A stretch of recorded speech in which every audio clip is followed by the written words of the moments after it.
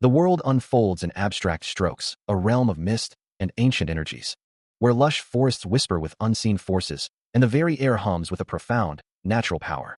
Towering structures rise, blending with verdant growth, while serene bridges span crystal waters, and winter's gentle touch blankets the land in a soft, silent snowfall. Traditional architecture stands resilient against the elements, a testament to enduring strength. Within the grand hall of the Alliance Lord, a figure sits upon a throne, observing the scene before him. His gaze thoughtful as Alliance Lord Hajin Cheon considers his domain. Nearby, Supreme Elderess Siang Bal stands with a discerning expression, his presence commanding attention. Hajin Cheon, the Alliance Lord, looks on with a thoughtful expression.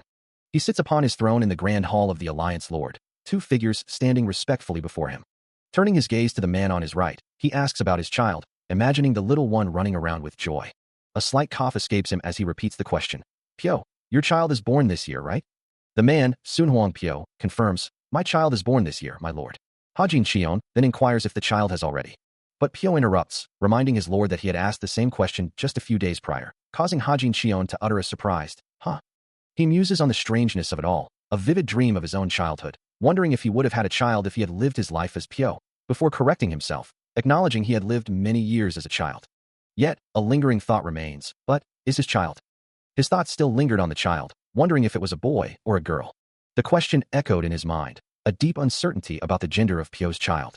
Noticing his lord's preoccupation, Sunhuang Pyo inquired, asking if he was all right, to which Hajin Cheon simply replied that he was fine. Pyo reassured him that he remained as healthy and hearty as ever, but Hajin Cheon's gaze fell upon a weathered stone structure, a silent testament to the many years that had passed. For over 40 years, he had reigned supreme, a period as stark and enduring as the bare tree in the snowy landscape. Hajin Cheon then addressed his supreme strategist, Gao, who respectfully acknowledged his lord. Turning his back to the strategist, Hajin Cheon looked out at the snowy expanse, pondering his own identity, asking himself what kind of person he truly was. He reiterated his desire to know how Gao perceived him, seeking an honest assessment. After a moment of consideration, Gao declared him the greatest person in the martial arts realm.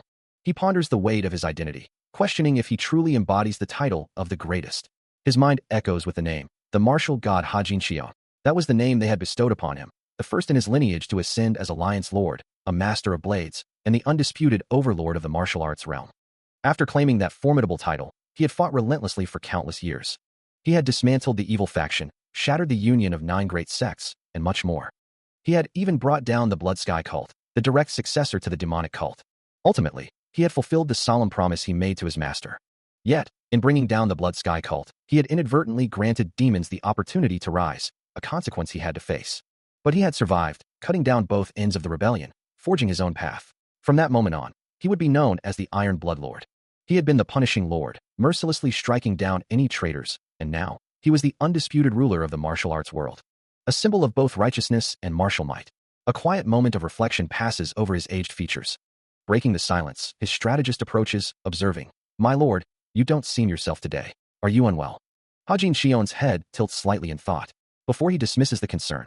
No, I'm fine. You may take your leave. Pwo, you haven't had any problems, have you? The strategist bows deeply. As you wish. Rest well, my lord. With that, he turns and departs, leaving Hajin Cheon once more alone in the vast hall. He had become the absolute ruler of the martial arts world, yet a sense of emptiness lingered. He supposed there was nothing more he could desire after having lived such a life as a martial artist that had been too intense. However, a deep, ragged pant escaped him, as if the weight of those memories was physically suffocating. The martial god stood, sword in hand, his gaze distant as he reflected, I've lived too intense a life. Another strained pant escaped his lips, his eyes widening in sudden alarm. His expression hardened, a flicker of pain crossing his features. Suddenly, his eyes flared with an ominous red glow, and crackling purple lightning erupted around him, a clear sign of internal turmoil. He staggered, clutching his chest as a dark, swirling aura enveloped him, the raw power threatening to overwhelm his body. His heart throbbed painfully in his chest as he looked up, his voice strained. What's happening? His hand clenches, knuckles white with the sudden, overwhelming pain. Before his body gives out entirely, collapsing with a heavy thud, darkness consumes him, only to slowly recede as he regains consciousness. Disoriented and confused. Where am I? He wonders, the scent of medicine filling his nostrils. Good. This must be some sort of infirmary. Did I faint? A wry thought crosses his mind, anticipating the inevitable lecture. Supreme Strategist Gao is probably going to lecture me about neglecting my health. Sitting up, the Lord can hardly believe it. I can't believe that I actually fainted. Me, the man who is supposed to be the strongest in the land. Suddenly, A dark energy crackles around his hand, drawing his attention. What? A horrifying realization dawns on him as he focuses on his core. My energy center. It's completely empty. As his consciousness slowly returns, a chilling thought echoes in his mind. Could this profound emptiness be the work of a chi dispersion toxin? Yet, a deeper instinct rejects the notion, knowing such a common poison would never affect someone of his caliber. He stirs, and a gentle voice breaks through the haze, announcing his awakening. A young woman, her expression a mix of concern and curiosity, leans closer, asking who he might be. He looks back at her, his own face etched with confusion. A strange sound escaping his lips as he tries to speak, realizing his voice is entirely unfamiliar. The woman repeats her question, her tone now laced with disbelief, and he can only confirm his utter lack of self-recognition. A wave of distress washes over him, his brow furrowing in profound bewilderment. Before he can process his thoughts, a sharp crack echoes through the room, as the supreme strategist, with a plea for restraint, delivers a swift, open-palmed strike to his head. Still reeling from the blow, he hears a woman's furious voice demanding, "You should be on your knees begging for forgiveness, not asking me." A quiet sigh escapes him, his mind still afog. The woman, Waren's song, continues her tirade, her voice sharp with indignation. "Who might you be? I'll tell you." Beside her, supreme strategist Gal adds, his tone laced with pity, "The poor woman who spent her life waiting for you." A flicker of recognition crosses his face as he murmurs, "Is?" Waren's song's voice cuts through his confusion. "Your mother, you ungrateful wretch." Gal sighs, gently restraining him as he tries to move.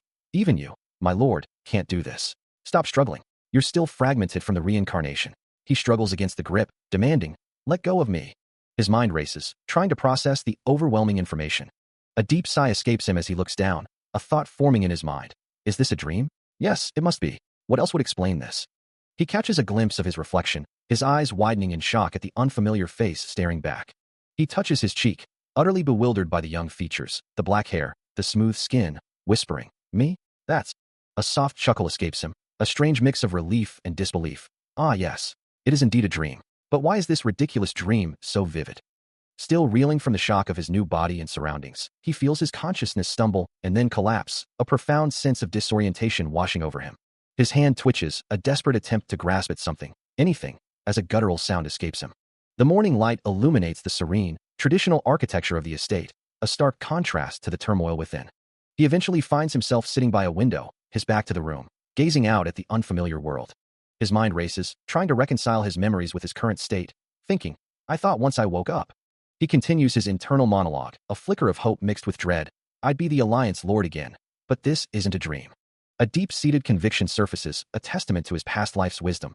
"I'd never lose my ability to distinguish between reality and illusion, no matter if I was sleeping. I'm not suffering from some chi disorder either." The implications of his situation begin to sink in, a concept almost too fantastical to accept. "I've seen many incredible things in 70 years of living in the martial arts world, but reincarnation?" He ponders the final, most unsettling piece of the puzzle, and, with all of Hajin Shion's memories, no less.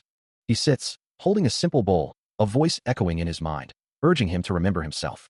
The voice continues, stating that his actions yesterday were very disappointing, yet he can't recall anything at all.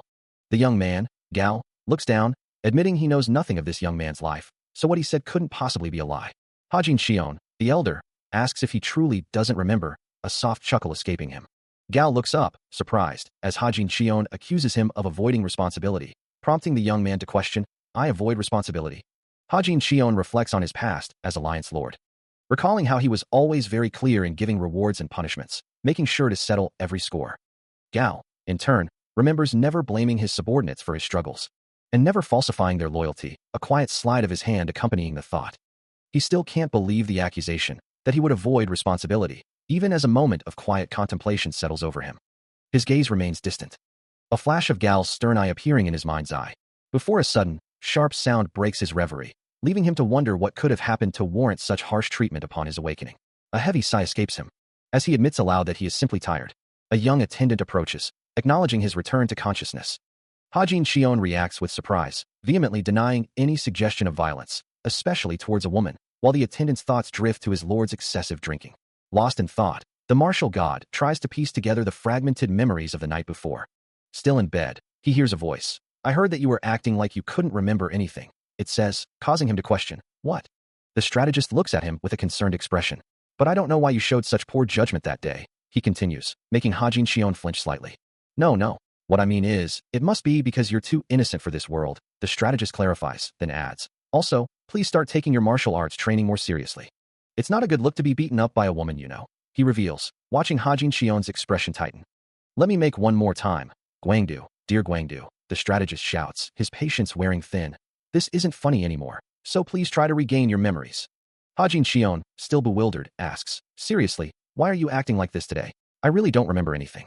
I told you don't remember because that person is with me. The strategist insists, his tone serious. He leans closer. So you really don't remember how I got here? Hajin Xion demands, seriously, I don't. Now tell me. The strategist replies simply, 2 women. He glances down, a soft sound of rummaging accompanying his search, wondering if he has any money. Suddenly, a hand clamps around his wrist with a metallic clink, and the strategist, Gao, leans in, demanding to know if he truly remembers nothing. Gao's voice rises, warning him not to force a change of mind, accusing him of never paying his debts, a claim the Lord immediately refutes with a bewildered question. The strategist sighs, questioning the character of the body's previous owner, while Hajin Xion lets out a quiet sigh of his own. He asks why everyone treats him like an awful person, prompting Gao to prepare for a lengthy explanation, stating it won't be a matter of minutes. Gao suggests they begin with the most recent incident, the very reason for his current injuries. He recounts how Hajin Xion had gone to see Lady Song, faced rejection, and then, in a fit of showing off, received a thorough beating, which led to him getting drunk, making a fool of himself, and falling into a pond. A look of utter confusion crosses the Lord's face as he asks for the identity of this Lady Song.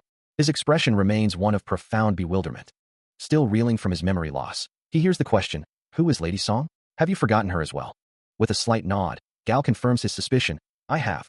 He then reveals her name, Werin Song, the heir to the Song clan. She is described as the most beautiful woman in all of Guangdu, smart, skilled in martial arts, and perfect in every way, yet she possesses a fatal flaw. Intrigued, Hajin Xion presses him, a fatal flaw? What is it? Gao's expression turns serious. A knowing smirk plays on Hajin Xion's lips, anticipating the answer. Gao finally reveals the truth. That's her fatal flaw. Yes, she's very ugly and promised to marriage. The strategist continues, explaining that the promise came from her mother's womb, leaving Hajin Xion stunned by the revelation. As the strategist recounts his past, Gao asks, was I in the palm of your hand before? He laughs, continuing, the one who trapped us is stronger than any opponent could be. Hajin Xion listens, his expression growing serious. As Gao reminds him, what about the money you got into before? The strategist presses on, detailing his past failures. You lost a lot of money after you were swindled by a crooked gambler. You also gave a lot of money to Jiansen, who you fell for.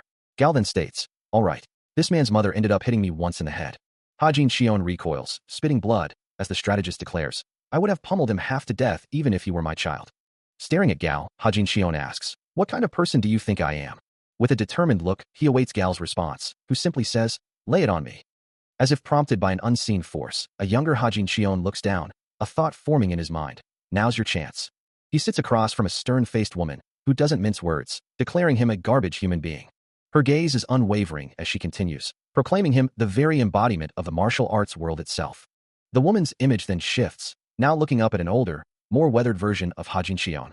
Before the younger Hajin Xion looks up, a profound realization dawning on him. Looks like I reincarnated into a new life.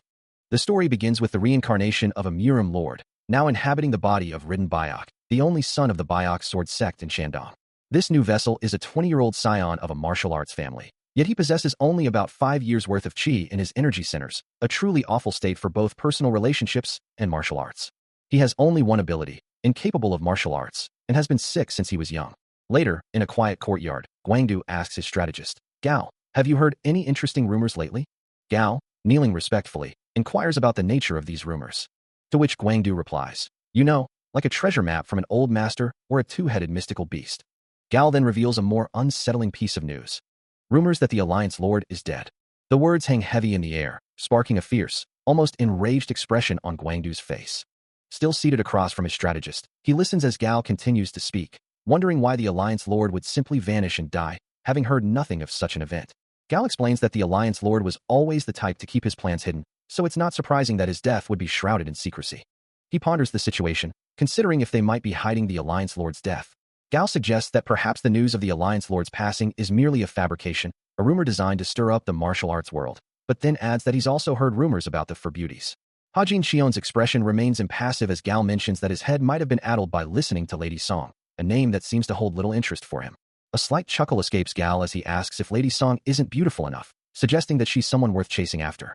Hajin Xion lets out a soft laugh, dismissing the idea, as Gao continues to insist that there's much talk of her beauty, calling her the most beautiful woman in the East. He then asks if Gao remembers how he once told him that he'd only caught a glimpse of her face, and that he hadn't seen anything else.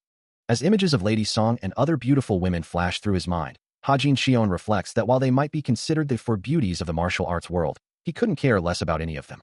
He stands, lost in thought, his mind drifting to a past belief in a peaceful martial arts world, a belief shattered by endless conflicts and ruthless power struggles that ultimately forged him into a ruthless ruler.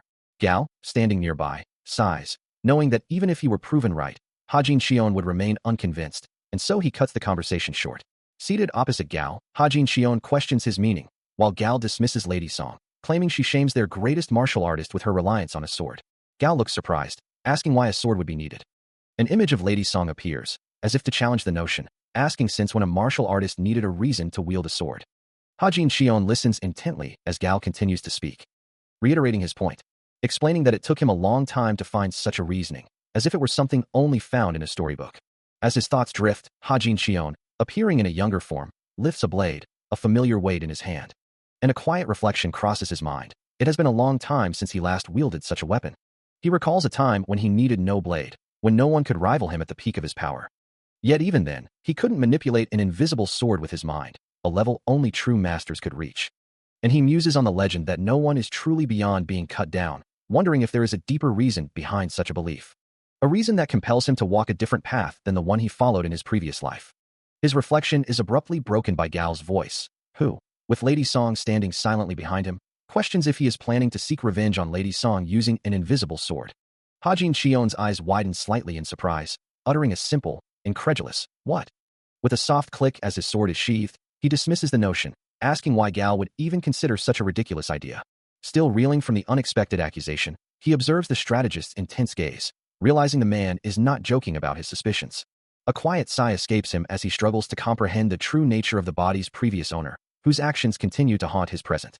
His expression shifts to one of deep contemplation, wondering if Gao's assessment of his past self is truly accurate. Taking a deliberate step forward, Hajin Xion offers a polite greeting to Lady Song, acknowledging her presence. But Gao presses on, his voice firm, asking if he truly intends to harm her, to which Hajin Xion quickly denies any such intention, prompting Gao to question his reasons for wielding a sword at all. Another sigh escapes him, his thoughts turning inward, concluding that the previous owner of this body must have either been unskilled with a blade or that the sword itself was the cause of these accusations. Suddenly, Lady Song steps forward, her voice clear and resolute, declaring her intention to reclaim her inheritance, leaving Hajin Xion startled as she challenges him directly, asking if he means to fight her. A weary sigh escapes her as she looks at him, admitting that his presence makes her suspect his motives. As he gazes at the sword in his hand, Hajin Xion is left with a profound uncertainty about its purpose and his own path forward. Lady Song, her expression tight with distrust, declares that she will not use her sword to strike down those weaker than her. However, the supreme strategist interjects, his gaze sharp, reminding her that he is restricted from doing the same. He continues, asserting that his sword will not oppose anyone weaker than him either. A faint, knowing smile plays on his lips, as Lady Song's eyes widen slightly in realization. While Hajin Xion listens, a bead of sweat tracing his temple. He reflects on his past, the memories of his former life as Ridden Bayok, a martial artist who fought relentlessly, now resurfacing. He wonders why he was reincarnated into this new body. Despite the mystery of his reincarnation, he resolves to live this new life to the fullest. Looking up, a determined expression on his face, he quietly reassures someone unseen, "Don't worry, mother." A young woman looks on with a deeply worried expression, her brow furrowed in concern. A few days later, the tranquil landscape of traditional buildings offers a stark contrast to the earlier tension. As he sits in deep meditation, a faint blue energy beginning to shimmer around him. The air crackles with a low hum, the nascent power swirling into existence. The energy intensifies, coalescing into a vibrant, swirling vortex of azure light directly before him, before erupting to completely engulf his form in a brilliant, radiant glow. Particles of light dance around him, a powerful aura emanating from his very core. The intense light then settles, forming a dense, shimmering blue field of energy that pulses steadily around his body. And with a soft exhalation, the energy dissipates, leaving him looking visibly drained. He knows he must absorb the remaining chi of this new body, for only then will he truly be able to wield the formidable power of the Iron Blood Lord. With renewed resolve, he vows to use every ounce of that absorbed chi to increase his own strength and fortify his physical form. A sudden, violent burst shatters the tranquility of the building. As Supreme Strategist Gao, his eyes wide with alarm, cries out that they have a big problem. Meanwhile, a new figure, his eyes opening with a sense of finality, acknowledges his arrival. Gao, still reeling from the news, questions if the Alliance Lord could truly be dead. He demands to know what they are talking about, how such a thing could happen, as another person nearby flinches at his outburst. Turning his attention to the imposing figure now standing before them, Gao wonders aloud who he is. A moment of recognition dawns on him, as he identifies the newcomer as Master Yujiang Songhuan's father. The strategist then reveals another startling detail, that Lady Song is accompanying him. The master stands tall, his long black hair flowing down his back, his presence commanding attention. The young master is reminded of his past transgressions, urged to understand the importance of avoiding trouble this time. He acknowledges the need to offer a bow of apology, a quiet "I know" and "yes, I get it" escaping him, though a visible sigh suggests his reluctance. Approaching a grand, traditional estate, he walks alongside a woman and the strategist, who greets them, saying, "Oh, there you are." His dark eyes reflect a deep-seated concern. Meanwhile, Wherein Song appears lost in a thoughtful gaze. Her elegant attire flows around her as the title confirms her identity as the heir to the Song sect. The young master observes her, admitting to himself that she is even more beautiful than he expected, and he can now understand why the previous Alliance Lord was so utterly bewitched. From above, the three continue their approach, the strategist commenting that it has been a while since he last saw them both. Finally, Master Yujiang Songhuan's father greets them with a broad smile and a booming laugh, proclaiming that he has been great. His father, Master Yujiang, offers an apology for his actions the other day. Wherein twitches, her expression unreadable. Wherein, Master Yujiang calls out to her, admitting he was in the wrong and that she doesn't deserve to be scolded, a small chuckle escaping him. Then, Songhuan steps forward, announcing that since everyone is present, he has something to say. Master Yujiang listens intently, his brow furrowed. Songhuan declares, "Please allow us to announce our engagement." Both Master Yujiang and the Supreme Strategist react with shock, their eyes wide. Wherein, utterly stunned, stammers, "What are you saying, Grandpa?" Wherein's expression is one of deep concern as she reveals the prearranged marriage, stating, "I was promised to him before I was born." Her voice firm, she continues, "I don't mean to be insolent, but I think I have the right to choose my own husband." The words hang heavy in the air, leaving Master Yujiang and the woman beside him in stunned silence. Meanwhile, Songhuan, the one who made the audacious proposal, stands alone, a pensive look on his face, a wisp of smoke curling from his lips. The serene landscape of traditional buildings and lush trees sets a tranquil scene, where Master Yujiang Song, his strategist Gao, and his daughter Wherein Song stand in quiet contemplation. Wherein, however, breaks the silence with a soft apology, explaining that while she appreciates being treated like a daughter, she cannot agree to marry his son. Gao listens intently, his expression unreadable, as Master Yujiang Song erupts in a furious shout, demanding to know how she dares show such disrespect and disgrace them before the very people who have treated her as their own. Wherein attempts to interject, calling out to her father. But his words continue to weigh heavily on her, leaving her visibly distressed. As the tension lingered, strategist Gao attempted to mediate, urging Master Yujiang Song to calm himself, suggesting that Wherein must have her reasons for refusing the proposal. Even so, Yujiang insisted that he, too, wished to end the engagement as she desired. A flicker of anger, or perhaps frustration, crossed his eyes. Nearby, Hajin Xion watched the exchange, a look of surprise spreading across his face. Wherein, too, seemed troubled by her father's words. Gao stepped forward, offering to apologize on Whereин's behalf, hoping to soothe Yujiang's temper and prevent further upset. Hajin Xion remained silent, his gaze distant, reflecting on how the previous owner of this body had been surrounded by good people. The four stood together, the air still thick with unspoken emotions. Yujiang Song, however, seemed lost in his own thoughts, a deep concern etched onto his features. He listens intently as Wherein declares her desire to marry someone of her own choosing, her expression firm. Beside him, the strategist Gao watches the unfolding drama with a neutral gaze. Then, with a decisive tone, the master of the Song sect announces, "Now then." Stepping forward, the young master adds, as Wherein says, "We can't dictate her life." Wherein, however, cuts him off, refusing to agree to the proposal and declaring her departure. She turns and walks away, her footsteps echoing the finality of her decision. Hajin Xion calls out, asking about her sudden change of heart, then mutters to himself that she hit too hard. Bowing deeply, Hajin Xion offers his apology, his form rigid before Master Yujiang Songhuan's father and Supreme Strategist Gao. The older man hums in contemplation, wondering aloud, "What in the world are you thinking?" Hajin Xion's voice is firm as he explains, "I apologize, but I have no intention of marrying. There are things I must take care of for the time being." Master Yujiang Songhuan's father repeats the apology with a hint of disbelief, "I apologize for that." Hajin Xion clarifies, his gaze unwavering, "I have no excuse. It happened while I took control of this body." He continues, his words echoing in the courtyard, "I plan to train in martial arts, as I mentioned earlier." His resolve is clear on his face, leaving Master Yujiang Songhuan's father utterly stunned, asking, "You were serious about that?" Yes, I was. Hajin Xion confirms, his gaze steady. Master Yujiang remains silent, a single thought hanging over his head. Then, trying to lighten the mood, he suggests, "Come, let us enjoy a glass of wine together." The strategist, standing beside him, echoes the sentiment. Yes, we must toast to young Master Chion's newfound resolve. But Hajin Chion's internal response is firm. No buts. Let's go. He feels a warmth spread through him, a fuzzy sensation, as he considers their concern. They still worry about him. He muses, still believe in him, even though he's been such a scoundrel. A part of him wishes that familial bonds would prevail over martial arts. But he worries that such softness would make him weak. He knew he wouldn't hesitate to be ruthless when the situation truly called for it. Leaving the building behind, he and the strategist walked together through the quiet courtyard. The path wound past a large, verdant tree.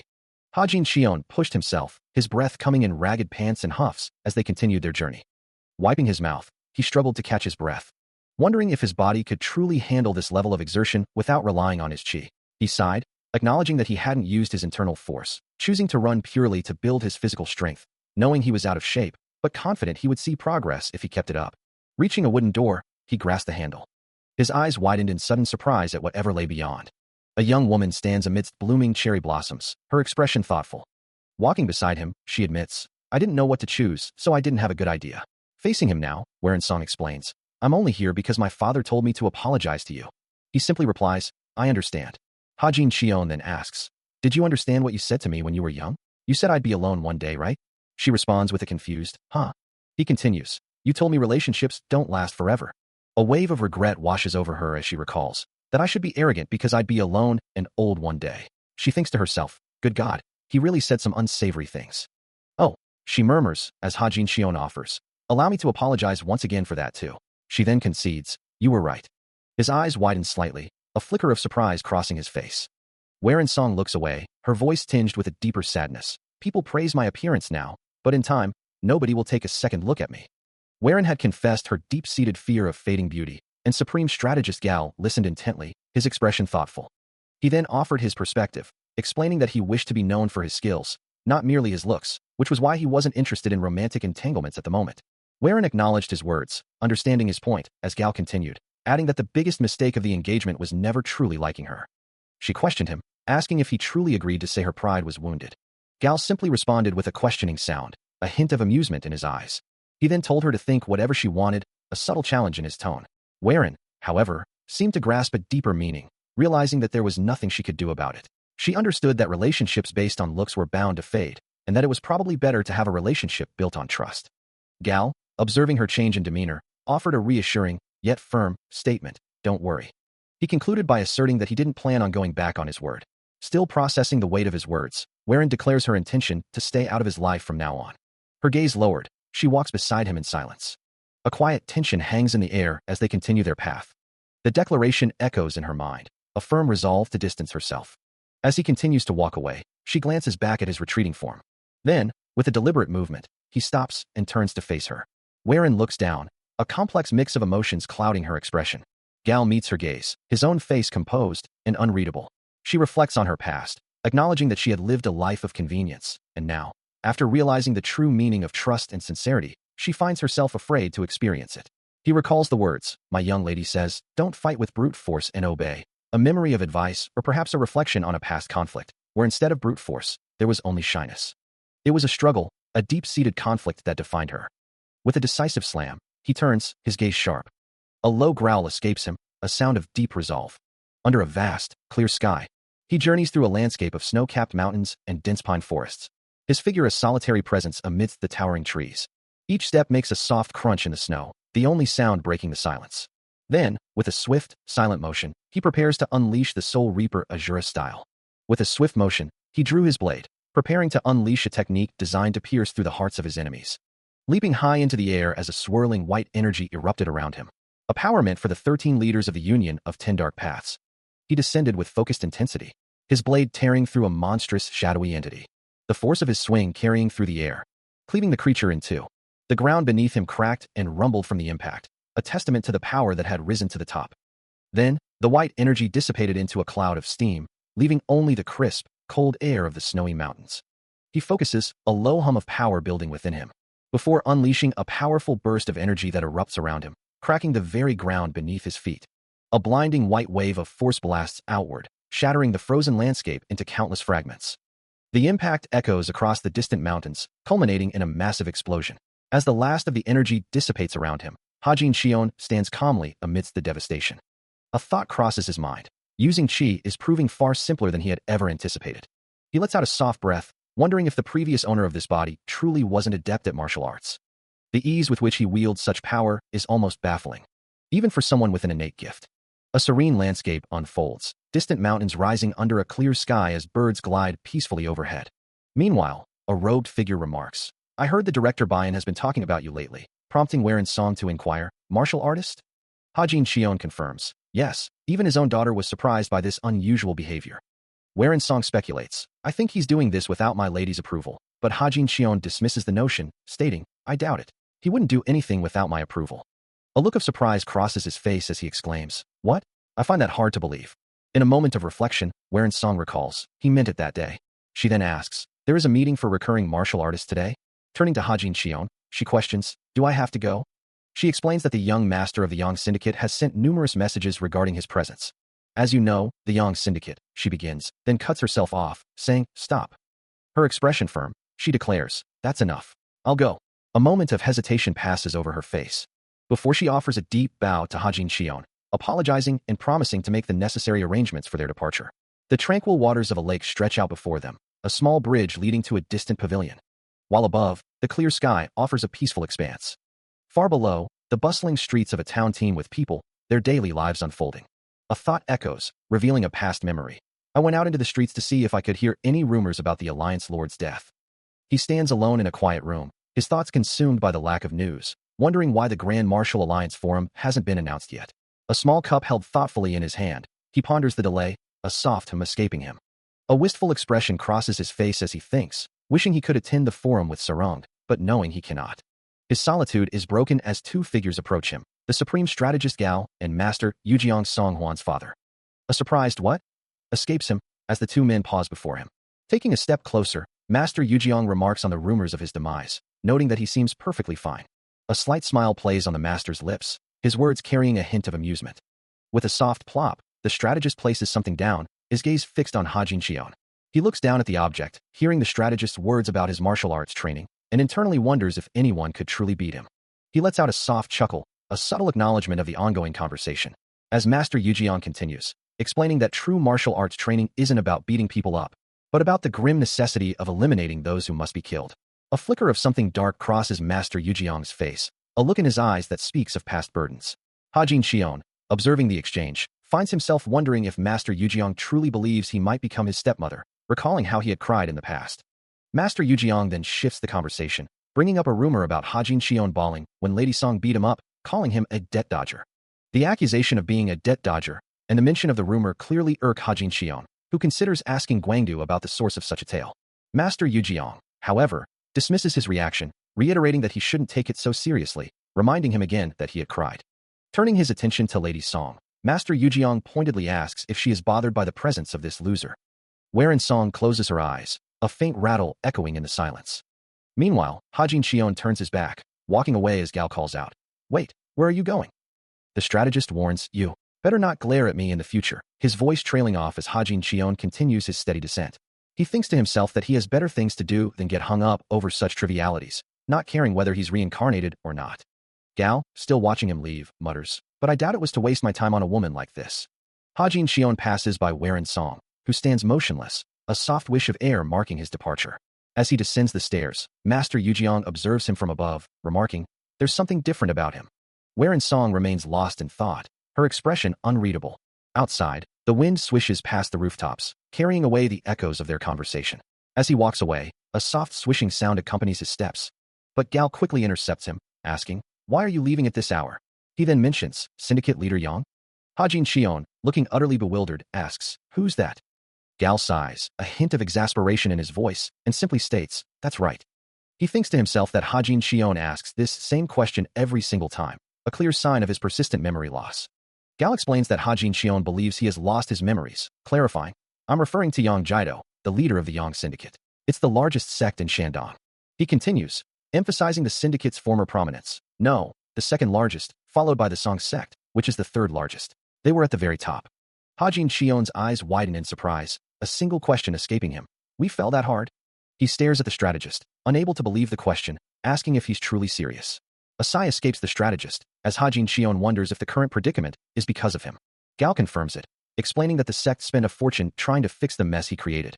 Despite their efforts, managing to recruit a record number of martial artists in 2 years, the sect was forced to borrow heavily from the Yang Syndicate, leaving Hajin Shion utterly shocked. Gao looks at him pointedly, calling him a debt dodger. Hajin Shion finally understands why the other person was so arrogant around him, as Gao reveals their 3 swordsman units have dwindled to just 1. The sect's decline continued, forcing them to let go of half their servants. From what Gao has heard, they are still struggling with severe financial difficulties. A groan escapes Hajin Shion, lamenting that one rotten apple truly spoils the bunch. A soft cough escapes him, a subtle sign of his discomfort as the weight of the past continues to settle. Gao continues, explaining that the clans had always profits, but this time, it was a bad bet. He details how the clan had to borrow heavily from the Yang Syndicate, reducing their swordsman units from 3 to just 1. He adds that even the servants were cut in half, all for the sake of this clan's future. Hajin Shion nods, acknowledging the grim reality, then asks why Gao is working so late on a Sunday evening. Gao replies that they must make the place presentable, especially for the people who lent them money. A thoughtful escapes Hajin Shion, his expression growing more serious. Gao then reveals a shocking detail. The son of the Yang Syndicate's leader once struck Guangdu, leaving Hajin Shion with a questioning look. He clarifies that the girl's name was Guanbu, a kind girl from the Song family. Hajin Shion's eyes widen in surprise, asking why such a thing happened.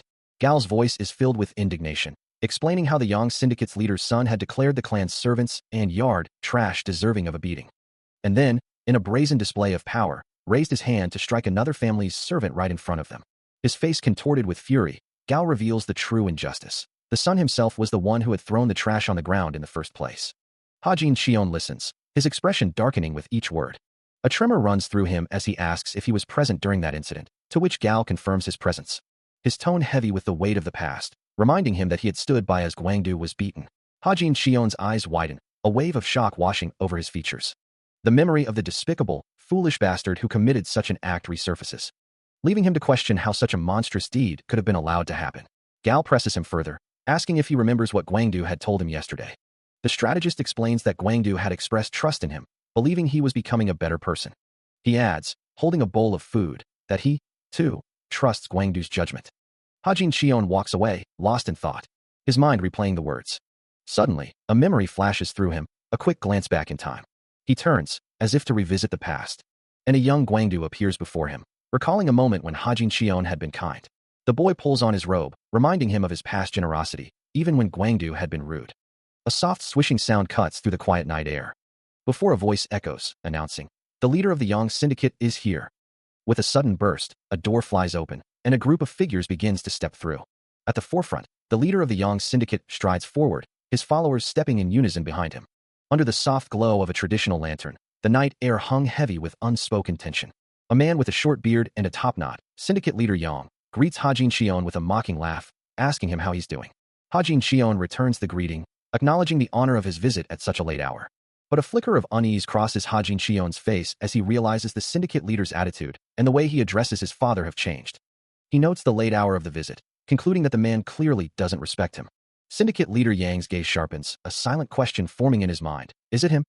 Turning to a group of his followers, the Syndicate leader then asks, "You know Master Guangdo Peng of the Hebei Peng clan, right?" Syndicate leader Yang confirms his recent meeting, explaining that he's just returned from a new venture with the person they were discussing. He strokes his beard thoughtfully, a subtle shift in his expression. Then, with a grateful nod, he thanks his companion for putting in a good word for him. A hearty laugh escapes him, as he remarks that he's sure his companion knows he's the only one who truly looks out for him. Suggesting they continue their discussion, Hajin Shion readily agrees. As they turn to walk away, their conversation continues, a subordinate trailing behind them. Suddenly, Yang calls out, a casual hey hanging in the air. Hajin Shion's thoughts race, a silent admission that he feels bad for Guangdu, but he resolves to hold back this time. A subtle tremor runs through him, a physical manifestation of his internal struggle. He curses inwardly, finding it difficult to remain calm when the Guangdu within him feels so afraid. As the Syndicate leader offers him food, suggesting he might as well eat while he's there, Hajin Shion turns his attention fully to the man.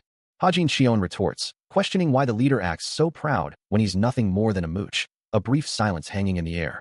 The Syndicate leader presses him on how he plans to repay Jubu, but Hajin Shion dismisses it, stating he doesn't owe him personally. A flicker of annoyance crosses his face. While the syndicate leader smirks, finding Hajin Xion's audacity remarkable. He then challenges Hajin Xion directly, asking if he still hasn't revealed his true identity or origin, to which Hajin Xion simply replies that he hasn't, leaving the leader to question his response. Hajin Xion looks down, acknowledging to himself that he is a poor excuse for a human being.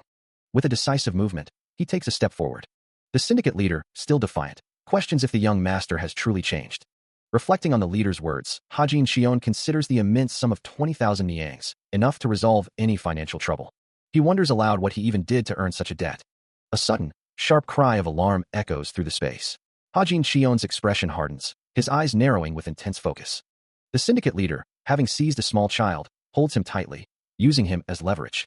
Young Master Yang, Hajin Xion warns, his voice laced with menace. She's still a child. His hand clenches into a tight fist, the air around him crackling with suppressed power. In an instant, the syndicate leader is on the ground, groveling, begging for forgiveness. As Hajin Xion stands over him, the child now safe. As the subdued syndicate leader gritted his teeth on the ground, Gao stood over him, recognizing the man from their previous encounter. Meanwhile, Hajin Xion, still on the ground, casually looked down and spat onto the pavement. Gao's eyes widened in disbelief, his composure visibly shaken by the disrespectful act. He demanded to know, what is that disgusting thing on the ground? Hajin Xion offered no immediate response, his gaze still fixed on the spot. Growing impatient, Gao pressed him. Answer me, you nitwit. What is that? Without looking up, Hajin Xion simply stated, it's spit. Gao's frustration mounted as he questioned further. What's it doing on the ground? He continued, emphasizing the impropriety. And it's in the path of a distinguished guest at that. I believe I told you to clean this place thoroughly. Kneeling over the defeated syndicate leader, Hajin Xion mutters that he will clean up the mess right away. But instead, he brings his foot down with a sharp stomp, eliciting a pained cry from the fallen man. Before he can do more, Supreme Strategist Gao arrives, his voice cutting through the air, demanding to know what Hajin Xion thinks he is doing. Gao's gaze is sharp, his words a direct command for Hajin Xion to clean up his mouth, and the younger man's face contorts in a mix of fear and shock. Gao's expression remains unyielding, a silent testament to his authority. Hajin Xion, now visibly distressed, pleads, begging Guangdu not to let him do it. Gao's voice rises to a shout, his command echoing with undeniable force. He reiterates his demand, his presence overwhelming. Overwhelmed, Hajin Xion can only tremble, speechless in the face of Gao's fury. Still standing, his long black hair framing a youthful face, Hajin Xion's posture remains stiff. His eyes welling up with tears, a desperate plea escapes his lips. Why aren't you going? Standing over him, Supreme Strategist Gao calmly agrees. I agree. We can't have the ground be dirty. The words strike him like a physical blow, his face contorting in anguish. Terror washes over him, his eyes wide with a fear that seems to consume him. From a distance, the leader of the Yang syndicate watches, a cruel smirk playing on his lips. As he muses, I guess the rumors that young Master Song Huan is a coward were true after all. Hajin Xion's face is a mask of utter despair, tears streaming down his cheeks. He collapses to his hands and knees, bowing his head in submission as Gao's voice commands, lower. Gao's expression hardens into a cold, satisfied smirk, his gaze fixed on the kneeling figure. He spits, a stream of saliva hitting the stone ground. A shadow falls over him, and a voice demands to know what he's doing, questioning why he isn't cleaning it up. Kneeling, he begs for pardon. But Gao's voice is firm, insisting the one who spat should clean it. Hajin Xion looks up, calling out to his young master. As Gao commands him to clean it up right now. His teeth grit in silent fury, the words, I said clean up your nasty mouth, echoing in his mind. A cruel, knowing smile spreads across Gao's face. A warning about violent depictions precedes the scene, where a young man with long black hair questions, why are you the one cleaning it? He stands before a group of individuals, his back to the viewer. His gaze sharp as he asserts, the one who spat it should clean it. His words hang heavy in the air, causing one of the kneeling men, Guangdu, to look up in surprise, stammering, why young master? Hajin Xion's expression remains firm as he reiterates, Guangdu, clean that up, right now. From the group, another man with a head wrap bristles, his face contorted in anger as he demands, what did you just say?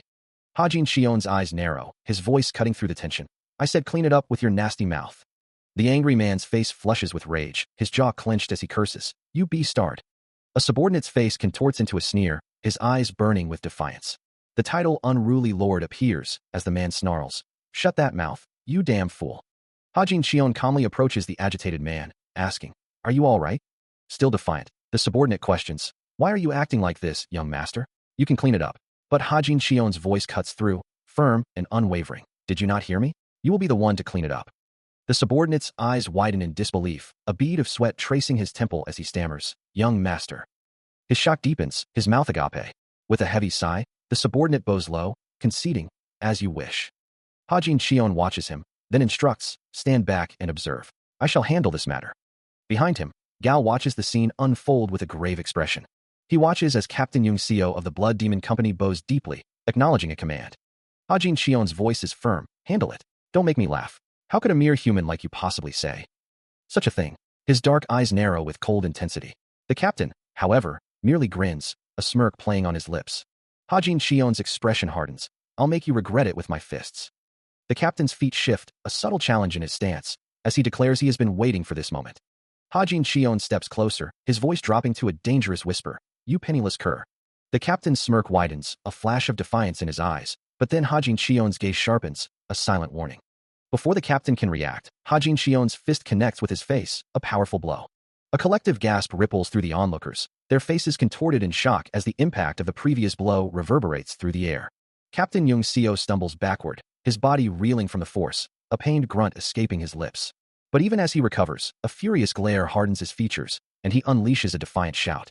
With a sudden burst of speed, he lunges forward, a vibrant crimson aura flaring around his fist as he throws a retaliatory punch. It is said that young Master Yang himself had to intervene to prevent this fight from escalating further, but in this moment, the clash continues. Before the captain's strike can connect, Hajin Shion moves with impossible swiftness, effortlessly deflecting the blow with a faint white energy trailing his hand. Yung Seo's mind races, a chilling realization dawning on him. The sheer power behind that deflection, the lethal potential of his opponent's chi. Without missing a beat, Hajin Shion launches his own counterattack, his fist wreathed in a brilliant purple aura. The exchange concludes as he pulls back, a satisfied smirk playing on his lips. He flinches, his eyes widening as the true speed of his opponent becomes apparent. With a blur of motion, Hajin Shion moves, his form a mere streak as he evades or deflects the incoming attack. The captain can only watch, a thought forming in his mind. The way he moves, it's... Before he can finish, a devastating counterstrike connects, sending a shockwave of energy through his body. He cries out, stumbling backward, his stance faltering under the unexpected force. His face contorts in a mix of pain and fury, a desperate challenge escaping his lips. "You little..." But Hajin Shion remains calm, his hands still extended, ready to continue the assault. Blow after blow lands with brutal precision, as Hajin Shion delivers a final, cutting remark. "You may have taken it for a laugh." He continues his relentless assault, a blur of motion as his fist connects with the captain's body, sending a jarring impact through him. Blow after blow lands with brutal precision, each strike echoing with a sharp, concussive force that shatters the air around them.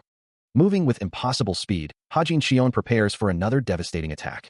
A powerful upward strike lifts the captain clean off his feet, sending him spiraling through the air amidst a shower of debris. He hangs suspended for a moment, his body twisting helplessly from the sheer force of the impact. Before he can even begin to fall, Hajin Shion follows up with a sweeping, powerful kick. The onlookers, including the supreme strategist and the leader of the Yang Syndicate, watch in stunned silence, their faces etched with disbelief and fear.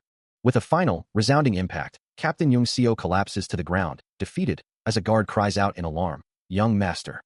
Hajin Shion stands perfectly still, his robes settling around him as if the furious exchange had been nothing more than a gentle breeze. The leader of the Yang Syndicate, his face contorted in disbelief, demands to know how such a thing could have happened. While Hajin Shion, calm and collected, challenges them, asking if they truly witnessed the events unfold. The syndicate leader, still reeling, questions if the outcome was possible, given the desire for his brother to become a disciple, before erupting in a furious cough and screaming for the opponent to be killed. His rage boils over, the command to kill that bastard echoing with raw fury. The supreme strategist Gao reacts with alarm, recognizing the gravity of such an order. He turns sharply to a nearby subordinate, demanding to know why they are merely standing there, and delivers a swift, impactful punch to the man's face. Gao's expression remains etched with concern and urgency. Meanwhile, Hajin Shion's thoughts drift to the Bayan sect, acknowledging its fallen status, yet recognizing his own position as its heir, even over such a trivial matter. He considers the syndicate leader's command, given in a fit of rage, and debates whether he should disregard it.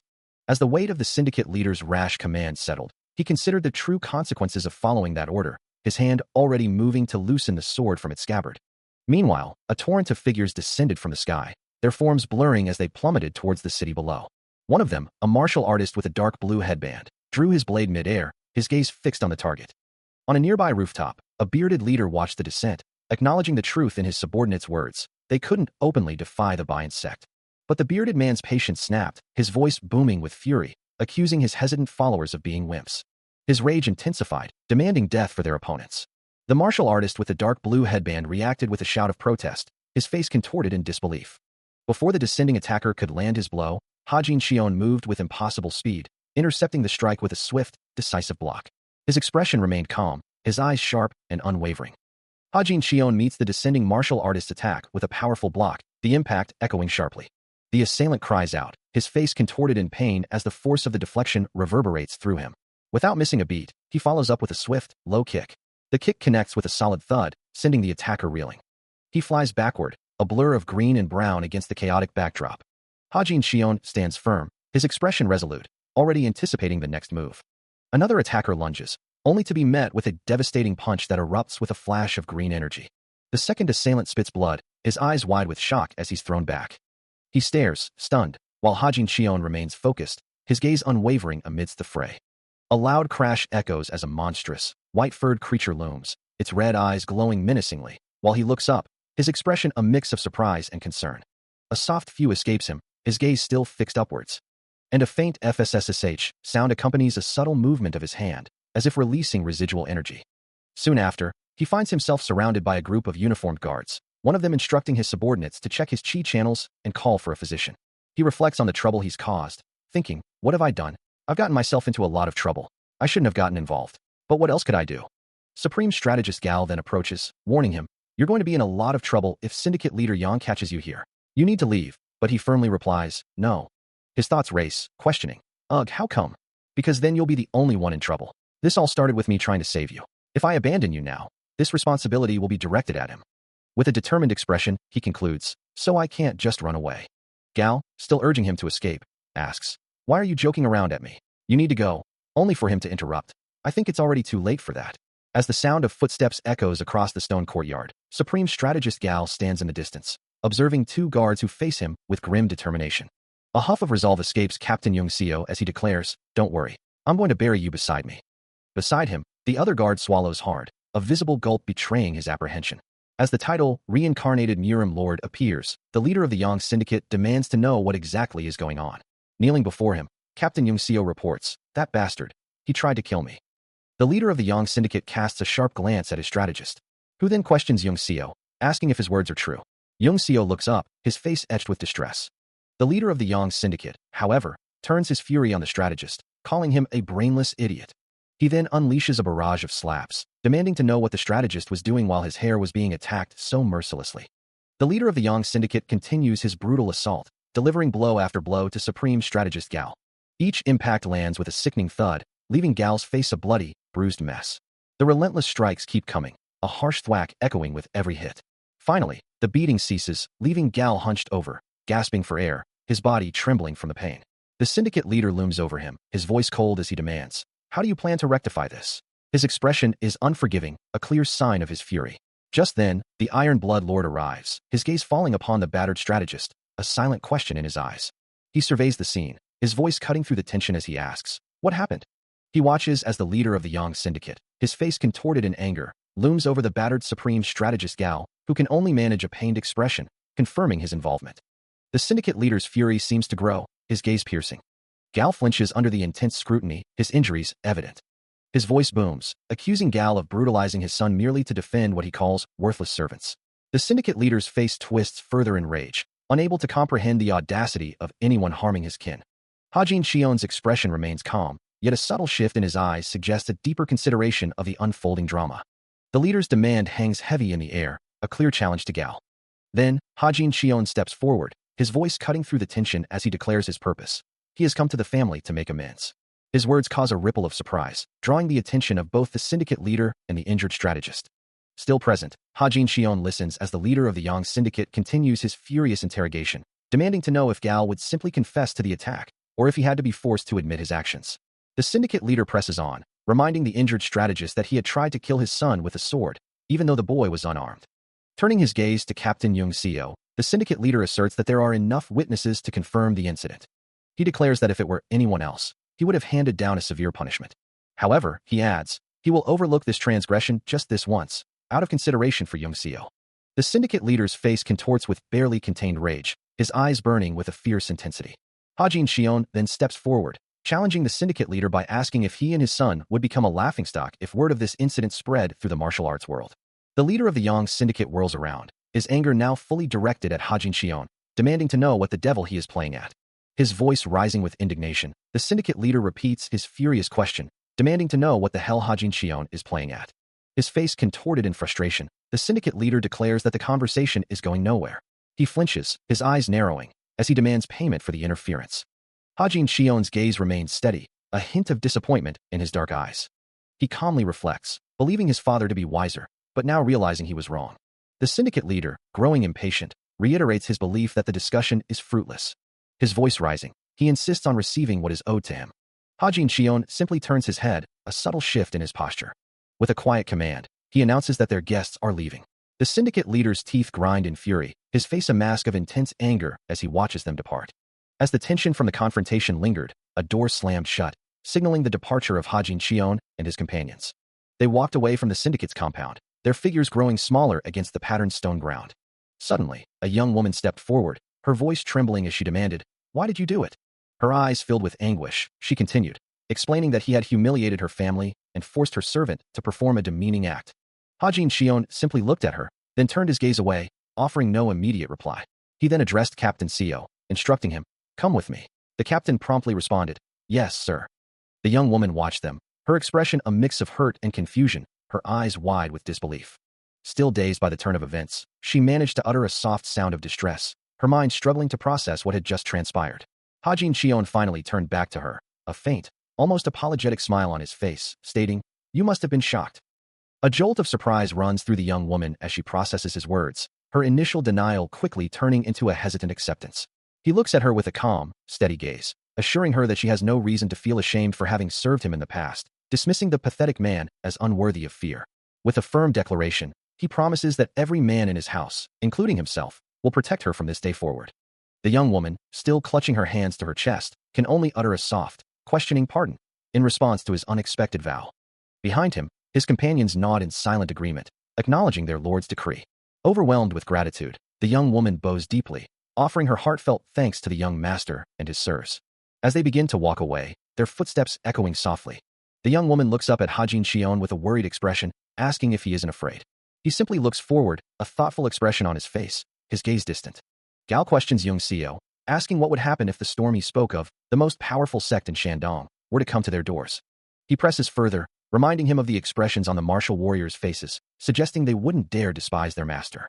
Young Seo admits that he only knew to be truly loyal to him, wondering how his shortcomings were so different. Gao's expression darkens as he considers the enemy, acknowledging that their forces greatly outnumber theirs. He then ponders if the enemy would break out so easily. His thoughts turn to the enemy leader's son, questioning if even his son being beaten would truly mean the end of his life. A calculating, politically driven man like Syndicate Leader Yang would not act rashly. He would only strike when victory was absolutely assured. Later, Young Seo reports to Hajin Xion, confirming that he understands the situation and will not let his emotions get the better of him, especially when it comes to the syndicate leader attacking his son. He listens intently as Gal explains that Syndicate Leader Yang is different, a foolish man driven solely by his own gain.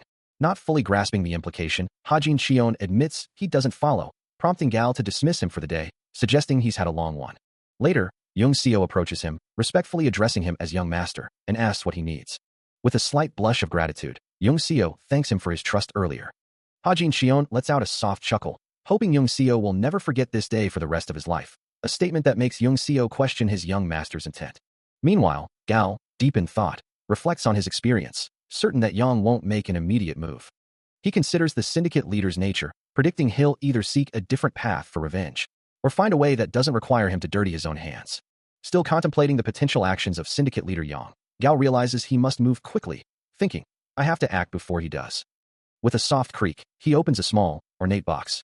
Meanwhile, in a different setting, a younger woman confronts an older man, accusing him, "That's a fake. This is fake, is it not?" She then points to an item, asking, "It's also this item you cherish by the name?" Her expression hardens as she declares, "Who has no morals?" Holding up a delicate, beaded necklace, she states her intention, "We'll be able to settle our debt with them if we sell this." The older man's face contorts in anguish, vehemently refusing, "Over my dead body." Unmoved by his plea, the woman coldly retorts, "Dead body." She dismisses the heirloom's value, repeating, "It's just an object. It's just an object." The man, however, insists on its deeper meaning, explaining, "It's not just an object. It's something left to you by your late father." He reminds her, "And you treasure it more than anything."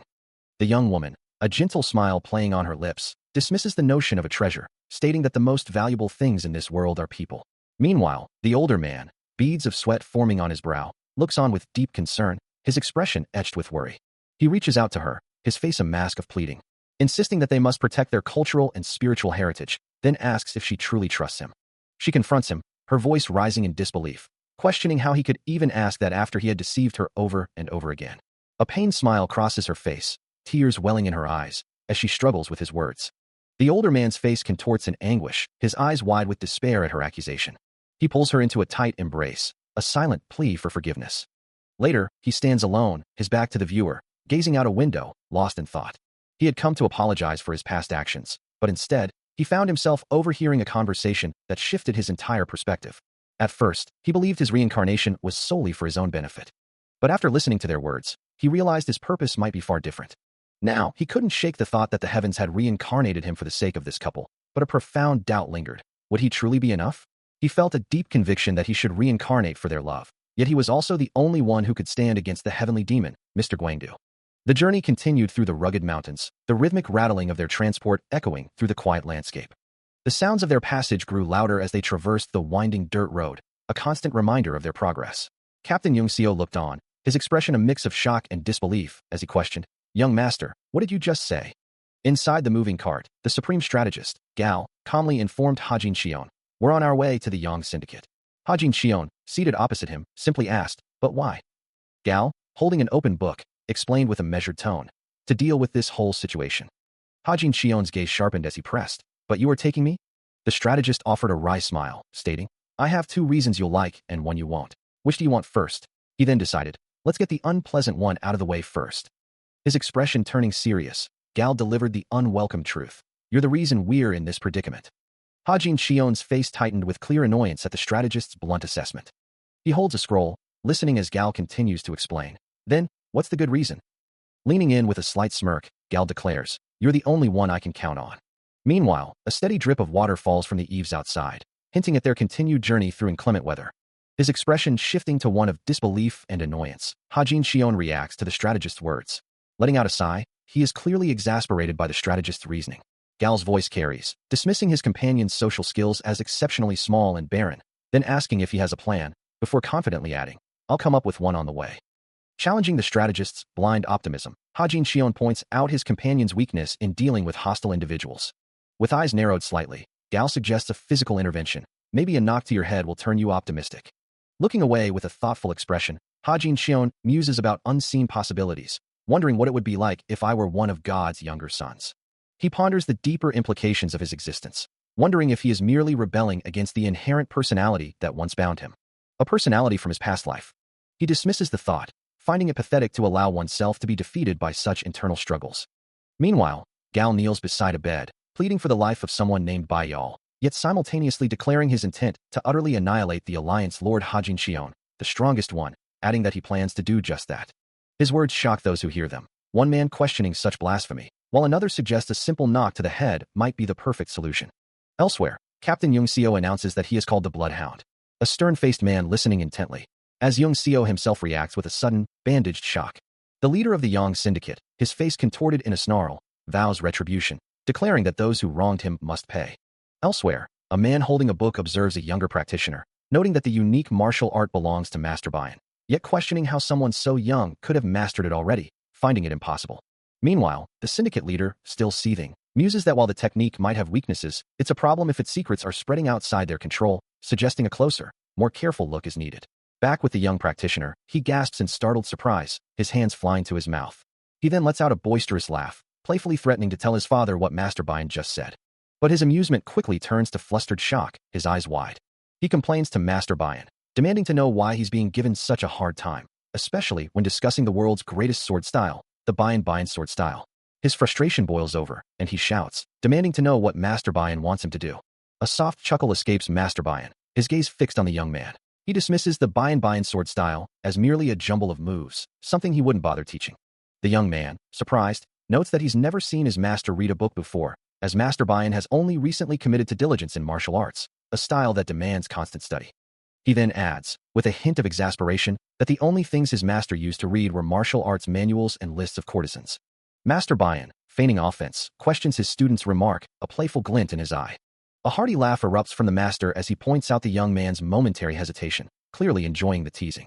Flustered and embarrassed, the young man insists that martial arts isn't meant for someone like him. Master Bian's expression turns serious as he challenges his student, asking if he believes even losers, like Zhou Yang, can learn it. The young man sits, looking down, contemplating that Zhou Yang was born into a wealthy family and likely had a good instructor from a young age, implying a different starting point. But Master Bian's hand, holding a book, emphasizes that the most crucial element in becoming a martial artist isn't one's background, but rather the quality of their instructor. Still processing the previous lesson, the young man asks for further clarification, as Master Bian observes him with a patient gaze. The master then offers a new perspective, suggesting that innate talent is less important than sheer will, which the young man quickly understands as effort, only for Master Bian to reveal there's something even more crucial. Impatiently, he urges the master to reveal this deeper truth, while Master Bian's eye remains steady. When the master finally speaks of fate, the young man echoes the word, a question in his tone, as Master Bian confirms it, speaking of a person's destiny with martial arts. His profound words lingering in the air. A slight frown creases Hajin Chion's brow, his expression betraying a hint of frustration. Master Bian, observing his student's reaction, simply reiterates, "If you didn't want to tell me, you could have just said so." Hajin Chion's mind drifts, recalling a past conversation where he himself had mused, "It seems that fate is a more important factor." Indeed, the martial god Hajin Chion had always believed that heavenly fate was the most crucial element in becoming a true martial arts master. Back in the present, the two men stand by a window, the day drawing to a close, the weight of such profound thoughts momentarily giving way to practical concerns. A soft rattling sound echoes from within the traditional building, suggesting they've found lodging for the night. Hajin Chion, ever direct, states, "I only need one room," prompting a hearty laugh from Master Bian. The elder man then playfully challenges him, "What makes you think I didn't have the ability to make you sleep out in the streets?" To which Hajin Chion responds with a bewildered, "Pardon?" Master Bian clarifies with a smirk, "We can sleep in the same room." Master Bian's voice carries a hint of mischief, asking if he would sleep in the same room as his young master, and Hajin Chion's eyes widen in surprise, a flush rising to his cheeks as he protests, "It'd be disrespectful." Dismissing his concern, Master Bian suggests they leave the carriage and find a proper inn, adding, "No more messing around. Let's have a drink and go upstairs." The young man looks utterly bewildered, asking, "You want a drink with me?" Still dazed, he listens as Master Bian continues, "I'd like to drink and some simple conversation with it." He then adds, "You got it, sir." Master Bian's voice then shifts, urging him to hurry up and sit down. Hajin Chion stands awkwardly in the room, hesitating, as Master Bian looks at him with a questioning gaze, asking, "What's wrong?" The young master turns his head away, a slight blush on his face as he admits, "This is the first time." Now seated at a low table, he pours a drink, stating, "I'm having a drink with you." Master Bian's voice echoes, reminding him that he'll be sharing a room, causing Hajin Chion to react with a surprised "hmm." As Master Bian offers to pour him a cup, Hajin Chion jolts, his hand still holding the cup, his expression a mix of shock and annoyance. Hajin Chion, still processing Master Bian's earlier suggestion, watches as the older man pours a drink, then offers it to him, saying, "Go ahead and take it." The quiet of the inn settles around them. As Master Bian continues to pour, the liquid glugging into the cup. He then pushes the cup towards Hajin Chion, adding, "Also, you're older than me, so you should be served first." Hajin Chion, surprised by the gesture, protests, "Oh, I really shouldn't. It's bad manners." Master Bian simply smiles, insisting, "Don't worry about it." Hajin Chion, accepting the drink, replies, "But I'll accept this one time. I'll always remember this moment." He takes a sip, a look of surprise crossing his face. He looks at the cup, then back at Master Bian, a dawning realization in his eyes. "I think I figured out what's going on." Master Bian's smile widens as he leans in, whispering, "You're going to murder me later, aren't you?" The unexpected comment causes Hajin Chion to choke, spitting out his drink in a sudden burst. Still wide-eyed from the unexpected comment, Hajin Chion stares at Master Bian, asking if that's why he's being so kind. A knowing smirk plays on Master Bian's lips as he confirms it, leaving Hajin Chion speechless, before the master lets out a long, exasperated sigh. He then adds with a wry smile, that even cows are grateful when they're slaughtered. He reflects on his recent efforts, acknowledging that while he has indeed trained, it has only been for a mere 10 days. Looking up at his companion, Hajin Chion prompts him to ask his question. Young Seo, his expression one of disbelief, immediately questions Hajin Chion's martial arts skills, specifically how he so easily defeated Guang Yang. Taking a slow sip from his cup, Hajin Chion calmly states that he has been training, causing Young Seo to lean forward, utterly astonished that such power could be gained in just 10 days. With an air of quiet confidence, Hajin Chion dismisses the feat, declaring that 10 days is more than enough time to deal with someone as insignificant as Guang Yang. Still unconvinced, Young Seo accuses him of lying, noting that he seems like a completely different person, to which Hajin Shion simply replies that he must be a late bloomer. Placing his hand firmly on the table, Hajin Shion clarifies his expectations, assuring Young Seo that he isn't asking him to achieve anything impossible. Young Seo, his brow furrowed with concern, then asks if this new, powerful version of Hajin Shion is here to stay. He calmly asks, "What good is a verbal promise?" His gaze unwavering, he adds, "It's important for me to hear you say it." Young Seo, his expression still etched with concern, implores, "Promise me you won't do anything the way you used to." Hajin Shion takes a slow sip from his cup, and after a moment of tense silence, Young Seo reluctantly agrees, "Very well." A faint, knowing smile plays on Hajin Shion's lips as he responds, "I promise." A visible wave of relief washes over Young Seo, who lets out a soft, phew. Hajin Shion then leans in slightly, his voice dropping to a confidential tone. "I've been keeping my martial arts skills a secret." He continues, his eyes holding a deep, strategic glint. "I'm much stronger than you think. If you want to survive in the future, you can't let people see your true strength." Still reeling from the revelation, Young Seo questions the true nature of his lord's past actions, wondering if he had always been a harmless ne'er-do-well. A slight smirk playing on his lips, Hajin Shion corrects him, stating that wasn't exactly the case. He explains that the moment Lady Song struck him, he realized he could no longer maintain his previous facade, feeling as though he had matured overnight, and that Young Seo would simply have to believe it. It was at that precise moment, he clarifies, that everything changed for him. Offering another drink, Hajin Shion warns Young Seo that Savannah would recognize him if he drank too much. With a knowing look, he suggests that Young Seo deserves a little indulgence. Young Seo remains silent, his expression a mix of surprise and contemplation. As he lifts the cup, a sudden surge of energy courses through him. Hajin Shion watches him, a soft chuckle escaping his lips. A steady stream of liquid pours from a jug into a waiting cup. As Hajin Shion, a faint smile playing on his lips, considers the moment, he muses, "Come to think of it." A wave of memory washes over him, recalling a time he'd never been so drunk before. The two men sit across from each other, the conversation continuing in the quiet room. The scene shifts, the vast, open sky stretching above, revealing a sprawling landscape of fields and a river leading to the town of Dongping. Now standing amidst rocky terrain and sparse trees, Young Seo breaks the silence, asking what their next move should be. The young master replies that they need to uncover their opponent's plans. As they walk through a denser forest, the captain questions how they intend to do so. Hajin Shion explains that since no one outside the syndicate knows their secrets, they must obtain the information from someone within. He turns to his master, a hint of concern in his voice, asking if he would truly allow people to die. A worried expression crosses Young Seo's face, as Hajin Shion, without turning, admits that their path might indeed be dangerous. Young Seo presses on, detailing the grim possibilities of capture, of being beaten with hot irons or having his fingers burned off, a shiver running through him at the thought. But Hajin Shion simply smiles, a light laugh escaping him, assuring his subordinate that it's all right.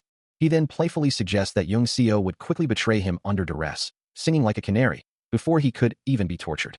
A calm, knowing look settles on Hajin Shion's face, while Young Seo, taken aback, quickly reassures him that he was only joking, emphasizing the good reason he has to be loyal. His master simply acknowledges this, with a quiet of course. Hajin Shion clarifies his expectations, stating that isn't the kind of loyalty he wants from Guangsu. Young Seo questions, his expression surprised, "Isn't that betrayal?" Hajin Shion dismisses the notion, "No, for now." He clarifies, "That's being smartly loyal." Taking in the unexpected perspective, Young Seo admits it's a lot to process, but quickly reaffirms his commitment, assuring his lord that he won't regret trusting him. With a nod of acceptance, Hajin Shion gives the order to investigate. A subtle smirk plays on his lips as he watches the captain. Young Seo, now resolute, acknowledges the command, promising to see him later. And with that, the two part ways in the quiet clearing, their conversation concluded. As he stands on the cliffside, Hajin Shion looks down at his captain, asking, "You'll follow me, won't you?" Young Seo, now wearing a wide straw hat, responds with a slight smile, "You can pretend that's true, but I'll put you at ease." A soft sigh escapes him as he continues, "But I'm entrusting this task to you." Then, with a more playful tone, "I'll expect you to buy us drinks on our way back." With that, he turns and begins his descent down the winding path, leaving Hajin Shion to watch him go, a quiet confidence settling over the lord as he thinks, "I have faith that my relationship with Guangdu," his gaze follows the departing figure, "won't be so easily reversed." Young Seo continues his journey, growing smaller in the distance, while Hajin Shion's thoughts echo across the landscape. "So, I'm rooting for you, Guangdu." He sits in quiet contemplation within a traditional courtyard, surrounded by the blurred forms of other robed figures. For days have passed, a voice states, breaking the silence. He considers the grim possibilities, wondering if Young Seo has already been captured. Or worse, if his body lies cold and lifeless somewhere. A heavy sigh escapes him. A sudden question from the standing figure pulls him from his dark thoughts. A new presence emerges, a figure cloaked in simple robes and a wide straw hat, who approaches him with a philosophical observation that all are connected, and their meeting might be fate. The newcomer then asks, with a slight smile, if he is having fun. He looks up, his expression unreadable, as the question hangs in the air. He reacts with a dramatic exclamation, perhaps feigning fear, as he holds a straw hat. With a serious expression, he reveals the critical intelligence he has uncovered. The gang of Sinkos is secretly gathering Ronin in the Blood Mountains. The news of Ronin gathering prompts a thoughtful question from him, his profile etched with concern. The situation is dire, with dozens already assembled and an attack imminent. But the informant reveals an even more insidious plot. Hajin Shion's expression shifts to shock and anger as he learns the rumor is a vile accusation, claiming he forced himself on a woman who was then attacked trying to intervene. Looking down, he acknowledges the credibility such a malicious rumor would have, given his past actions. Despite his reputation, he finds the sheer absurdity of the claim makes him doubt its believability. He is told that while others might be swayed, he himself knows the truth. Then he presses for details on how the information was obtained, suspecting infiltration. Master Bayan, now visible, clarifies that a servant girl was the source of the intelligence. One of the Yang Syndicate servants is now on their side. Master Bayan explains, a slight smirk playing on his lips as he continues, and as he knows, she has a good insight into how they feel. He closes his eyes, reflecting on the situation, adding that he got lucky. Hajin Shion, listening intently in the courtyard, lets out a short laugh, acknowledging the fortune. Master Bayan's expression turns serious as he elaborates, explaining there was a time when Gigong Yang gruesomely murdered one of his servants. He continues, detailing how that incident led to the informant's poor opinion of Gigong Yang, and that the reason she was able to provide the information was not due to any particular skill. The informant wouldn't have helped at all, he states, if she hadn't been worried. His hands are shown, gesturing towards a table, as he admits to buying all of this information to find out more about the Ronin. With a slightly apologetic look, he concludes, I'm sorry. You did much better than I expected, Hajin Shion remarks, acknowledging the depth of the intelligence gathered. Master Bayan replies, a slight flush on his face. There's something else I discovered. Before adding with a confident smirk, women find me attractive. A beat of silence passes as Hajin Shion simply stares, unmoving. Master Bayan stretches, a faint glow of energy around him, perhaps realizing his playful jab, and says, perhaps I shouldn't have said that. I'll tell Master you said it.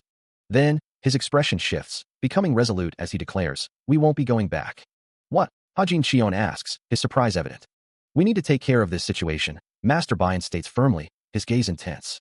Hajin Shion's face hardens, his eyes reflecting a newfound determination. A voice, filled with urgency, demands to know why someone isn't coming over immediately. As a kneeling figure pleads with Hajin Shion, who lies injured in his bed, insisting she is already prepared to abandon her life. The kneeling figure questions his identity, to which Hajin Shion replies, he cannot abandon her because of who he is. His bandaged face reveals a stern expression as he challenges her, asking if she truly wishes for him to kill someone right in front of her. The subordinate's eyes widen in shock, as Hajin Shion presses the point, forcing her to consider which is more important. He lays out the stark choice, attending to him, or saving the other's life, leaving the decision entirely up to her. The young woman trembles, her hands clasped tightly, tears streaming down her face. From his prone position, Hajin Shion's voice is calm. That's more like it. He continues, his words carrying a chilling finality. Now I don't have to kill you and your subordinates. As a subtle surge of energy emanates from him. The woman's eyes widen in shock, her body stiffening as if struck by an unseen force. Panic rising in her voice, she demands, who are you? Hajin Shion reassures her with a hint of menace. There's no need to panic. I just struck your chi channels to paralyze you for a bit. His footsteps echo softly as he rises and approaches her. Still weeping, the woman looks down, unable to meet his gaze. Now wearing a mask, her internal thoughts betray her fear. Sure, I didn't get bitch slapped by a rabid dog. She thinks, gulping. He stands over the man, his face obscured by a mask, a dismissive tone in his voice as he declares that he has no time to treat every dog in the world with ease. Suddenly, the man in the bed screams out, demanding to know who the masked figure is and what he's doing in his room. His eyes, wide with terror, begin to well up with tears. Before he can react further, the masked figure grabs him, forcing him to slump forward. Through the mask, the man's sharp eyes are visible as he calmly asks, you asked me who I am?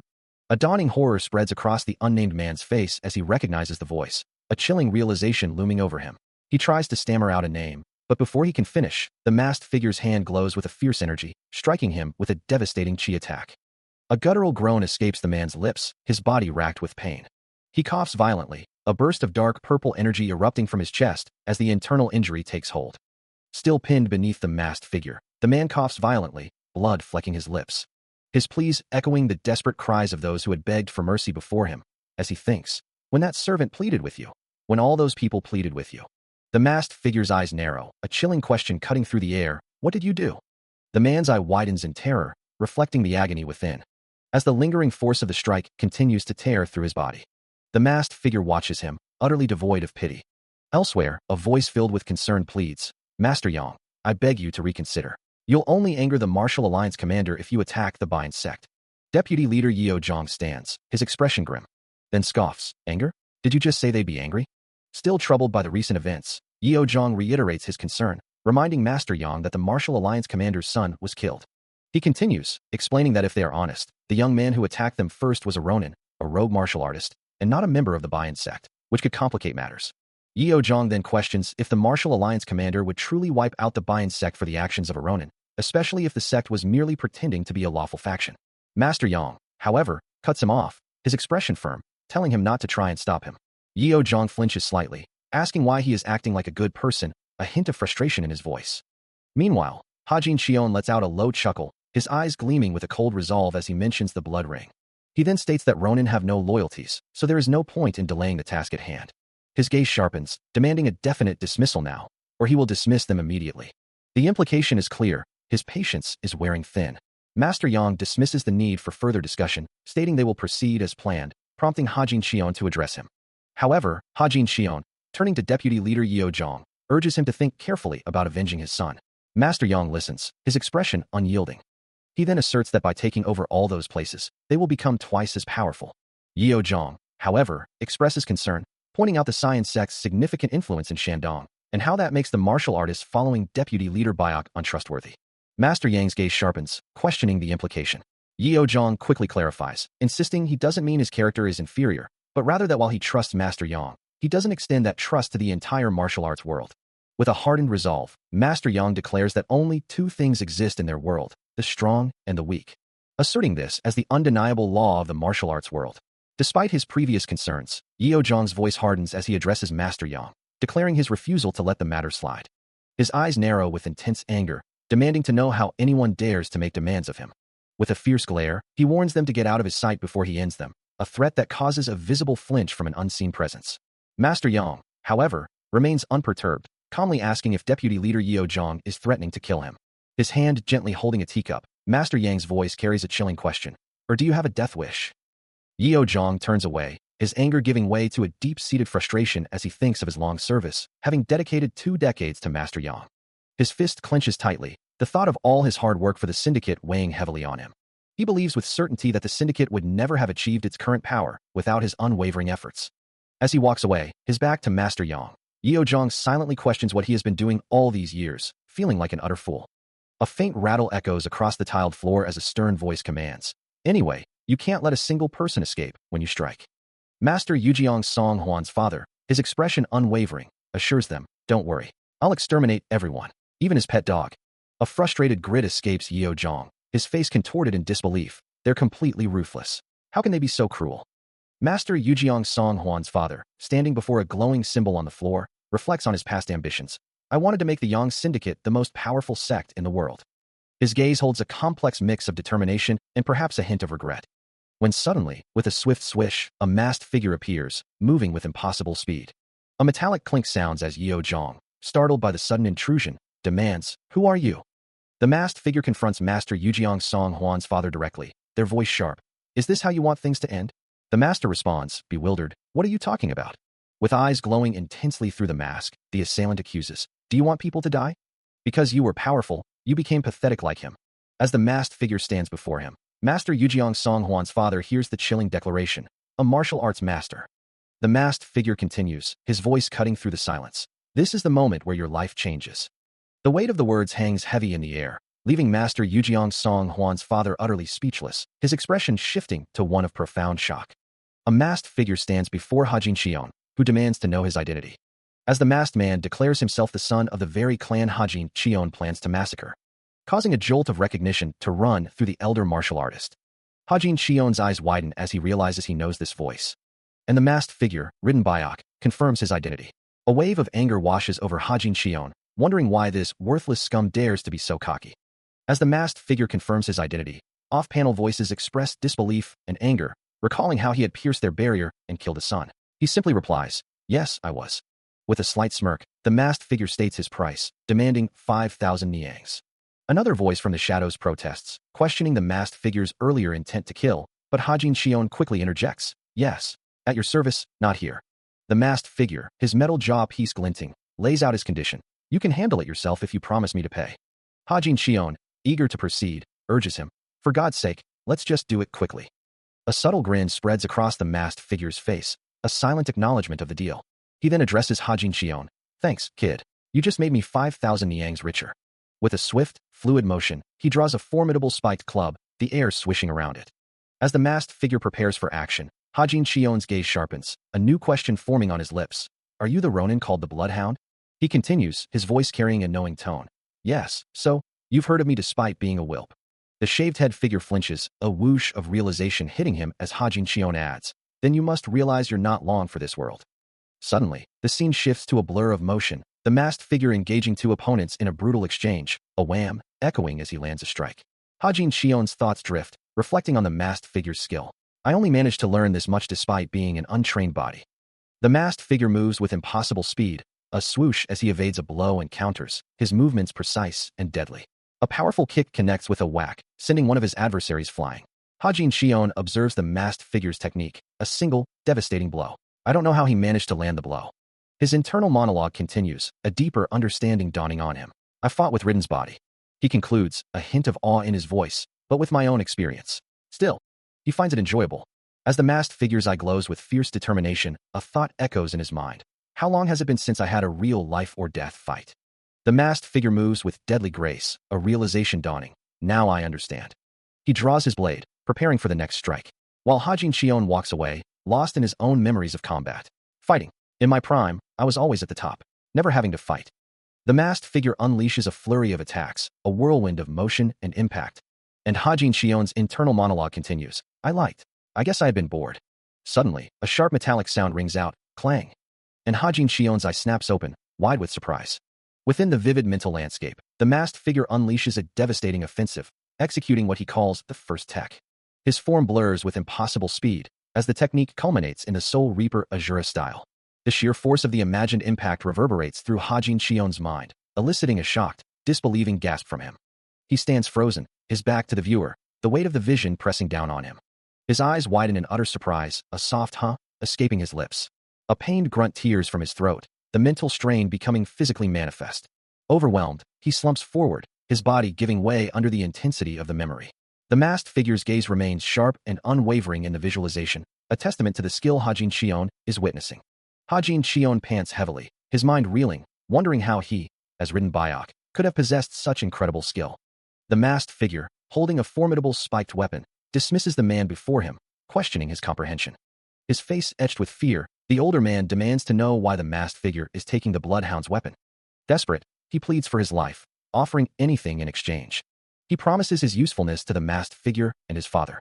The masked figure gestures to a box overflowing with gold ingots and a red pouch, stating its immense value. His masked face betraying no emotion, he chides the older man for attempting to bargain, suggesting he should maintain composure despite his predicament. Still on the floor, the older man tries to assert his value, reminding the masked figure that he was spared and is a man of merit, a scholar. He then warns that if he dies, the masked figure will never find all of what he seeks. As the masked figure turns and steps away, he reveals he overheard the conversation from outside. He continues his cold assessment, reminding the older man of his own words. You claim there were only two types of people in the martial arts world, the strong and the weak.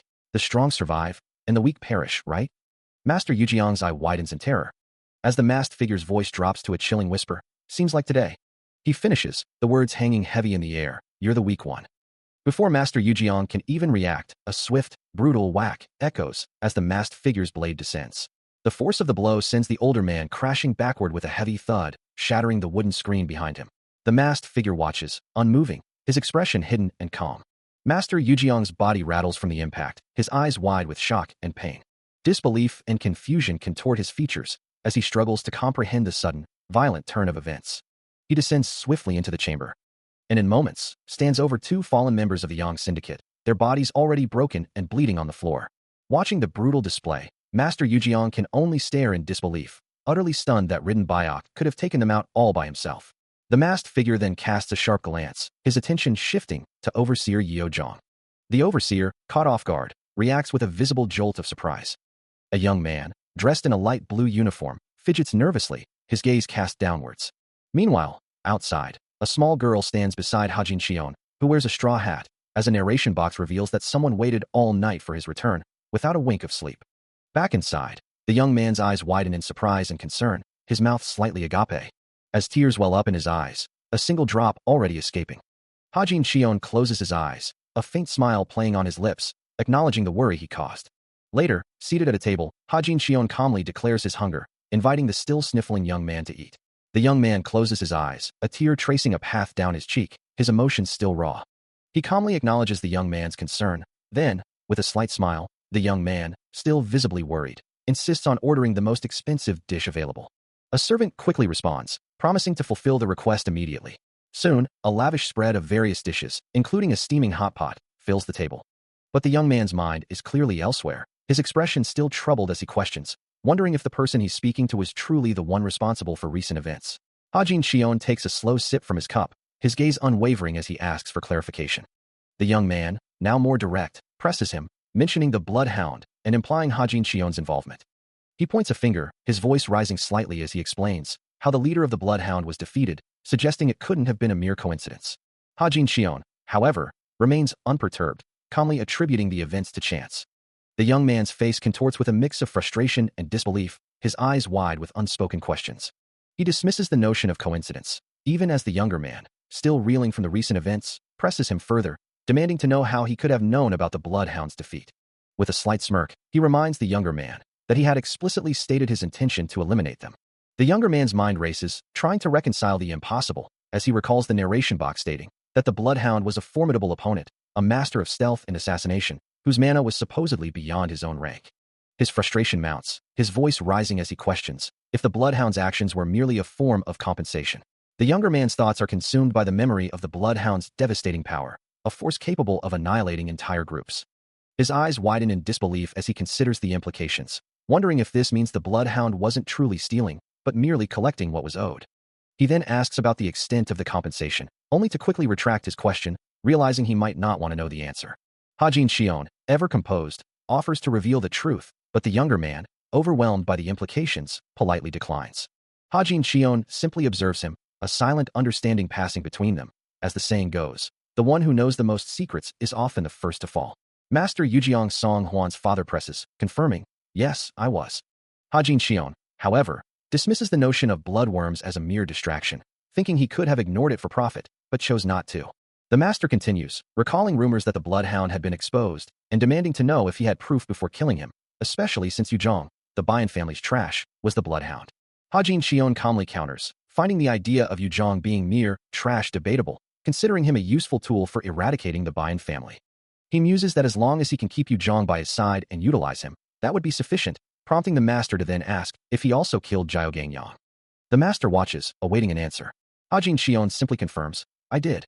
The two men stand in quiet contemplation, the weight of the confession hanging between them. His expression remains one of deep concern and unease. Hajin Shion, his expression unreadable, questions his companion, wondering if he intends to demand his life after their recent release. Master Yujiang, however, dismisses the thought, declaring that the actions committed were heinous enough to warrant death, regardless of age.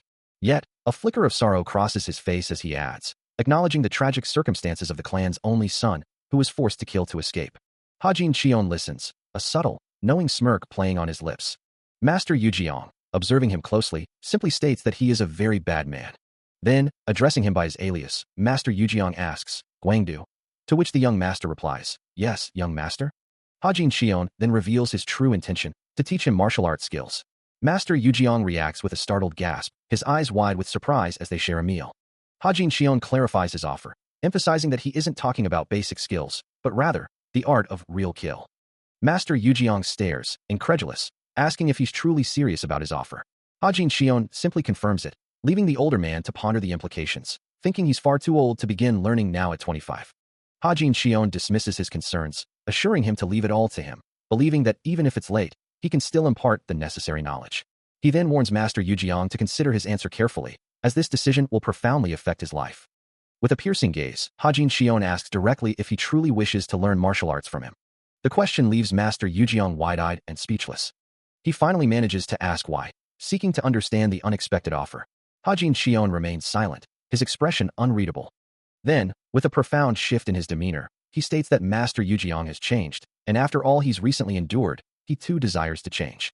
He addresses Master Yujiang, who then asks him directly, "I want to know, who are you?" Hajin Xion replies that he has one more question, prompting Master Yujiang to ask why he is so kind to him, before admitting, "I was an awful person before." A faint, knowing smile plays on his lips, as he explains that it's because of what happened before, a statement that makes Master Yujiang question, "What?" Hajin Xion continues, acknowledging Master Yujiang's past kindness even when he himself was not, revealing that he was very ill at the time. Master Yujiang recalls the moment, his head throbbing as he passed out. Remembering finally coming to, opening his eyes to find Hajin Xion gently placing a wet towel on his forehead. Even now, Master Yujiang cannot forget the genuine worry he saw in Hajin Xion's eyes, as he had looked at him with such sincerity, not just once, but multiple times in that moment. Master Yujiang's memory takes him back to a time when Hajin Xion, in his younger days, was a different man. He recalls a moment when the younger man, with a dismissive air, chided him, saying he was quite dim to let a trivial act sway him so much. Yet, Yujiang knew that to some people, even a trivial act could be unforgettable. The memory shifts, focusing on the younger Hajin Xion's intense gaze, a subtle smirk playing on his lips. He remembers the young lord declaring that the martial artist here would learn the confusion technique, the Southern Sea's secret techniques. Yujiang's expression in the memory is one of surprise, as Hajin Xion's voice rings out, reminding him, "You are my subordinate." The memory lingers on the young man's face, a complex mix of arrogance and something Yujiang would later understand as care. He watches, a flicker of confusion crossing his face as the young man before him begins to move. With a sudden, explosive burst of energy, the young Hajin Xion springs forward, then drops into a low, powerful crouch, prompting Yujiang to question, "Huh?" Hajin Xion rises, explaining that he'd heard people bow like that when they learn martial arts, his gaze unwavering. A faint, knowing smile plays on his lips. It was a gesture of respect, a silent acknowledgement of his position. He then adds that he has no intention of harming his disciple, but finds no harm in being bowed to with gratitude, especially when it's more than just a subordinate's gesture. His words carry a weight that belies his youth, a quiet authority that Yujiang would come to understand. The flashback continues, revealing a serene traditional setting, as Master Yujiang expresses his disbelief. He can hardly believe the Yang Syndicate dared to attempt to assassinate the young master, Robin. A younger Hajin Xion, listening intently, acknowledges that Robin was far more powerful than anyone had anticipated. Yujiang sighs, concerned about the trouble Robin, also known as the Bloodhound, might face if caught, while an elderly woman nearby offers a prayer of thanks for their mercy. Despite the danger, Yujiang insists they must still repay the debt owed to the Yang Syndicate. Hajin Xion's expression remains calm, simply stating that he had expected this turn of events. He then reassures the worried woman, expressing his gladness that the debt is owed to the Yang Syndicate, and urges her not to be concerned. Both Yujiang and the elderly woman react with visible surprise at his unexpected composure. The woman's face contorts in a mix of confusion and distress, unable to comprehend his calm demeanor. Master Yujiang, with a gentle smile, tells him to get some rest. He simply replies, "Okay." As he walks away, a thought echoes in his mind. He had called him father. His mother had never spoken of his true father, leaving him without a father figure in his life. Yet, even though it was the first time he had ever called someone that, a soft smile touches his lips, and it didn't feel weird at all. Within the serene confines of a traditional estate, a small, purple drawstring pouch, filled to the brim, rests on a surface. The young man known as Ridden Byok looks on, his expression unreadable. He holds the pouch in his hand, its weight substantial. His father, Master Yujiang, explains that it contains 3,000 hyun, money he had been saving. Ridden Byok stares, incredulous, at the amount, asking how his father could have amassed such a fortune. Master Yujiang closes his eyes, a wistful smile playing on his lips, revealing he had intended it for his son's marriage, a fortune he received from Ridden Byok's grandfather, the Bloodhound. Ridden Byok, his brow furrowed with concern, promises to only borrow it, vowing to return alive, but questions why his father would give it to him. Master Yujiang continues, "I want you to take this money and reorganize the sword company." The purple pouch sits between them, a symbol of the task ahead.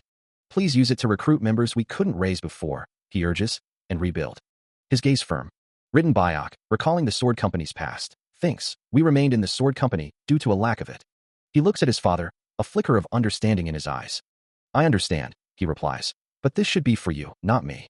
Master Yujiang pauses, then says, "Let me guess. You won't accept the money my father will offer." A moment of silence hangs in the air. He considers his father's words, knowing that Young Seo, the head of the sword company, is deeply loyal to their family. and that the company itself is the very core of their clan. His father continues, explaining that even if he were to provide funds to reorganize the sword company, Young Seo would likely refuse the money, using his own resources to pay off debts and run the company without any extra help. Ridden Byok counters, arguing that if his father and the company were to fall, the entire clan would inevitably follow. Master Yujiang firmly states that the true core of the clan is its head, not the sword company itself. A slight smile touches his lips as he observes his son, remarking that things seem to be the same with him. Ridden Byok acknowledges the truth in his father's words, conceding, "You're right." But Master Yujiang presses on, reminding him that the sword company has been his responsibility as the core of the clan. And with a determined expression, Ridden Byok finally agrees, accepting the funds. Master Yujiang continues, emphasizing the importance of the clan and its leader. He then holds out a purple pouch, filled with the promised funds. His gaze drops, a thoughtful expression on his face. He states his condition clearly.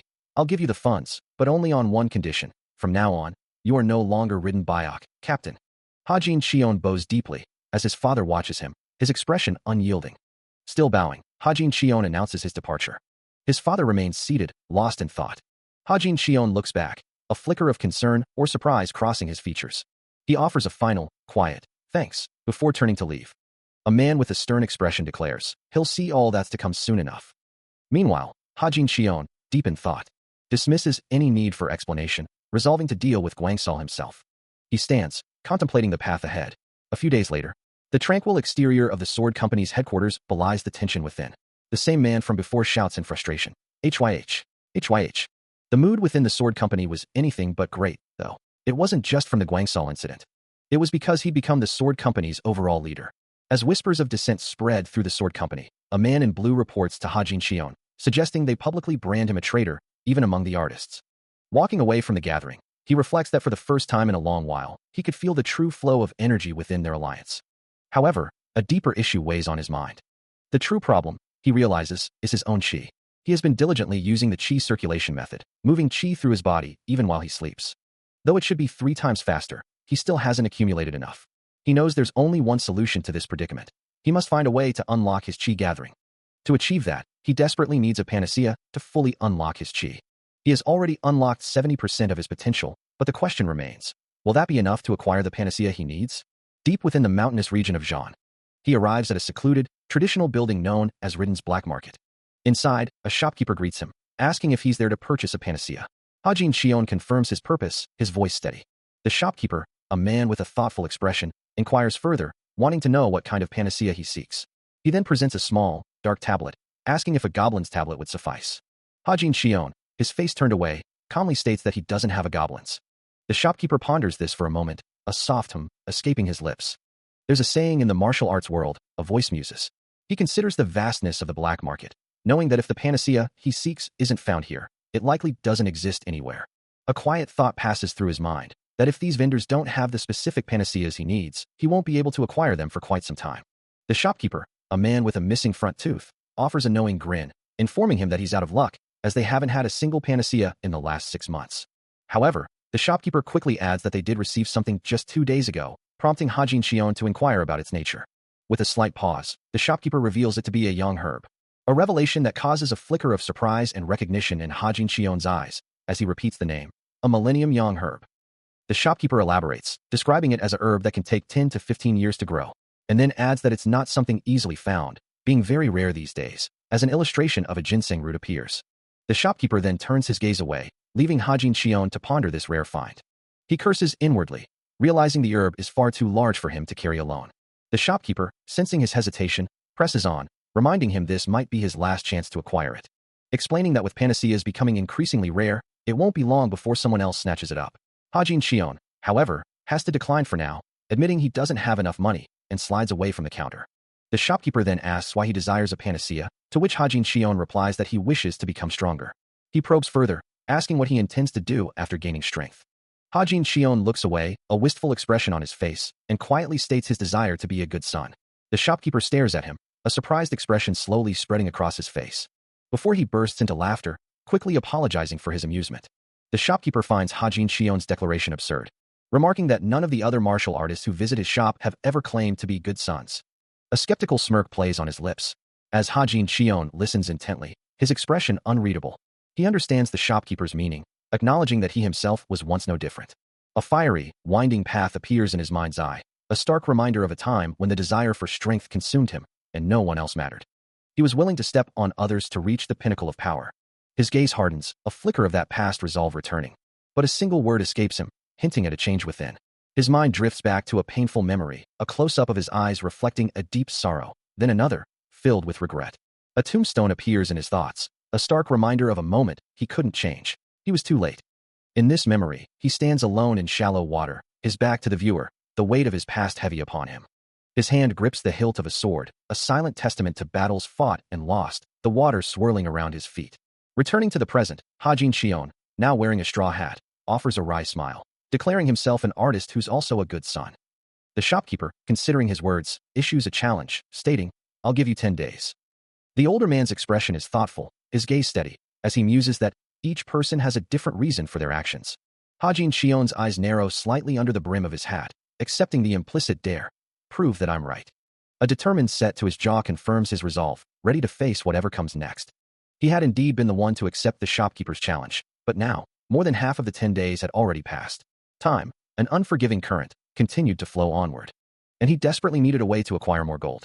If he could just squeeze some assets out of Yeo Jong from the Yang Syndicate, he might be able to sell them off quickly. That could scrape together 15,000 nyans. Though, he muses, he could get even more if he sold off the assets of the Song family. His expression hardens, a determined glint in his eyes. Suddenly, a voice calls out, "Young master." The masked figure approaches, asking, "You're worried about something, aren't you?" Hajin Shion replies with a wry smile. It's as obvious as Sariang's bald head. The masked figure, observing Hajin Shion's troubled expression, leans in slightly, his voice a low, knowing tone. "You want to see Lady Song again, don't you?" Hajin Shion offers no immediate reply, his silence speaking volumes, as the masked figure continues, his gaze unwavering. "I completely understand how you feel." The Gufu branch of the Martial Alliance stands majestically, a testament to its long history and influence. Its sprawling courtyards and intricate architecture speak of power and tradition, a place where martial arts are honed and alliances forged. Within its walls, Master Yujiang listens intently, his gaze fixed on Hajin Shion. The two men stand in quiet conversation, the weight of past events hanging between them. Yujiang's question echoes in the air, demanding an explanation for Hajin Shion's dismissal from the Tang branch, his eyes narrowing slightly. Hajin Shion begins to recount the tale, explaining that he attempted to apprehend an outlaw for the branch, only to be taken hostage himself. He continues, revealing the outlaw's audacious demand for a substantial ransom, a situation that led to his current predicament. Hajin Shion continues his somber confession, admitting he was made a fool, and that he was once the head of the Gufu branch. Master Yujiang, listening intently, questions this revelation, as Hajin Shion explains that the Guangdu Martial Alliance's Gufu branch was where Song Huan, his son, had a close friend. He then reveals the deeper issue. A figure as prominent as the head of the Gufu branch was closely tied to Ridden Bayok. Master Yujiang, unfamiliar with the name, asks for clarification on Ridden Bayok's identity. Hajin Shion explains that Ridden Bayok was the one who led Myangos to Guyu Guan, demanding money for his assistance, a situation that made the head of an alliance branch a captive. Such an incident, he states, would inherently bring immense disgrace to the clan. Master Yujiang then inquires if Ridden Bayok was apprehended, but Hajin Shion admits he has heard no news from that front. The weight of the situation hangs heavy in the air.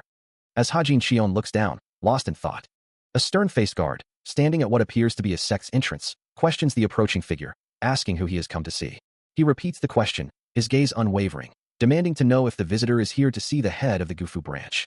Hajin Shion, his silver hair tied back, stands before him, his presence hinting at a connection to the Heavenly Sword sect. The guard flinches slightly, a flicker of unease crossing his face, as he processes the implications of Hajin Shion's affiliation. He raises a hand, a plea in his voice, asking Hajin Shion to wait a moment. The Heavenly Sword sect, a formidable power, is one of the Zhongyuan 5, recognized as the top 5 sects in the martial arts world, a fact that weighs heavily on the guard's mind. He explains that the sect has recently been compromised by the demonic cult, making it impossible for him to grant passage, apologizing for his inability to accommodate the request. The reason for the Heavenly Sword sect's fall was simple. Their leader, Bong Mi, had been a master of disguise, a man who had fathered more than 10 children with different women, making it impossible to tell who was who. It was said that even the sect's elders had trouble discerning friend from foe, a chaotic situation that ultimately led to their downfall. As he turned to leave, the guard's words echoed in his mind, a stark reminder of his own current predicament.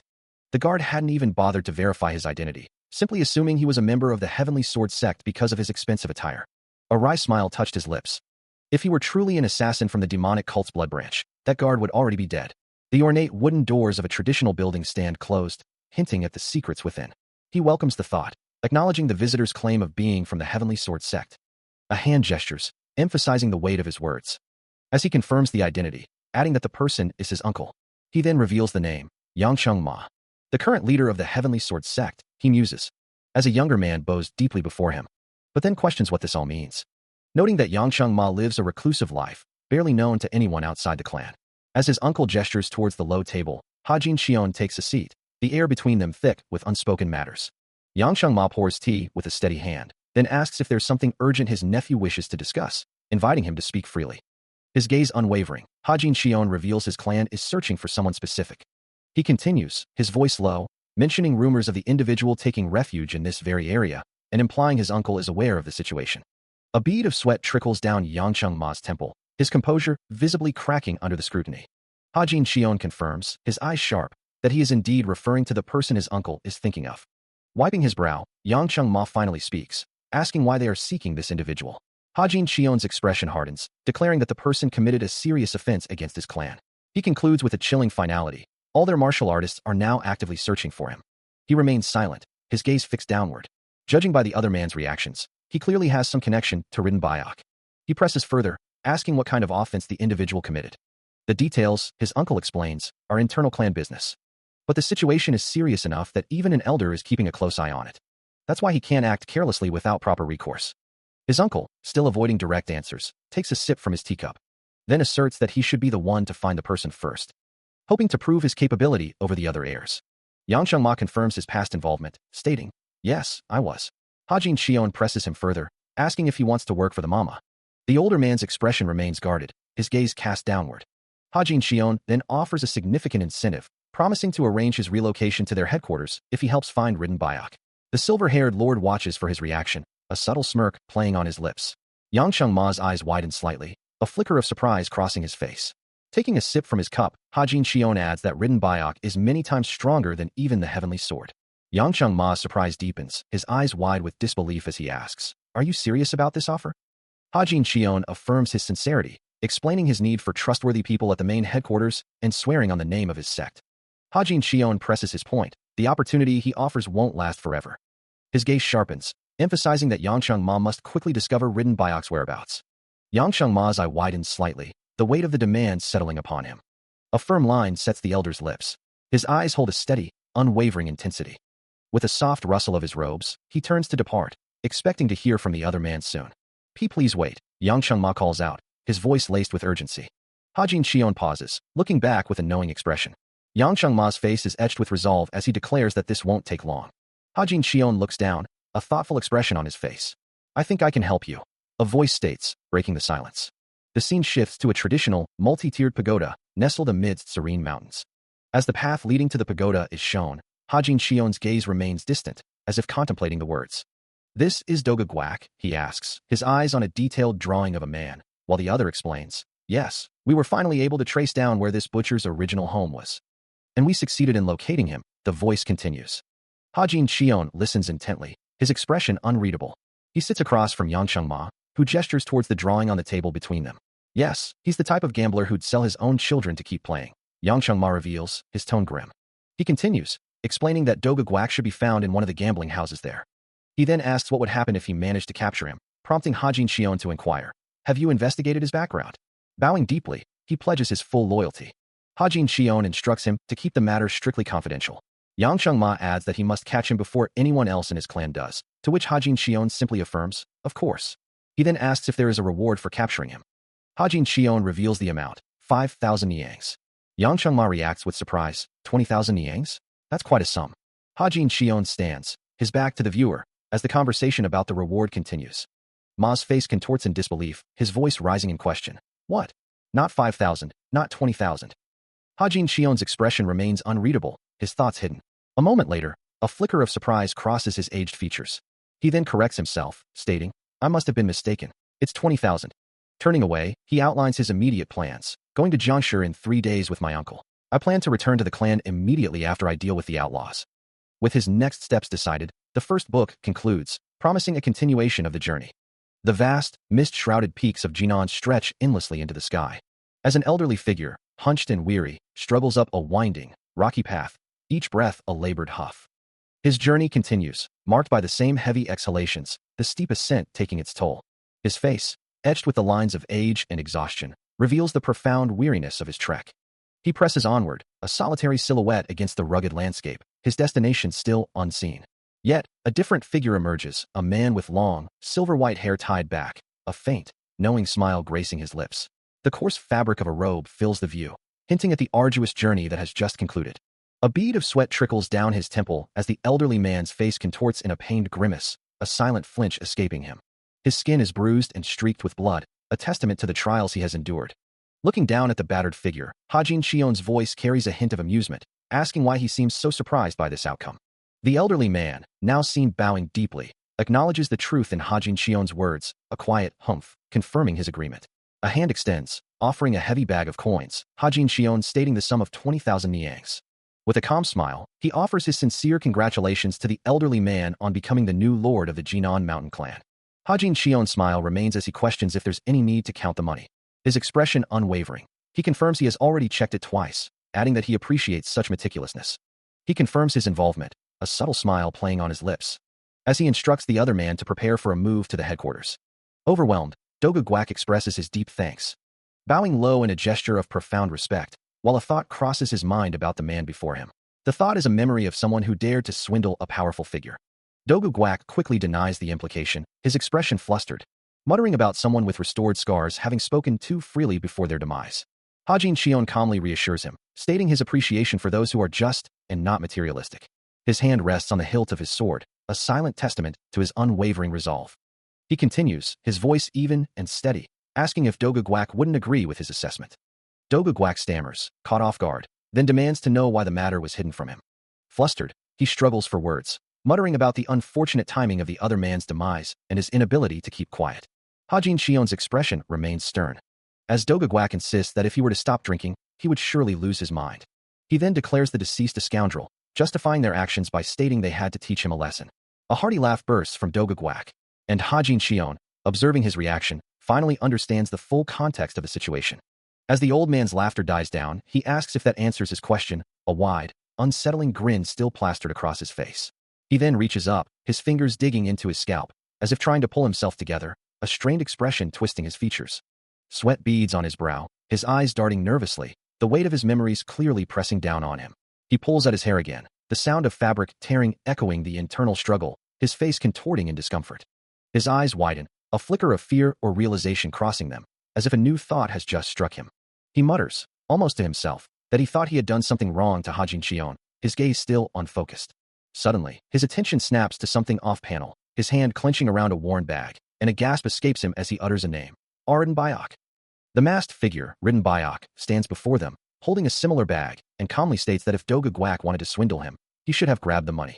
Doga Guak stares, wide-eyed, at the bag in Ridden Bayok's hand, realizing it contains their money.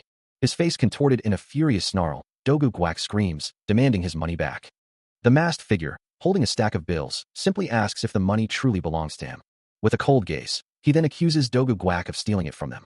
Enraged by the accusation, Doga Guak lunges forward, a knife glinting in his hand. But before the blade can connect, a blinding flash erupts.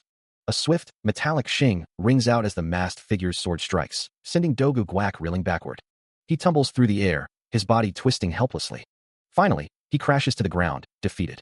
The masked figure looks down at the fallen man, his expression unreadable. A violent spurt of blood erupts from the masked figure's latest strike. His blade now arcing away, crimson droplets flying from its edge. He looks down at his fallen opponent, a faint purple glow emanating from his eyes. Doga Guak lies motionless on the ground, a dark pool spreading beneath him, a pained groan escaping his bloodied lips. The masked figure stands over him, sword still drawn, the victor of their swift confrontation. Elsewhere, an older man with a long white beard laments, "The Alliance didn't even send the head of a branch, so you couldn't even do things like this." He continues, his words carrying a heavy weight, as Hajin Shion listens intently, considering the implications of protecting martial artists. The masked figure stands silently over Doga Guak, who lies slumped and bleeding on the forest floor. His task complete, the masked figure moves on, passing through a natural stone archway, eventually arriving at a secluded, traditional building nestled amongst the trees. Inside, an older man with a straw hat holds up a bag, confirming the delivery. "I had a feeling you'd be able to come up with the money," he chuckles, "and you did. I didn't think I'd be able to do it before the deadline, either, the man admits, a wide smile on his face. Hajin Xion offers a subtle smile in return, then slides a pouch of coins across the polished table towards the waiting man. Hajin Xion confirms a detail of their arrangement, stating that he was indeed involved. The other party, an unseen figure, reacts with astonishment, muttering about the immense fortune that could sustain not just one person, but generations, in luxury. Hajin Xion listens calmly, then clarifies the true value of what he offers, explaining that while others might see mere wealth, a martial artist would understand the profound significance of gaining 15 years' worth of qi. An elderly man, with a long gray beard and hair, holds a simple wooden box, his gaze fixed upon it. He opens the box, inviting Hajin Xion to examine its contents. Hajin Xion looks down into the box, his eye widening slightly with intense focus, as the box reveals a glowing, root-like object, pulsating with an ethereal light. He holds up the glowing root, its ethereal light illuminating the space between them, and confirms its exceptional quality. The elderly man, his eyes wide with a mixture of awe and satisfaction, tells him how lucky he is to possess such an item. Hajin Xion, ever polite, attributes the good fortune to the man's kindness, then carefully places the precious herb back into its wooden box, offering a final word of thanks. The elderly man strokes his beard thoughtfully, a silent acknowledgement passing between them as he rises. A knowing smile plays on the elder's lips as he murmurs, "It's just as I thought." The transaction complete, the scene shifts to a serene view of distant mountains, their peaks shrouded in a soft, cloudy haze.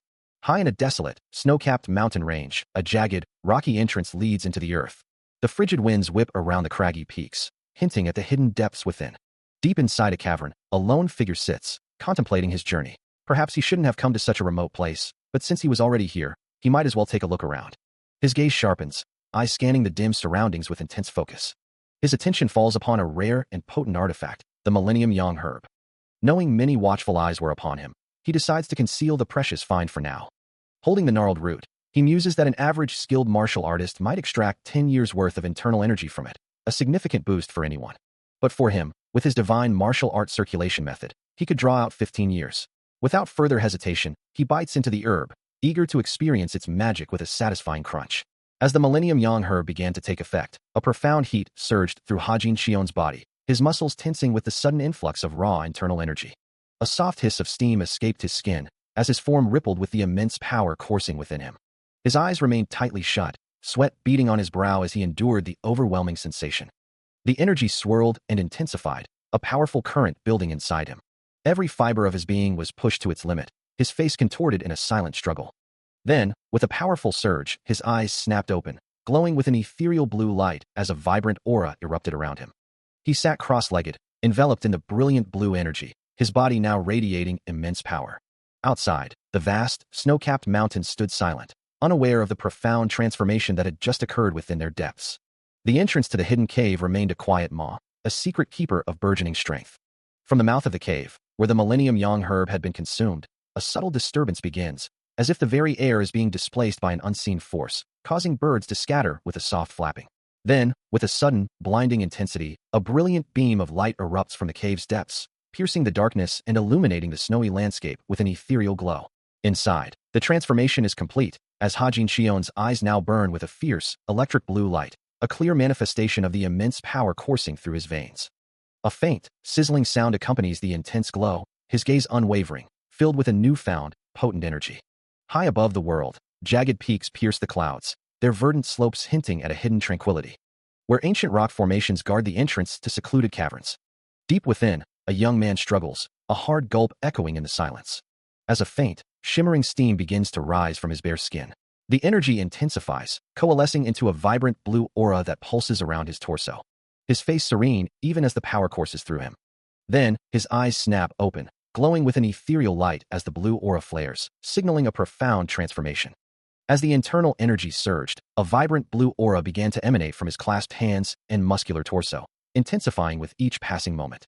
Then, with a sudden, blinding flash, the accumulated power erupted outwards, momentarily engulfing everything in a brilliant white light. A powerful whoosh of displaced air followed, as the raw energy swirled and dissipated around him. Steam now billowed from his body, rising in thick clouds as the intense magical heat cooled. His long, dark hair flowed gently in the residual currents, while a soft hiss accompanied the last wisps of steam rising from his shoulder and neck, marking the end of the violent release. His face remained serene, eyes still closed, as the final traces of the transformation settled within him. Then, with a subtle shift, his eyes snapped open, a faint, ethereal blue glow now visible within its depths. He slowly raised a hand, a quiet lift of power accompanying the gesture, as if testing the new strength that now coursed through his veins. He clenches his fist, feeling the raw power surge through his body, his gaze sharpening with intense focus. The world around him blurs as he steps out from the cave's cool embrace, facing the vast expanse of the outside world. A sudden, sharp turn of his head, and then a powerful jab, sending ripples of energy through the air. His foot skids, a testament to the force he's now capable of wielding, as he realizes, I can release the chi more powerfully. Standing tall, he confirms, my chi is flowing smoothly. He moves with a newfound grace, his body responding instinctively as he practices his martial arts, finding the movements more natural than ever before. Each twist and turn of his torso, each extension of his limbs, generates a powerful whoosh of displaced air, a testament to the raw power now coursing through him. Looking down at his hand, he marvels at the sheer potential of all this power. With a focused burst, a powerful form of energy erupts from his stance, cratering the ground beneath him. He realizes the incredible boost came from just 15 additional years of chi. Crouching low, a palpable pressure builds around him, gathering for his next move. Then, with an explosive leap, he launches himself into the air. He lands with another powerful whoosh, his movements fluid and precise. Hajin Chion's foot lands softly on a tree branch, the sound of his step barely a whisper. A gentle breeze rustles through the leaves, carrying the faint sound of a distant whoosh across the vast, open landscape. He stands poised on the precarious perch, gazing out at the expansive world before him. A smile plays on his lips as he considers, when was the last time I felt this much fun? He hopes this journey of mastering martial arts will lead him down a different path than the one in his past life, a path not filled with rivalry and bloodshed, and he can only hope. His expression remains thoughtful. As he wishes that at the journey's end, he finds what he's been longing for. With a swift whoosh, he moves onward through the dense foliage. Under a boundless sky, the tranquil exterior of a traditional building stands under a clear sky, as a door slowly creaks open, revealing Hajin Chion, who looks out with a hint of exasperation, asking what took so long. He then lowers his gaze, inquiring why the other person would ask, before admitting he hadn't heard from them for days. His face, etched with weariness, shows the toll of sleepless nights, causing him to sigh and mutter that the other person will be the death of him, realizing their sunken eyes betray their worry. A faint, reassuring smile touches his lips, as he stands beside the straw-hatted figure, telling them there was no need to worry about him. His expression then shifts back to one of mild annoyance or surprise. A voice questions him, asking what transpired and if he managed to apprehend the target. Walking alongside a younger man, Hajin Chion hears the concern in his voice as he replies, I'm not the kind of person to fail. The younger man's eyes widen slightly, a hint of surprise on his face as he thinks, no one has ever managed to catch him before. Hajin Chion, sensing his thoughts, dismisses the notion with a casual tone, then shifts the subject, instructing him. Anyway, I hope you've been diligent in your cultivation. Show me.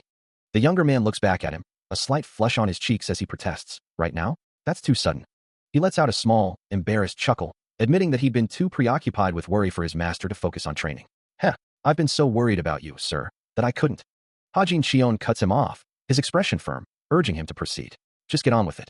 The younger man, resigned, simply responds, okay. Closing his eyes, the young man begins to concentrate, a soft, shimmering sound accompanying his efforts. He takes a deliberate step, his hand adjusting the brim of his straw hat as he prepares. The young man looks down, his expression troubled, as if asking if his master should truly witness his current state, but Hajin Chion observes his disciple's form, noting that it seems he hasn't practiced his cultivation in a while, and they'll have to start from the very beginning. A hand gently rests on his shoulder, a silent command to continue. Hajin Chion's gaze is sharp and discerning beneath the brim of his straw hat. The young man, still looking downcast, hears his master's words. All right, that's enough. You did an excellent job. He looks up, surprised, asking, really? Hajin Chion offers a slight, almost imperceptible smile, then clarifies, say what? I'm not praising. The young man's face falls, a small but, escaping him as he processes the unexpected response. His eyes well up, a single tear tracing a path down his cheek. Hajin Chion, still looking at him, advises him to stop trying to find meaning in everything, to which the young man humbly replies, yes, my lord. The master's eyes remain fixed, a silent lesson in his steady gaze. He stands in quiet contemplation, the weight of his master's words settling deep within him. His expression is somber, a silent acknowledgement of the path ahead. Meanwhile, a hand reaches out into the falling snow, its gesture deliberate and measured. An imposing figure, clad in dark armor and a wide-brimmed hat, stands amidst the swirling flakes, his gaze sharp and unyielding. This is Pyo Naz, a man whose stern demeanor is etched into his very features, a scar near his eye a testament to past battles. Indoors, Hajin Chion observes the scene, a quiet thought escaping him. Pyo Naz is too sentimental, still captivated by the first snowfall. The master's face remains serene, his wisdom a calm pool amidst the world's currents. Later, the young disciple stands with a peer, who remarks, "Something's different about you." He looks on, a question in his eyes, perhaps wondering if the change is truly visible. Still pondering the subtle shifts within himself, the young disciple asks, "Or perhaps it's because you've been by my side for so long. What do you think has changed?" Hajin Shion, clad in his simple robes and straw hat, offers a knowing smile. His expression thoughtful as he considers the question. "I can't quite put my finger on it." A slight smirk plays on his lips as he adds, "And you seem calmer. It's just as I thought." The young man's eyes widen in surprise, a sudden realization dawning on him. "Wait, don't tell me." His master raises a hand, a playful glint in his eye. "Did you find someone special?" A broad, amused grin spreads across Hajin Shion's face. As the young disciple flusters before him, "You did, didn't you?" With a final, knowing smile, the master changes the subject. "Enough of that. Now come, I'll teach you some new moves. Go get that sword you bought last time," a voice commands. And the young man's face lights up with a bright, eager expression. As they stand within the serene grounds of a traditional martial arts hall, he looks up expectantly. As the strategist, Gao, approaches, the young man retrieves his blade, holding it out, and Gao guides his grip, correcting his posture. With a swift, precise movement, Gao demonstrates a technique, his sword glinting sharply, leaving the young man wide-eyed and impressed. Hajin Shion's gaze holds a quiet intensity, while elsewhere, the young man's brow furrows with deep concern. The tranquil courtyard, with its traditional architecture, stretches out under a clear sky, a picture of serene peace. Inside, Hajin Shion sits in quiet meditation, his mind seemingly at ease. A soft sigh escapes him, a quiet fume of contentment. But the peace shatters as a voice cries out, causing him to flinch, his eyes snapping open with sudden alarm. "Young master, something's happened." The young man's face is etched with distress as he delivers the grave news. The Alliance Lord has passed away. He lets out a quiet sigh, his expression unreadable. He remains silent, a question hanging in the air. The young man, still kneeling before him, continues to relay the dire news, explaining that the Divine Martial Arts Alliance has been thrown into chaos, and everyone, not just the Alliance, is worried about it. Hajin Shion simply asks if the situation is truly so dire, his calm demeanor prompting the young man to wonder how he can be so composed. He then asks what the young man expects, if he wants him to cry. The young man insists he should at least show some surprise, to which Hajin Shion flatly replies that he is, indeed, surprised. Hajin Shion stretches his arms above his head, a picture of nonchalance. The young man stares, utterly bewildered by his lord's reaction. Hajin Shion turns to gaze out the window, a serene landscape stretching before him. He listens, a calm, almost serene expression on his face. The young man's voice echoes, still processing the news. "So surprised I was." He presses, his voice tinged with disbelief. "What kind of person do you think the Alliance Lord was?" A subtle, knowing smirk plays on Hajin Shion's lips. He turns slightly, his back to the viewer, beginning to speak. "I think it'd be terribly disappointing to die as the Alliance Lord." Hajin Shion's voice finishes, the words hanging in the air, as the young man's eyes widen, a flicker of shock crossing his features. Hajin Shion's voice continues, posing a rhetorical question. "Wouldn't you be disappointed if you died while holding the happiest position in the world?" The young man looks down, his expression a mix of bewilderment and dawning realization, a faint flush on his cheeks. He stares, a profound sense of injustice welling up within him, thinking that he would feel too wrong to simply pass away like that. Hajin Shion's gaze meets his, a single word cutting through the air, "Happy." He then looks down at the kneeling figures before him, his voice laced with a rhetorical question. "Was I really happy? Everyone feared me and kept their distance around me." The weight of his past words hangs heavy in the air, as a dark, ethereal mist swirls around the base of the scene. His eyes drift to the side, lost in thought, a quiet contemplation settling over his features. The depth of his reflection is visible in the subtle shift of his gaze. As he recalls a time when countless people were willing to sacrifice their lives for his commands, a memory of absolute power. Now, standing alone before a simple stone wall, he seems to ponder the true cost of such a life. He recalls a time when there was always a distance between him and others, even his countless subordinates. No one, not even the supreme strategist Gao, ever truly shared their thoughts with him. His gaze, sharp and distant, reflects on those who served him. He never shared his own thoughts with them either, a silent understanding of mutual isolation.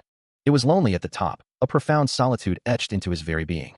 Suddenly, a voice breaks through his reverie, the young man offering, "Let's have a drink, young master." The young man stands before him, earnest and hopeful. Hajin Shion, still lost in thought, simply asks, "Right now?" His eyes, even without the full memory, hold the weight of countless lonely years. He lets out a soft chuckle, his eyes closed in amusement. As the young man's voice reminds him, "You're the only one who's there for me." The voice then adds, "All right, you should be recruiting us a new martial artist." Hajin Shion glances to the side, a faint smile still gracing his features. He then rests his chin in his hand, a thoughtful, almost playful expression settling on his face. Ah, you're twisting my arm here, he muses. The young man's voice quickly replies, okay, I'll buy you a drink, followed by a hearty laugh that fills the air. High above the world, within the serene confines of a grand, traditional building, a figure stands, gazing out at the vast, mountainous landscape stretching before him. A quiet contemplation settling over his features as he considers his new reality. He can hardly believe the Alliance Lord is truly gone. A slight frown creases his brow, the weight of his reincarnation still feeling distant and foreign. It still feels unreal. Nearby, the Supreme Strategist Gal flinches, beads of sweat forming on his forehead as he processes the implications of the new Alliance Lord's words. There is no longer any delay. The succession of the new Alliance Lord is complete.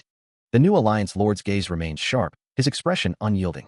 Gal kneels before the young master, his expression a mix of shock and disbelief as he processes the words spoken, while a narration box at the bottom of the panel states, Lord of the Martial Alliance, Hajin Shion. He struggles to comprehend, thinking, when the Alliance Lord was alive, he pledged his life in loyalty to him. So it's shocking he would nominate a successor. Gal's gaze remains fixed on Hajin Shion, his mind racing, as he asks, did he discuss it with me first? His thoughts continue, now encompassing the broader implications, and he did it without consulting the 10 major divisions of the Martial Alliance. Hajin Shion, observing Gal's turmoil, simply states, he wouldn't have done it without consulting the 10 major divisions of the Martial Alliance. A narration box at the bottom adds, the Alliance Lord was assassinated. Gal's internal monologue persists, the weight of the situation pressing down on him, and the Council of Elders. A close-up on his clenched fist reveals the tension in his body, as he realizes this has clearly been planned for a long time. His eyes narrow, a grim understanding dawning on him, and he mutters, and the final, chilling conclusion forms in his mind. I'm certain the Alliance Lord was assassinated. He understands the sentiment, but emphasizes that the Alliance must continue to function. The Supreme Strategist listens, a thoughtful expression on his face, as Hajin Shion responds, stating he will deliberate on the matter. His gaze sharpens, a stern resolve settling over his features. A soft clack echoes as Gal's hand presses down, a subtle sign of his impatience. He warns Hajin Shion that continued obstruction will hinder their work. Gal's expression remains firm, his determination unwavering. Later, standing alone in the ornate room, he laments the situation, realizing that with 2 of the 3 most important figures having turned their backs, there is nothing more he can do. The Supreme Strategist Gal's expression remains grim, his gaze cast downward in deep contemplation. He stands in quiet solitude, the weight of the Alliance's internal struggles heavy on his mind. His thoughts drift to the Alliance Lord, a silent lament escaping him. He can't help but feel that the Lord's path should never have led to such an untimely end. Far from the strategist's troubled thoughts, the world outside continues its indifferent turning, a vast city sprawling beneath an open sky. Meanwhile, Hajin Shion, the subject of Gal's concern, calmly pours tea into a delicate cup. He holds the warm vessel, his expression thoughtful, lost in his own deliberations. Gal's internal monologue continues, a bitter assessment of the Alliance Lord's past leadership, believing he was more artist than leader, and that all respect for him has been lost. Suddenly, an older man with a stern gaze interjects, asking if they are aware of the ongoing conflict between the Martial Alliance and the Battle Demon. As the conversation continues, the Supreme Strategist explains, the Martial Alliance is a collection of various factions, each with their own interests, making true unity a distant dream. He then questions Hajin Shion, asking how he could possibly know such a thing. An older man, his face etched with concern, interjects, revealing that he was present during the events in question. Hajin Shion, taking a sip of tea, offers a slight chuckle, his expression unreadable. He thinks to himself, that old man is bluffing, for no one could have survived that battle. The Battle Demon and all his men had perished. Yet, the older man insists that the Battle Demon had devoured everything. A monstrous, shadowy figure with glowing red eyes looms in his memory, standing nearly 30 feet tall, its fist as large as a man's head. It was a formidable opponent, and not the only one, for there was also a man named Guangdu. He listens intently, his expression unreadable. The elder recounts his first encounter with the Battle Demon, expressing surprise at its diminutive size, noting it was only 5 feet tall and very slim. Gal observes, a subtle smirk on his face. The elder further describes the demon's delicate features, which seem to contradict its nature as a fighter. A soft clack sounds as Hajin Shion places a cup down, acknowledging the unsettling truth in the elder's words. His eyes sharpen, a fierce resolve hardening his features as the memories flood back. In a brutal flash, the Battle Demon's clawed strike connects with him, the force of the impact ringing out with a metallic clang. The demon's single, glowing red eye dominates the vision, a chilling testament to its unbelievable power. As the elder recounts the tale, a vivid memory flashes, revealing the Battle Demon's bloodied face and glowing red eyes, its voice echoing with a chilling affirmation, "Yes, I was." The elder continues, his words painting a picture of immense power, describing the demon as nothing short of superhuman. He emphasizes that the climax of that battle, the final moment of the confrontation, was truly unforgettable. The flashback intensifies, showing the Alliance Lord's desperate struggle against the demon, as he skillfully evades its relentless attacks, dodging a powerful fist and soaring into the sky. High above, he prepares his counterattack. A divine sight as he descends into the demon's lair, striking down with strands of energy like rays of the sun. The impact explodes with blinding light. Back in the present, the young man listens intently, a wistful expression on his face, confessing his envy, wishing he could have witnessed such a battle with his own eyes. Hajin Shion remains deep in thought, while the young man and gal continue to absorb the elder's words, the weight of the past hanging heavy in the air. As the memory of the fierce encounter lingers, a voice echoes, marveling at the sheer power of the God of Swords. The sound of dripping water fills the silence, as the voice questions the extent of the blame he might have carried. He breathes heavily, the exertion of the past battle still palpable, his body aching from the struggle. His hand, stained with blood, trembles slightly, a testament to the brutal fight he endured. The elder's narration continues, recounting how he wrestled with the battle demon in its lair, managing to pierce its chest, dismissing the demon's formidable sword skills as secondary to his own resolve. Hajin Shion listens, a thoughtful expression on his face, his mind replaying the events. Later, in a different setting, a man with a short beard turns to him and gal, demanding to know what they are complaining about.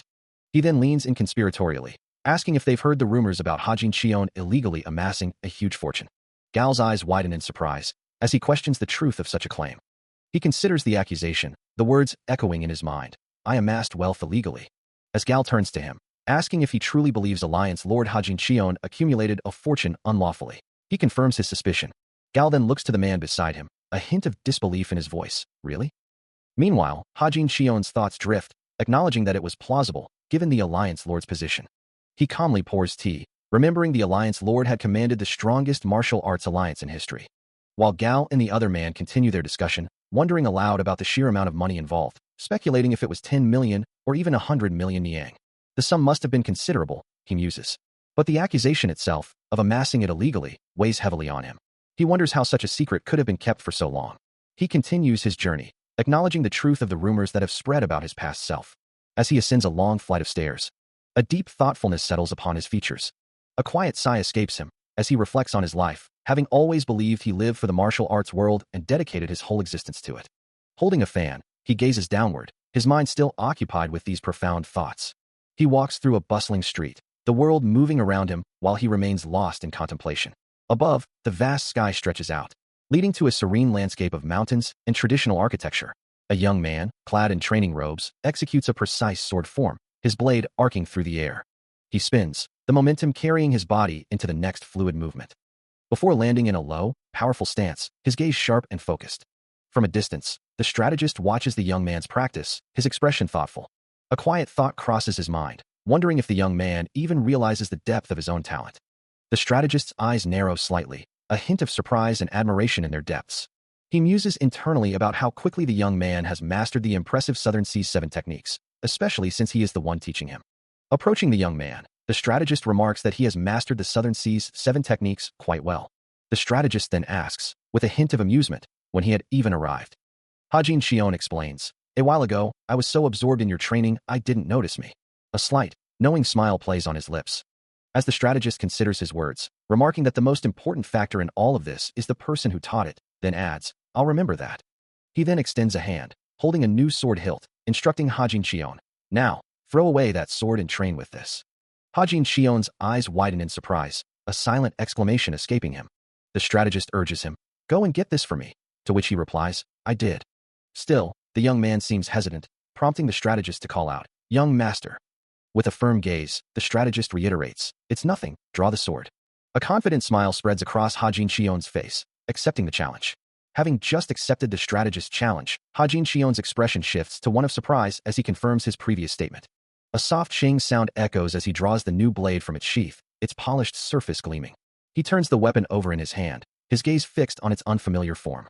A thought escapes him, remarking on how profoundly different it feels from his old sword, wondering if the change is simply because it was a gift from the strategist. The strategist, however, dismisses the notion, suggesting the feeling isn't due to his generosity, even if he himself were to wield it. A slight smile plays on his lips as he adds that Hajin Shion only feels this way because he's never truly held a proper blade before. Hajin Shion's eyes widen slightly, a flicker of renewed surprise crossing his face. Observing his reaction, the strategist's expression softens with concern, asking what troubles him. He steps closer to the young master, inquiring if he is truly all right. A young man, his face etched with fear, demands to know what the protagonist wants as he stands barely an inch away from him. He recalls a time when people only acted when faced with a life-or-death situation. With a knowing wink, the protagonist retorts that if such a situation were true, his will would surely state that the young man would be buried alongside him. A startled gasp escapes the young man, who then dashes away in a blur of motion. The protagonist's thoughts drift to his past, remembering how few could meet his gaze when speaking to him, and how everyone was once afraid of him. He pictures himself on a grand throne, surrounded by a multitude of people. A faint smile touches his lips as he concludes that this past power and fear brought him happiness. In the past, an elder figure held immense authority. He had always taken his immense power as a sign of his own strength, and a deep source of pride. His pride had been reflected in the countless faces looking up to him. But now, looking out over the rain-swept city, Hajin Xion realized he no longer had to live that way. He wondered how much better things might have been if only he had been a little more like them. A memory surfaced of a younger self, sword in hand, and a gentle smile now touched his lips as he recalled the past. In that memory, his younger self promised a smiling disciple, "I'll be able to finish your training." Within the serene confines of a traditional estate, a quiet conversation unfolds. A voice inquires about the well-being of another. As Gao, with a thoughtful expression, awaits a response. Hajin Xion, facing him, confirms his good health, returning the question. Gao then reveals he was about to depart after meeting with Hajin Xion's father, expressing genuine relief that the awkwardness between them has finally dissipated, making their interactions easier. He acknowledges that Hajin Xion had once strayed from his path, but believes that such missteps can be beneficial, provided they are not prolonged. With a knowing look, Gao dismisses it as a mere phase, suggesting it can ultimately help one discover their true aspirations for the future. Still reflecting on their past interactions, the strategist admits his gratitude, acknowledging that he, a foolish person, was told such important things. He muses that this wisdom no doubt stemmed from his father's friendship with Hajin Xion, a bond he envied. His thoughts drift to a time when he saw someone he wished not to in his father's place. A memory of Hajin Xion standing alone amidst ruins. Returning to the present, he offers a stern piece of advice. If one is wandering aimlessly, without a clear purpose, they should not allow themselves to become truly lost. He presses the point, asking if Hajin Xion knows the proverb. Sure, he must have heard it at least once, urging him to come now. Hajin Xion, listening intently, agrees with the sentiment. He then adds his own strong opinion, declaring that people should at least have the freedom to choose who they want to marry. His words clearly catch the strategist off guard, leaving him wide-eyed and speechless. He hears the supreme strategist's words. Even so, I wanted to hop on you. As Gao, flanked by his attendants, turns fully to face him, he repeats the phrase. Hajin Xion bows low, a gesture of deference. Looking up, a flicker of surprise crosses his face. The strategist's voice continues. You could have just said you'll do your best and moved on. Hajin Xion's expression hardens with indignation, questioning, why did you have to be so impolite? He then kneels before the seated Gao, awaiting his next command. His voice rings out with conviction. Do you even have to ask? A fierce, unwavering resolve burns in his eyes. Supreme Strategist Gao continues his earnest plea, reminding Hajin Xion that he has told him many times before how pretty she is. And frankly, it's not just her looks. She comes from a good family, possesses intelligence, and is a woman of integrity, making her an ideal future partner. He concludes, stating that Hajin Xion must have saved the martial arts world in his past life to be so fortunate. Hajin Xion, however, silently dismisses the thought, believing Gao is the only one who truly thinks that way. Noticing the subtle shift in his expression, Gao questions the look on his face, perceiving a lack of logic in his reaction. Hajin Xion meets his gaze, stating plainly that they do not love each other. A moment of silence hangs in the air as Gao processes the blunt declaration. Before Hajin Xion challenges him directly, asking if he is wrong. Yes, I was, he affirms, his gaze steady. Supreme Strategist Gao, observing him closely, asks why he looks at him in such a way. Because you've truly grown, Gao replies, a hint of pride in his voice. Hajin Xion's eyes widen slightly, taking in the unexpected compliment. A soft smile touches his lips as he acknowledges, that was really mature of you. Gao stands over him, the conversation having shifted to a more personal note. Then, as if remembering something important, Gao adds, oh right, your father wishes to speak to you. The scene shifts to a quiet exterior, tiled roofs stretching under the sky. Hajin Xion stands before a closed door, asking, you wanted to see me? He confirms his presence, a slight smile playing on his lips.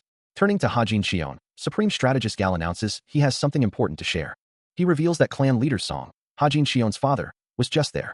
Hajin Xion, recalling his own earlier conversation with his father, inquires about the topic of their discussion, specifically if it concerned him. Gao confirms it was indeed about him, his expression serious. Hajin Xion presses for details, asking what news Gao has to impart. Gao shares the news. The Shandong Consortium, a powerful force in Jinan, is seeking to unite several clans to form a new Shandong Union. Hajin Xion's face hardened slightly, processing the implications of this development. Gao watches him, his own expression reflecting the gravity of the situation. He listens intently as Supreme Strategist Gao relays the news of his father's visit and the Shandong Consortium's ambitious plan to unite the clans of Jinan into a new union. This move, Gao explains, is a bold action taken even before a new alliance lord can be chosen. A flicker of concern crosses his younger face. As the elderly Hajin Xion recalls a time when he, too, had to prevent chaos by uniting various sects from hunting. Gao continues, noting the martial arts world is still reeling from the news of his father's death, and this new development is happening much faster than anticipated. The strategist then reveals the Shandong Consortium's true intention, to raise the clan leader Song to lead this new union. The elder's expression hardens, as Gao asks if he intends to support his father's ambition to become the leader of the union. The younger Hajin Xion's gaze remains fixed, contemplating the weight of the decision before him. He stands resolute, declaring that he will see this through, no matter the obstacles. His thoughts drift, considering the implications of the proposal, realizing he must weigh it carefully. The young man confirms the Shandong Consortium's intentions, explaining they are attempting to exploit his father for their own gain, and plan to install him as the leader of their new union. Hajin Xion offers a quiet thanks, the information settling heavily upon him. In a memory, the Supreme Strategist Gao dismisses his gratitude, stating it is knowledge he should possess, as the elderly Hajin Xion listens intently. The elder's expression hardens, a flicker of deep emotion crossing his face. Gao then announces his departure, leaving Hajin Xion to his thoughts. Alone, the elderly master feels his blood begin to boil, fueled by the disrespect shown towards his family. He recalls having to suppress his anger for his parents' sake at first, but now, that powerful emotion grows ever stronger within him. Hajin Xion, his back to the viewer, gazes out at the vast, open sky, a thoughtful expression on his face as he considers the manna of his true parents. He feels certain his little mother will understand, knowing he will take care of them in a way he couldn't with her. The sky stretches endlessly, overlooking a grand, traditional complex nestled amidst towering mountains, where a younger Hajin Xion's eyes hold a quiet intensity, mirroring the focused gaze of a woman standing before him. She faces him, her magenta robes a vibrant contrast to his darker attire. And though she doesn't expect his help, she wouldn't mind if he could do her a favor. Hajin Xion confirms, his voice steady. Yes, I was. She then clarifies her request. Yes, I want you to persuade your father so that mine refuses the Shandong Consortium's proposal. Her expression remains serious, awaiting his reaction. Hajin Xion's gaze sharpens, processing the weight of her words. He questions her assumption. So you believe my father will refuse the Shandong Consortium simply because I ask? She hesitates, admitting, I honestly don't know. Her eyes cast downward, a flicker of uncertainty crossing her face. Hajin Xion watches her, a thoughtful expression settling on his features. He acknowledges her predicament. I see what you're saying. Before pressing further, why do you want to prevent this? She explains that she doesn't believe forming a union with the Shandong Consortium is fitting for his father, then asks if he might be underestimating him. Hajin Xion responds, stating he'd rather underestimate than overestimate and cause problems. Her expression shifts, listening intently as he continues his argument. Overestimating oneself, he warns, can lead to being swept away by change. The woman counters, admitting that's exactly what she's worried about, believing it would be a bad idea to lead a union during a time of war, as it would only make him more powerful. The unnamed woman presses her point, her expression serious as she asks for clarification. Hajin Xion, listening intently, repeats her question, seeking to understand the depth of her concern. Her brow furrows slightly, a hint of frustration or worry crossing her features. He continues, challenging her premise, reminding her of his father's success in securing peace. But she counters, her words painting a different picture of the past, suggesting that while peace was achieved, other dangers were allowed to grow in the shadows. She continues, asserting that they are not mere prey, but predators, saying, we're wolves or tigers, not rabbits or deer. Her eyes glowing with an intense yellow light, she explains that behind the Alliance Lord's back, everyone harbored their true, hidden intentions. Hajin Xion looks into a dark, caged space. As the woman's words echo, describing how these ambitions remained suppressed, knowing they would be crushed if they dared to reveal themselves. A snarling wolf, bound by heavy chains, appears in his mind, its yellow eyes burning as it asks, don't you think we were all? The wolf's fangs are bared, the chains tightening around it. Waiting for the Alliance Lord to die? The heavy chains shatter into countless fragments, and Hajin Xion's eyes widen in a sudden, stark realization. The truth hitting him with explosive force, they were. The full weight of the unnamed woman's words settles upon him, a chilling realization that many had been waiting for him to die. The clear blue sky stretches overhead. Before the view descends to reveal the intricate rooftops of a grand, traditional structure. Inside, a young man strains, pulling with all his might. Perhaps, he muses, because of what happened back then. Yet, despite everything, he had a dream for the first time in a long while. In this dream, he found himself transported to the very heart of the Martial Alliance's headquarters. There, Hajin Xion sat at the head of a long table, surrounded by numerous martial artists. His gaze was stern, commanding respect from all present. As the other elders listened intently, their faces etched with gravity. The young man's thoughts drift back to the dream, to the faces he saw, wondering if they were all there. Waiting for him to die, his mind flashing to the stern gaze of Hajin Xion. And if so? He ponders, was he assassinated? Later, a tranquil landscape unfolds, serene mountains rising above a placid lake. You didn't tell your father? A voice asks. To which the young man replies, no, I didn't. A young woman stands in contemplation, her thoughts heavy. Sorry, Gao, she murmurs, her expression filled with regret. I shouldn't have said that in the first place. The strategist, his face serious, replies, I think it's the wrong approach. Her eyes widen slightly as she asks, what? He explains, but if I carefully hid my future from grandfather, wouldn't my father abandon me? But would that not leave him with even more regrets? The strategist counters, his gaze unwavering. The young woman looks down, her brow furrowed in concern. He continues, not only that, it would strain the relationship between our fathers. I doubt that's the outcome you're looking for, the strategist states, his tone resolute. The unnamed woman acknowledges the difficulty of their task, admitting that she doesn't know how to make the grandfather realize the truth.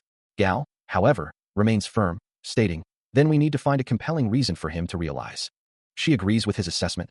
That's the goal, but how do we do that? He then asks her directly, did you look?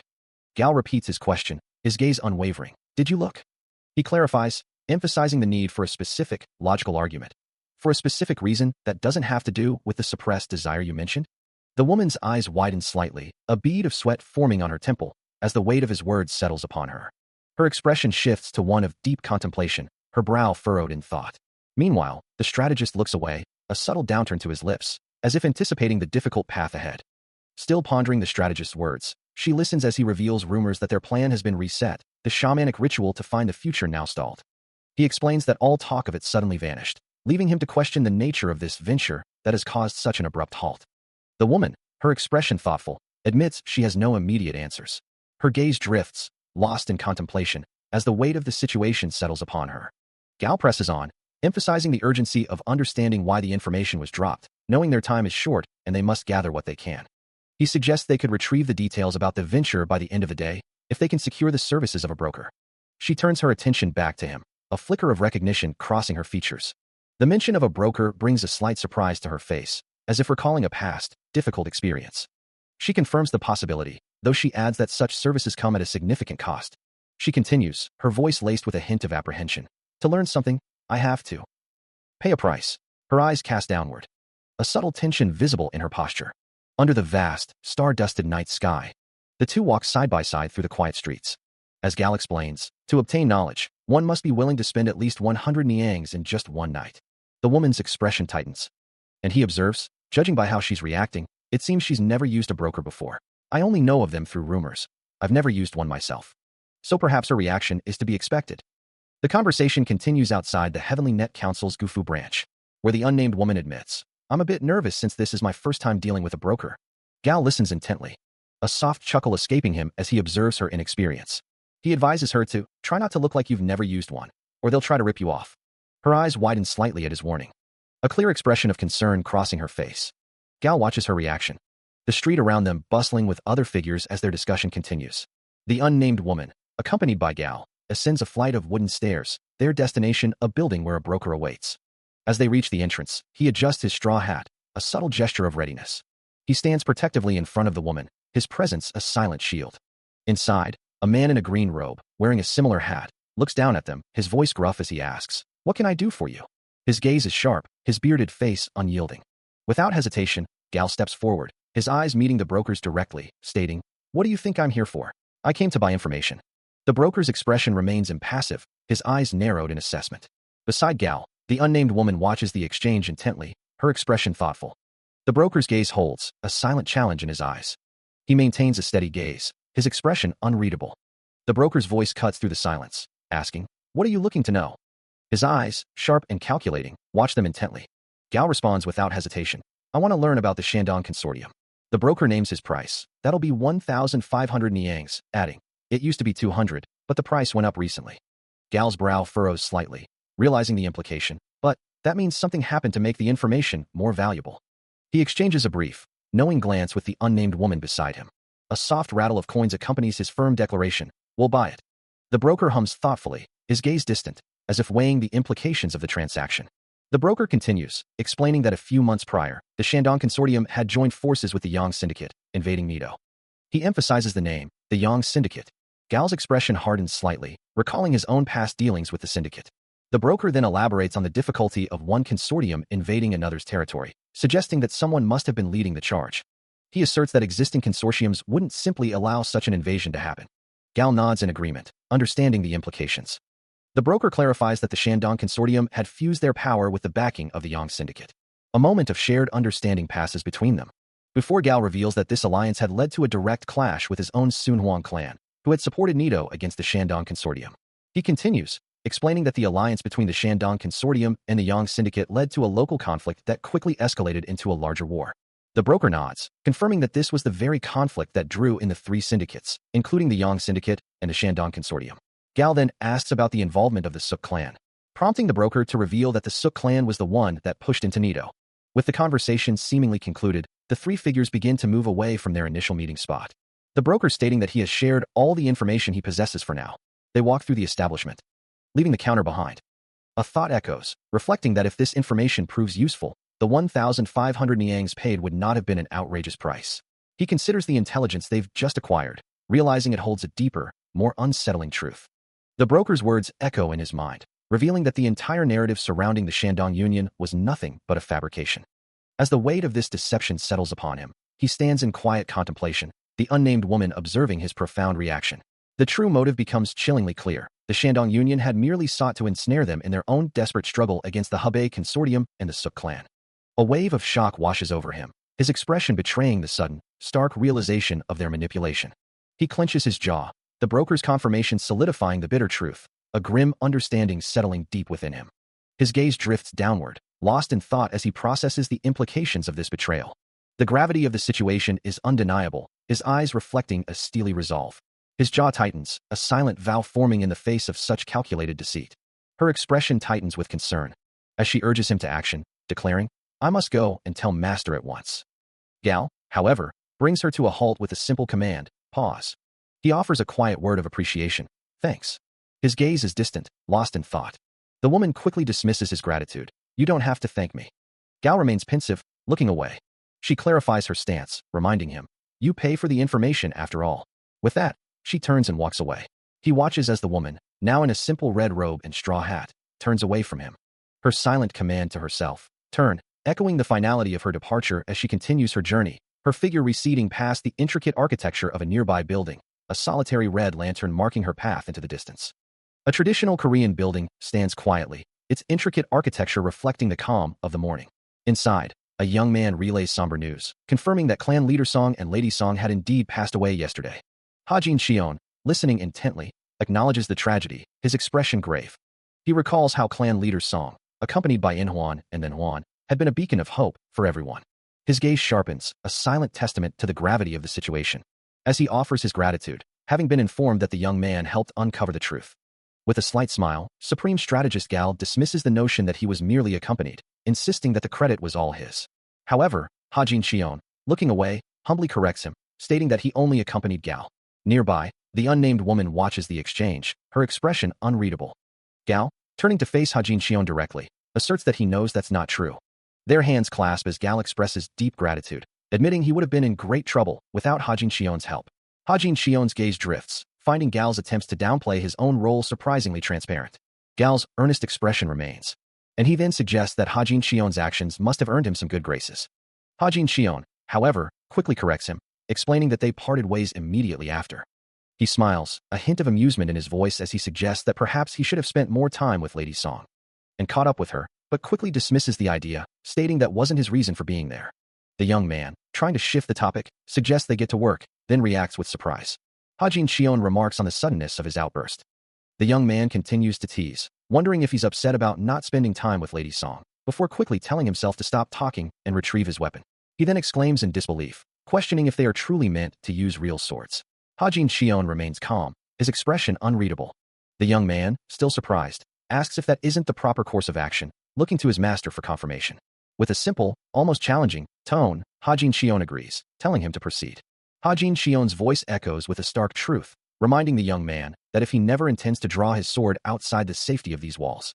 A single tear begins to form in the corner of his eye as the weight of the words settles upon him. His eyes widen in a mixture of shock and dawning realization. The vast, empty training ground stretches out before them, making their figures seem small and insignificant against the stark white expanse. His hand trembles as he grips the hilt of his sword, a profound shift occurring within him. A bead of sweat rolls down his temple, but his gaze hardens with a newfound resolve, acknowledging the terrifying truth of his master's lesson. Hajin Shion explains that it's only natural to feel fear when facing an opponent. But ultimately, one cannot allow themselves to tremble simply out of fear. The young man's jaw tightens, his apprehension clear. Though the exact thoughts of Guangdu remain unknown, his comments always contain profound insights into martial arts. With a swift, fluid motion, Hajin Shion demonstrates a technique, his blade cutting through the air. The young man hesitates, admitting, "No, I'm scared that I might injure you." A soft chuckle escapes Hajin Shion as he challenges his disciple directly, declaring, "Attack me. I'm your enemy." He grips his sword, a surge of resolve hardening his expression as he confirms his readiness. With a determined gaze, the young man prepares to unleash his full power. Across from him, Hajin Shion stands calmly, his own blade held loosely, awaiting the strike. Then, with explosive force, the young man launches himself forward, a blur of motion. He closes the distance in an instant, his speed leaving only a faint trail. Steel meets steel with a deafening clang, the impact reverberating through the air. The young man recoils violently, his body thrown back by the sheer force of the counter. A sharp throb of pain shoots through him, his face contorting in a grimace. His eyes narrow with fierce resolve, the young man ready to give his all, as the master's words echo in his mind. Hajin Shion, calm and collected, simply instructs him to keep his eyes open and give it everything he has. With a swift motion, the young man's blade cuts through the air. He lunges forward. But Hajin Shion's counter is instantaneous, their blades meeting with a sharp clang, sending a shockwave through the training ground. The force of the parry jars the young man's hand, his grip momentarily failing. He stumbles backward, the impact pushing him off balance. Before he can recover, Hajin Shion closes the distance, his blade flashing to a halt just inches from the young man's throat, declaring the match over. Defeated and surprised, the young man can only stare, his own sword clattering to the ground. He lunges forward, his blade arcing down with a determined clang. But with a swift shing and a resounding clang, Hajin Shion effortlessly parries the strike, deflecting the attack with practiced ease. His voice cuts through the air, advising the young man to keep his eyes open and pay attention to his stance. The young man, still holding his sword, acknowledges the instruction, a quiet "understood" escaping his lips. Another clash of steel rings out, as their blades meet once more in a flurry of motion. Yet, with a blur of movement, Hajin Shion disarms him, sending the young man's sword spinning away. The weapon clatters loudly to the ground, leaving its owner defenseless. A grimace of effort and frustration crosses the young man's face, his brow furrowed in defeat. Then, with a silent whoosh and a piercing gaze, Hajin Shion's blade rests at his throat, bringing the spar to an undeniable end. His hand trembles, and his eyes widen in terror, a gasp escaping him as he whispers, "Oh my God!" Just as the strategist moves with a blur of motion, a cloud of dust rising around him. A sharp whoosh of air accompanies the strategist's movement, making the young man flinch. A bead of sweat drips from his nose, as he stares, utterly overwhelmed. The strategist's gaze is intense as he addresses the young man. "I want you to remember this moment." His voice carries the weight of experience, explaining, "This is what it's like to be in an actual fight." The young man, still reeling, can only manage, "Yes, young master." He looks up, his expression a mix of fear and dawning comprehension. As with a soft swish of his robes, the strategist turns away. His form recedes, the fabric flowing around him as he departs.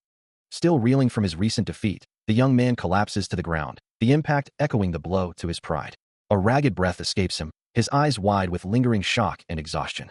Another gasp for air, as he struggles to compose himself.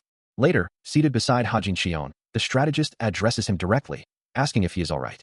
The strategist's voice is calm, almost gentle, as he advises against pushing too hard, suggesting there's no need to continue if fear holds him back.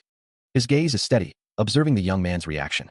The young man's face is etched with a mix of pain and resolve, his brow furrowed. As the strategist respectfully addresses Hajin Shion, the young man declares his unwavering will to continue, to push as far as he possibly can. The strategist listens, his expression thoughtful as he considers the young man's determination. He admits that while he was truly scared earlier, he also found a strange happiness in the fight. As he continues to reflect on his martial arts training, he clarifies, "Happy because I was fighting." A thoughtful expression crosses his face. Hajin Shion encourages him to keep pushing himself, and the young man vows he will, pleading with his master not to give up on him. Hajin Shion simply replies that they will see how it goes.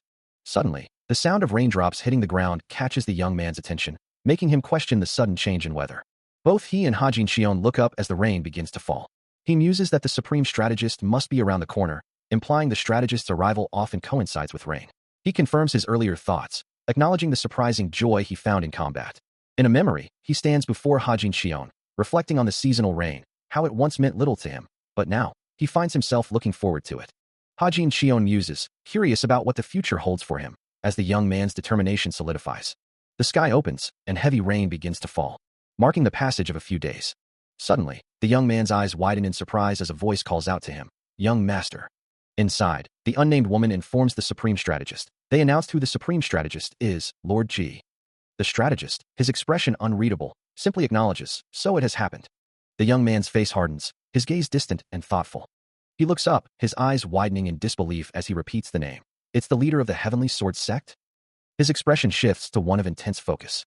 As the supreme strategist confirms, as in Bongsi Ma, the strategist continues, explaining, "Bongsi Ma is the leader of the Heavenly Sword sect, the organization I name-dropped when I introduced myself as Yansheng Ma." Holding a stack of scrolls, he adds with a dismissive tone, "It'd be one thing if he was just a man of talent, but he's also a man of words. He's a man of words." His voice carries a clear disdain. "I've never even considered him as a viable candidate for the position." A deep frown creases his brow, as he declares with finality, "I don't believe a man like that is my successor." The young man listens intently, his expression now thoughtful and serious. He questions the statement, wondering if he simply misheard. But the response is firm, "No, that's what everyone is saying." The supreme strategist stands over Hajin Xion, his expression unyielding. Sighing Ball, the supreme strategist, had never considered Bongsi Ma a suitable choice. And he has no doubt that his opinion remains unchanged. The young man's eyes widen slightly as he processes this, a single word escaping his lips, "So." His hand clenches into a tight fist, a realization dawning on him that something must be terribly wrong. His gaze hardens, a deep concern etched across his face. High above a sprawling city, nestled amidst towering mountains, ornate rooftops and grand structures stretch across the landscape, hinting at a rich history. Below, the city's main gate, marked Wuhan, bustles with the quiet movement of countless figures. Inside a grand hall, a gathering of people in traditional attire sits in quiet anticipation, their faces obscured by distance. Among them, Hajin Xion sits calmly, his long dark hair tied back, as he sips from a delicate cup. His gaze is distant, lost in thought, a subtle frown creasing his brow. Beside him, Supreme Strategist Gao leans forward, his voice a low murmur, asking if he'd heard that the new alliance leader had been found, and that he was from the Shadow Palace, one of the 5 great families. Hajin Xion's expression remains thoughtful as he considers the news, reflecting that the previous alliance leader had been a credit for what sect leader Ma had accomplished.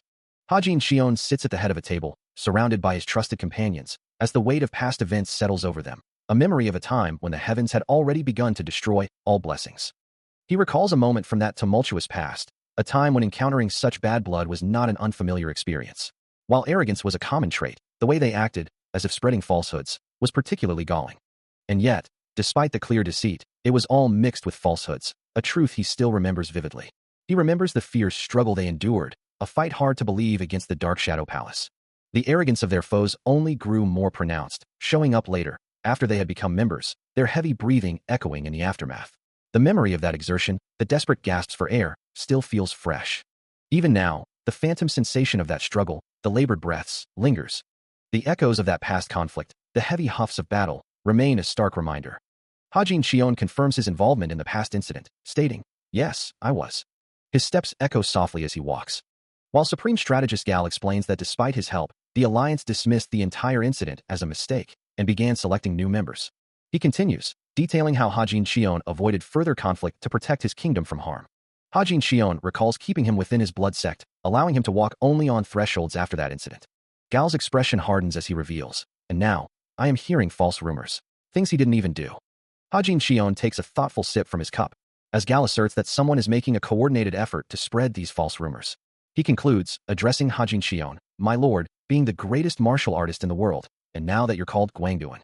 Supreme Strategist Gao, standing beside Hajin Xion, reflects on the true nature of influence, believing that the greatest martial artist is ultimately the one most adept at politics, and that what truly rules the Murim world is raw power. Hajin Xion listens, his expression unreadable.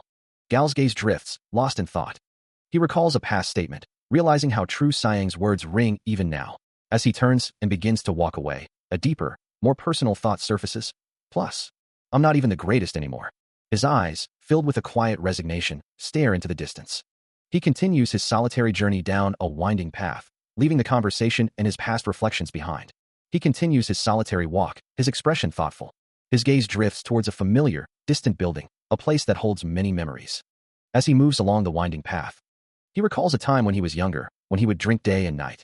Yet now, his feet seem to carry him here on their own. Even though he never truly enjoyed the taste of alcohol, especially on nights when the other man would accompany him. He remembers offering a drink to Hajin Shion, who adamantly refused, even when he insisted on just one. For Hajin Shion was a man who simply did not drink. Still lost in thought, the strategist reflects on the past, remembering how truly lovely he was. The scene shifts to a memory, where a younger Hajin Shion, wearing a straw hat, stands patiently. A soft creak echoes as a door slowly opens, revealing his expectant eyes. With a warm smile, Hajin Shion steps forward, offering a heartfelt welcome. Back in the present, Gao's eye widens in a sudden jolt of recognition and surprise. A name escaping his lips in disbelief. Pyo? The memory continues, showing the man Hajin Shion welcomed, an older figure with a distinguished beard. While Hajin Shion himself seems taken aback, thinking, but then, the owner has changed. The man, Pyo, offers a knowing smile, confirming, that's correct. Pyo's voice carries a hint of pride, explaining that he has recently taken ownership, and today marks the grand reopening of his establishment. Hajin Shion looks up, a flicker of surprise crossing his face as Pyo adds that he is his very first customer. He remains silent for a moment, contemplating the words. Pyo stands before him, awaiting a response. With a polite bow, Pyo invites him to sit anywhere he pleases, to which Hajin Shion simply replies, oh, okay. He moves towards a circular window, taking in the view. Pyo, now seated at a table, asks if this is his favorite spot, prompting Hajin Shion to declare that he will sit there.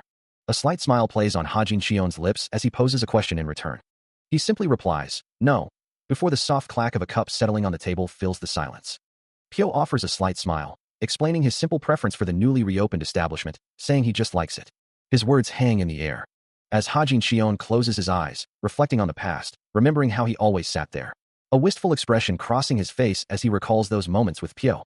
Later, Pyo stands alone, gazing out a window, a heavy decision weighing on him. He wants to tell him his decision right now, but the thought of the consequences makes him hesitate, knowing Pyo would never forgive him anymore. Meanwhile, Hajin Shion closes his eyes, a somber realization settling over him. Hajin Shion is already dead. As he holds the delicate cup, a profound sense of loss washes over him, a feeling that has touched both his life and his own. He takes a slow sip. The name, Byok Non, escaping his lips as a single tear traces a path down his cheek, a silent testament to his inner turmoil. A sudden warmth spreads through him, a comforting thought that this place is cozy, but his expression shifts to one of startled surprise. His eyes widen, a mixture of shock and perhaps a hint of fear crossing his face. An older, distinguished man with a neatly tied beard observes him, his gaze steady.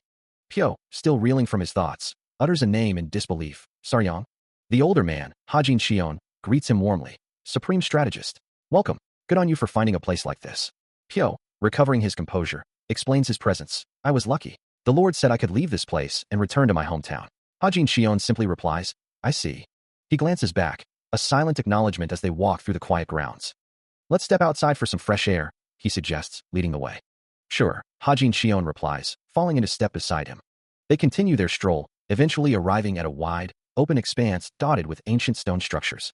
Standing at the edge, they gaze out over the desolate landscape. This is the place he used to frequent, isn't it? Pyo asks, his voice tinged with a hint of melancholy. Hajin Shion listens intently, his expression thoughtful. So you knew, he states, a quiet understanding in his tone, as Pyo adds. He said he was going to a place he used to frequent. He said we should come here together when I was young. Pyo continues, his voice trailing off. I don't know why he never made the time. Pyo, his expression somber, confirms his past actions. A soft sound of a cup being squeezed echoes in the quiet, as Yangcheng Ma, his gaze distant, admits his own regret. The two men, along with Hajin Shion, stand amidst a desolate, rocky landscape, the weight of their conversation hanging heavy in the air, as Pyo challenges Yangcheng Ma, questioning his loyalty to the new alliance. Yangcheng Ma, his voice filled with a quiet conviction, explains his stance, stating that he doesn't believe the new alliance has someone truly worth protecting. Pyo's expression softens, a hint of sorrow in his eyes, as he offers an apology, saying, No, I'm the one who's sorry. Yangcheng Ma, looking at him with understanding, reassures him that he did all he could. With the Moonlight Unit and the Iron Cavalry betraying him, there was simply no way to prevent it. A wave of shock washes over Pyo. As he questions, the Moonlight Unit and the Iron Cavalry betrayed him. The other man confirms, stating he wouldn't have believed it himself, had the news not come directly from Pyo. Pyo stares down at his hands, the weight of the revelation settling heavily upon him. Still struggling to comprehend, I can't believe those two betrayed him. His companion, however, offers a different perspective, clarifying that strictly speaking, it wasn't a betrayal. He explains that they remained loyal until the Alliance Lord passed away. But Pyo vehemently disagrees, insisting, no, this is a betrayal. Pyo's expression tightens, his thoughts swirling with the implications of the past. He considers the betrayal, the act of turning their backs on someone they valued just because he died, a clear abandonment of Saryang. Yang Chengma, however, continues his explanation, insisting they certainly shouldn't have abandoned someone like Bong Si-ma to take the place of the Alliance Lord. Then, looking at Pyo, he asks what he intends to do now. Pyo replies that he's sure they want him to disappear, but he's thinking of staying a bit longer. Yang Chengma then asks if he will be all right. Still, Pyo is interested in seeing it as far as he can. His gaze sharpens, a silent determination settling over him. He then asks, his voice laced with curiosity, why the other man chose to leave the Alliance. Because it's his home, Yang Chengma replies, his expression thoughtful. As his long, dark hair cascades around his shoulders. Hajin Xion stands framed in a doorway, his face partially obscured by the wide brim of his straw hat. His gaze drops, a heavy sigh escaping him as he reflects on his recent failure. He had returned home, utterly powerless to change anything, knowing that chasing answers while emotional would only achieve nothing. Behind him, Yang Chengma watches his departure, a silent observer in the desaturated landscape. As Hajin Xion walks away, Yang Chengma calls out, welcome back. How did it go? The elder's brow furrows with concern, noting the young man's troubled demeanor. You look upset. Hajin Xion pauses, his voice heavy with resignation. No, it didn't go well. Hajin Xion confirms his recent endeavor was indeed a failure. Yang Chengma observes him, noting that he finally seems a little more normal, to which Hajin Xion responds with a questioning, what? Yang Chengma then reveals he never told anyone, but Hajin Xion's previous state honestly made him look terrifying. He advises Hajin Xion to train hard, so that he can handle his emotions better in the future. Yang Chengma then offers to have dinner prepared for the young master, something he likes, and Hajin Xion agrees, finding the idea appealing. Elsewhere, or perhaps in a different time, Supreme Strategist Gao declares his decision to stop interfering with anything happening with the Alliance. Standing beside an older Hajin Xion, he adds that he won't drill on Siang Pyo. He stares down, his expression resolute, no longer burdened by the thought of his own demise. After all, worrying about such things would change nothing. Seated before two attentive figures, Hajin Xion considers his path forward. His true priority now must be the growth of the Byoxord clan. He knows there's a crucial task ahead, something he must accomplish to strengthen his clan and protect himself. As he walks away from the meeting, his thoughts turn to the future. He is certain a storm is coming. His gaze sharpens with grim determination. The next day dawns, bringing with it new challenges. The morning sun casts long shadows across the intricate roof of a grand, traditional building. Inside, the young lord sits at the head of a polished table, listening intently as his strategist, Gao, outlines the current state of affairs. Gao continues, asking if he truly understands the weight of leading and developing a company. Hajin Xion's gaze remains steady, his expression thoughtful as he processes the information. He then speaks, explaining that the clan will provide for them with a place to live and food to eat, and asks if that will be enough. Without hesitation, Gao affirms that it will be more than enough. The strategist then inquires, asking if the young lord has a plan for recruiting members and how he intends to proceed. Hajin Xion's resolve hardens, declaring he will begin with around 20 individuals and gradually increase their numbers. Gao closes his eyes, a silent acknowledgement of the ambitious yet determined path ahead. As the strategist, Gao confirms his understanding, saying, if that's what you want, my lord. Hajin Xion offers a simple, heartfelt, thank you, to both Gao and the attendant present. The attendant, however, still harbors a hint of doubt, asking, you're confident you can manage this? A flicker of resolve crosses Hajin Xion's face as he silently recalls, my parents, trust me. Then, with unwavering conviction, he voices his answer, yes.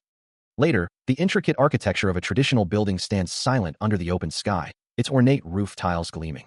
Hajin Xion now stands alone outside, his figure a solitary silhouette against the grand entrance, lost in thought or preparing for the challenges ahead.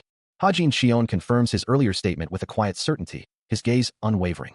Yang Chengma, standing before him, questions his future, asking if he will be the successor, but Hajin Xion's response is a firm, unequivocal denial. The unexpected rejection visibly stuns Yang Chengma, his eyes widening in disbelief. With his eyes closed, as if contemplating a grander design, Hajin Xion reveals he has other, more significant plans for him. His voice carries an undeniable authority, declaring that Yang Chengma is simply not ready yet. A bead of sweat trickles down Yang Chengma's temple, his expression a mix of shock and growing apprehension. As they walk away from the traditional building, the conversation concludes with Hajin Xion's cryptic promise, a simple, we'll see hanging in the air. His eyes remain closed, a thoughtful, almost calculating expression settling on his face, as if already envisioning the path ahead. He continues, explaining his grand vision. My plan is to make the Biak clan into the strongest martial clan in all of Zhongyuan. The sheer audacity of the statement hangs in the air, as he reiterates his intent to forge a clan so powerful, no one would dare attack them. The words echo, leaving his listener stunned. A resolute expression settles on his face, while the other man's eyes widen in disbelief. As the Alliance Lord declares, "This is what I've decided." He then adds, almost as an afterthought, "I may be saying this to Guangdu." His gaze sharpens, but it's also a message to the whole of Zhongyuan. Yang Chengma, still processing the immense implications, can only ask, "Why are you looking at me when you say that, my lord?" "No," Gao responds, his voice firm. "I know you'll make that dream a reality." He looks intently, adding, "I'll do everything I can to support you." A slight smile plays on his lips, acknowledging the thought that others might deem such ambition unrealistic. But his conviction remains unshaken. Meanwhile, the grand halls of the Biak clan begin to stir, with numerous figures gathering, filling the courtyards and chambers, as if drawn by the very weight of the declaration. "Thanks," Yang Chengma states, his tone resolute. "I'll spread positive rumors about the Biak clan." He stands before Hajin Xion, a silent vow passing between them. One by one, aspiring members of the Biak clan stepped forward, each demonstrating their prowess and presenting their credentials. Their movements were sharp, their forms practiced, as they engaged in mock combat, vying for a place within the burgeoning ranks. Yet, the selection process was rigorous, and Hajin Xion's standards were exacting. He had already rejected 40 individuals who displayed even a hint of dishonesty. His gaze was keen, his judgment precise, as he personally interviewed each remaining candidate, delving deeper than mere skill. He sought their true intentions, often posing the direct question, "Why do you wish to join the Biak clan?" One candidate's scroll boldly declared, "I want to become a famous martial artist." His expression remained unreadable, absorbing every answer, every nuance. He meticulously reviewed all kinds of reports, cross-referencing their words with their histories. From a quiet vantage point, another observed the process, reflecting on the diverse motivations of those seeking entry. Some were genuinely honest, seeking only financial stability, while others harbored resentment, speaking ill of the clan leader's father. Hajin Xion dismisses the whispers and gossip, declaring he doesn't think much of their words. Standing before the assembled recruits, with Supreme Strategist Gao and Yang Chengma observing behind him, he states that he chose those present and cares little for how they might try to impress him. He knows they've heard various rumors about him, but he has only one thing to say, commanding them to forget everything they've heard. Instead, he challenges them to judge him based solely on their personal experience. A resounding chorus of "Yes, sir," echoes from the assembled recruits, as he reminds them of his past, when he once commanded the largest number of people in the entire martial arts world. His gaze sharpening to reinforce the weight of his declaration. He looks out at the assembled recruits, a quiet contemplation settling over his features. Among them, two young women whisper, their surprise evident as they acknowledge that this is the man who once commanded martial artists of their caliber. From the side, Supreme Strategist Gao and Yang Chengma observe the scene, their expressions unreadable as the new recruits murmur amongst themselves. Hajin Xion's gaze drifts, his thoughts turning inward as he wonders if he truly possesses the ability to lead them, doubting he'll ever forget this first meeting with his new charges. Breaking the silence, he announces his intention to appoint a team leader, his voice carrying authority across the training ground. His expression remains firm, a silent challenge to those before him, waiting for a response. A young recruit steps forward, his voice ringing out with conviction, and Hajin Xion notes internally that this is someone he had already been watching. He listens intently as a young recruit introduces himself, stating his name is Li Jinwu, 20 years old, and that he aspires to become a martial artist. The young man's earnestness had immediately caught his attention during the interview, a quality he rarely encountered within the traditional halls of martial arts training. A faint chuckle escapes him as he considers the recruit's ambition. Then he poses a direct question about his confidence in joining the company. Li Jinwu's eyes gleam with unwavering resolve, explaining that he'd heard of the company's reputation and wishes to learn the secrets of its strength, a desire that burns within him. Hajin Xion observes the young man's determined expression, a silent assessment passing between them. The recruit's conviction is palpable, and the decision is made. He stands with a confident, yet respectful, smile. Then, he bows deeply, his hands pressed together in a gesture of earnest commitment, pledging, "You can count on me, sir." Exhaustion weighs heavily on him, his body slumped to the ground as ragged breaths escape his lips. All around him, others share his struggle, their own labored gasps echoing the immense physical toll. Hajin Xion pushes himself up, hunched over, sweat beading on his brow as he fights to regain his breath. His face is a mask of strain, every muscle screaming in protest. His hands tremble visibly, a testament to the sheer effort he's exerting. A quiet sniff escapes him, a small sound of discomfort or perhaps resolve.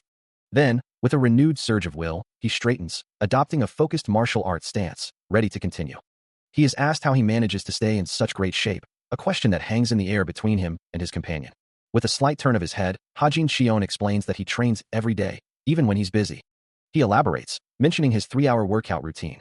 Then, he challenges his companion, asking if they do even more training with the sword company. He continues, his expression serious, emphasizing the necessity of training in the soul of life. His companion, clearly confused, asks for clarification. Hajin Shion clarifies, stating that one must go through a specific process to gain attention. Hajin Shion lets out a soft sigh, a moment of quiet reflection. But his companion presses him, reminding him of his stated ambition to become a successful martial artist. He confirms this without hesitation, his expression firm and resolute. As the companion watches him intently, a flicker of curiosity in his eyes. Hajin Shion's gaze remains steady, as he imparts a profound lesson, explaining that the greater the effort one invests, the greater the reward will ultimately be. His words resonate deeply with the companion, who listens with thoughtful consideration. Then, humbled by the wisdom, bows respectfully, expressing his gratitude for the valuable lesson. As he walks, a thought crosses his mind, a sudden realization that makes him pause. Gao recalls a moment from the past, a conversation he'd had. He looks back, a faint smile playing on his lips. Turning to his companion, Yang Chengma, he remarks, "You never told me anything like that." Yang Chengma, surprised by the comment, responds with a slight chuckle, "I didn't." Gao confirms, "No, you didn't." A playful smirk spreads across Yang Chengma's face as he teases, "Are you jealous?" The memory shifts, showing a younger Gao and Yang Chengma in a training ground, as a young Li Jinwu bows before them, declaring, "A real man who's experienced it all." Back in the present, Gao reassures his friend, "Don't worry." A bright, confident smile lights up Gao's face, his eyes gleaming with determination. Gao dismisses the notion, finding the other man not nearly as amusing as his companion. Yang Chengma, in turn, playfully chides him for being so mean. Gao considers the dynamic, believing that a rivalry with Li Jinwu is precisely what keeps him sharp and on his toes. He muses that such a challenge will only push him to grow even further. A determined expression crosses Li Jinwu's face, his gaze sharp and resolute. The thought echoes, urging him to let that ambition consume him. His eyes burn with an unwavering resolve. A serene sky gives way to the interior of a grand hall, where a voice cuts through the quiet, asking if the sword company is being managed properly. Supreme Strategist Gao continues, hoping money isn't being thrown away on useless things. Hajin Shion listens, a slight smile playing on his lips. Gao's gaze remains steady, awaiting a response. Hajin Shion then admits that taking care of people is harder than it seems, a lesson he's come to learn. His expression is thoughtful, reflecting on the weight of responsibility. Gao watches him, a hint of understanding in his eyes. Clearing his throat, Gao then hears Hajin Shion confirm that he had indeed asked if there was anyone young. He considers the qualities of the person he seeks to recommend, as Gao, seated opposite him, inquires if he is still searching for someone. Without hesitation, Hajin Shion confirms, "Of course." His gaze remains steady, his expression thoughtful. Gao, with a slight smirk, seems to understand the depth of the search. As he makes a small adjustment, perhaps to his robes, Gao dismisses the gravity of the situation with a casual, "Don't mention it." Hajin Shion, however, offers a word of caution, "Remember to be careful with your money." The advice hangs in the air. As Gao's smirk widens, a hint of amusement in his eyes. Outside, the sky is overcast, reflecting the subtle shifts in their conversation. The next day, in the region of Jiaoqing, Hajin Shion and Li Jinwu walk along a winding mountain path. Li Jinwu confesses that he only came along because Hajin Shion asked him to, supposing it was for training, but then asks if his master is worried, adding that he's worried he's about to be tossed out for outliving his usefulness. A quiet sigh escapes Hajin Shion. He lets out a hearty laugh, asking if Li Jinwu is truly worried about such a thing. As Li Jinwu looks down, explaining that he feels useless compared to his master. He laments that the techniques he's learned can't compare to what most martial artists learn. Hajin Shion reacts with a soft, "Ah," as if understanding the younger man's frustration. Li Jinwu concludes that he just doesn't get it, because he hasn't fought anyone else, adding that he's training to become stronger. He can't help but scoff, still processing his own words, as he walks alongside his companion. Their path leads them past towering trees, until they arrive at a traditional building, one that has always been associated with shabby dealings. Hajin Shion, however, dismisses the thought, remarking that the exterior is all that matters. As they approach the entrance, Li Jinwu lets out a small sound of surprise, before calling out to see if anyone is home. The sliding door opens, revealing a surprised, bare-chested man with a wild beard. He stands there, his robe loosely tied, prompting Li Jinwu to quip about the man's unkempt appearance. He addresses the bearded man before them, asking if he is Mr. Gong. The man confirms his identity, stating that while there are no strict formalities, he is indeed of the Gong clan. He then inquires about their purpose, asking what brings them to his humble abode. Li Jinwu replies that they are there about him. The Gong clan member listens intently, his expression thoughtful. After a moment, he extends an invitation, gesturing for them to enter. The three men proceed into the traditional building, the Gong clan member leading the way. They step into a spacious, empty room, its wooden architecture simple yet elegant. Further inside, shelves filled with countless books line the walls, suggesting a place of study and knowledge. The Gong clan member listens intently as Li Jinwu explains, "Why am I now able to hear it?" He then clarifies, "He's my teacher." The Gong clan member then asks about the teacher's well-being. "How is he?" To which Li Jinwu replies, "He's healthy and fine." A smile touches the Gong clan member's lips as he expresses, "I'm glad to hear it," before shifting the conversation. "Anyway, may I ask why you're here?" Li Jinwu introduces himself formally. "I'm Ridden Bayok, the lord of the Bayok clan." He then states his purpose. "I came here because I need to hire a steward." The Gong clan member's eyes widen slightly in surprise. "You want to hire a steward?" Li Jinwu confirms, "Yes, Steward Zhang recommended you to me." The Gong clan member, his back to them, asks if his teacher had mentioned his secluded life in a remote village. As the young man listens intently, the Gong clan member turns his head slightly, confirming that he knew his teacher hadn't, before calmly revealing a darker truth. He has killed someone before. He clarifies, his gaze steady, that it was his employer. The young man, processing this unexpected confession, looks down in thought, while his companion reacts with a startled gasp, muttering about the stubbornness of his friend. The Gong clan member then reassures them, stating that they fortunately have nothing to worry about. His expression remains unreadable, a glint in his eye hinting at deeper complexities. He asserts his strength, his voice cutting through the tension, declaring that he is no mere weakling to be easily dispatched. His gaze remains sharp, reflecting an unwavering resolve. Hajin Xion, the martial god, looks on with a solemn expression, his gaze distant. Meanwhile, the supreme strategist, Gao, stands in quiet contemplation, his brow furrowed with worry. A heavy silence hangs around him, his eyes reflecting a deep concern. He is joined by Li Jinwu, who stands respectfully beside him, both men seemingly lost in thought. Elsewhere, Yang Chengma observes his surroundings with a keen, discerning eye, a subtle tension in his posture. He reflects on the passage of time, acknowledging that it has indeed been a long while. Another voice, calm and measured, confirms, "Indeed." The elder, Hajin Xion, listens intently, while Li Jinwu offers a slight, knowing smile. As the three younger men stand together, the strategist with his back turned, Li Jinwu assures them, "I'll keep that in mind." Hajin Xion then glances towards him, a playful glint in his eye as he suggests, "You should buy me a drink." The younger man's smile widens, his eyes closing in amusement, and he readily agrees, "Of course, we'll make it happen." The elder closes his eyes, a look of quiet satisfaction settling on his face. He confirms his past involvement, stating, "Yes, I was." He then adds, with a knowing look, "Now I know." This gesture is his way of showing gratitude for being hired as a student, a fact that now becomes clear to the others, as Li Jinwu's dark eyes reflect a quiet understanding. Hajin Xion then shifts the topic, inquiring about the current situation.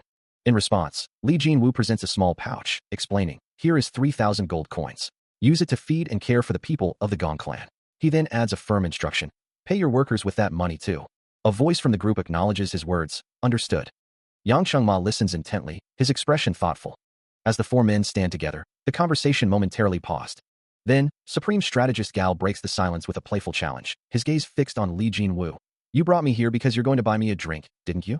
He offers a slight, knowing smile, his expression calm and assured. With a confident nod, Li Jinwu states his gratitude, trusting in their agreement. His gaze remains steady, a quiet determination settling over him.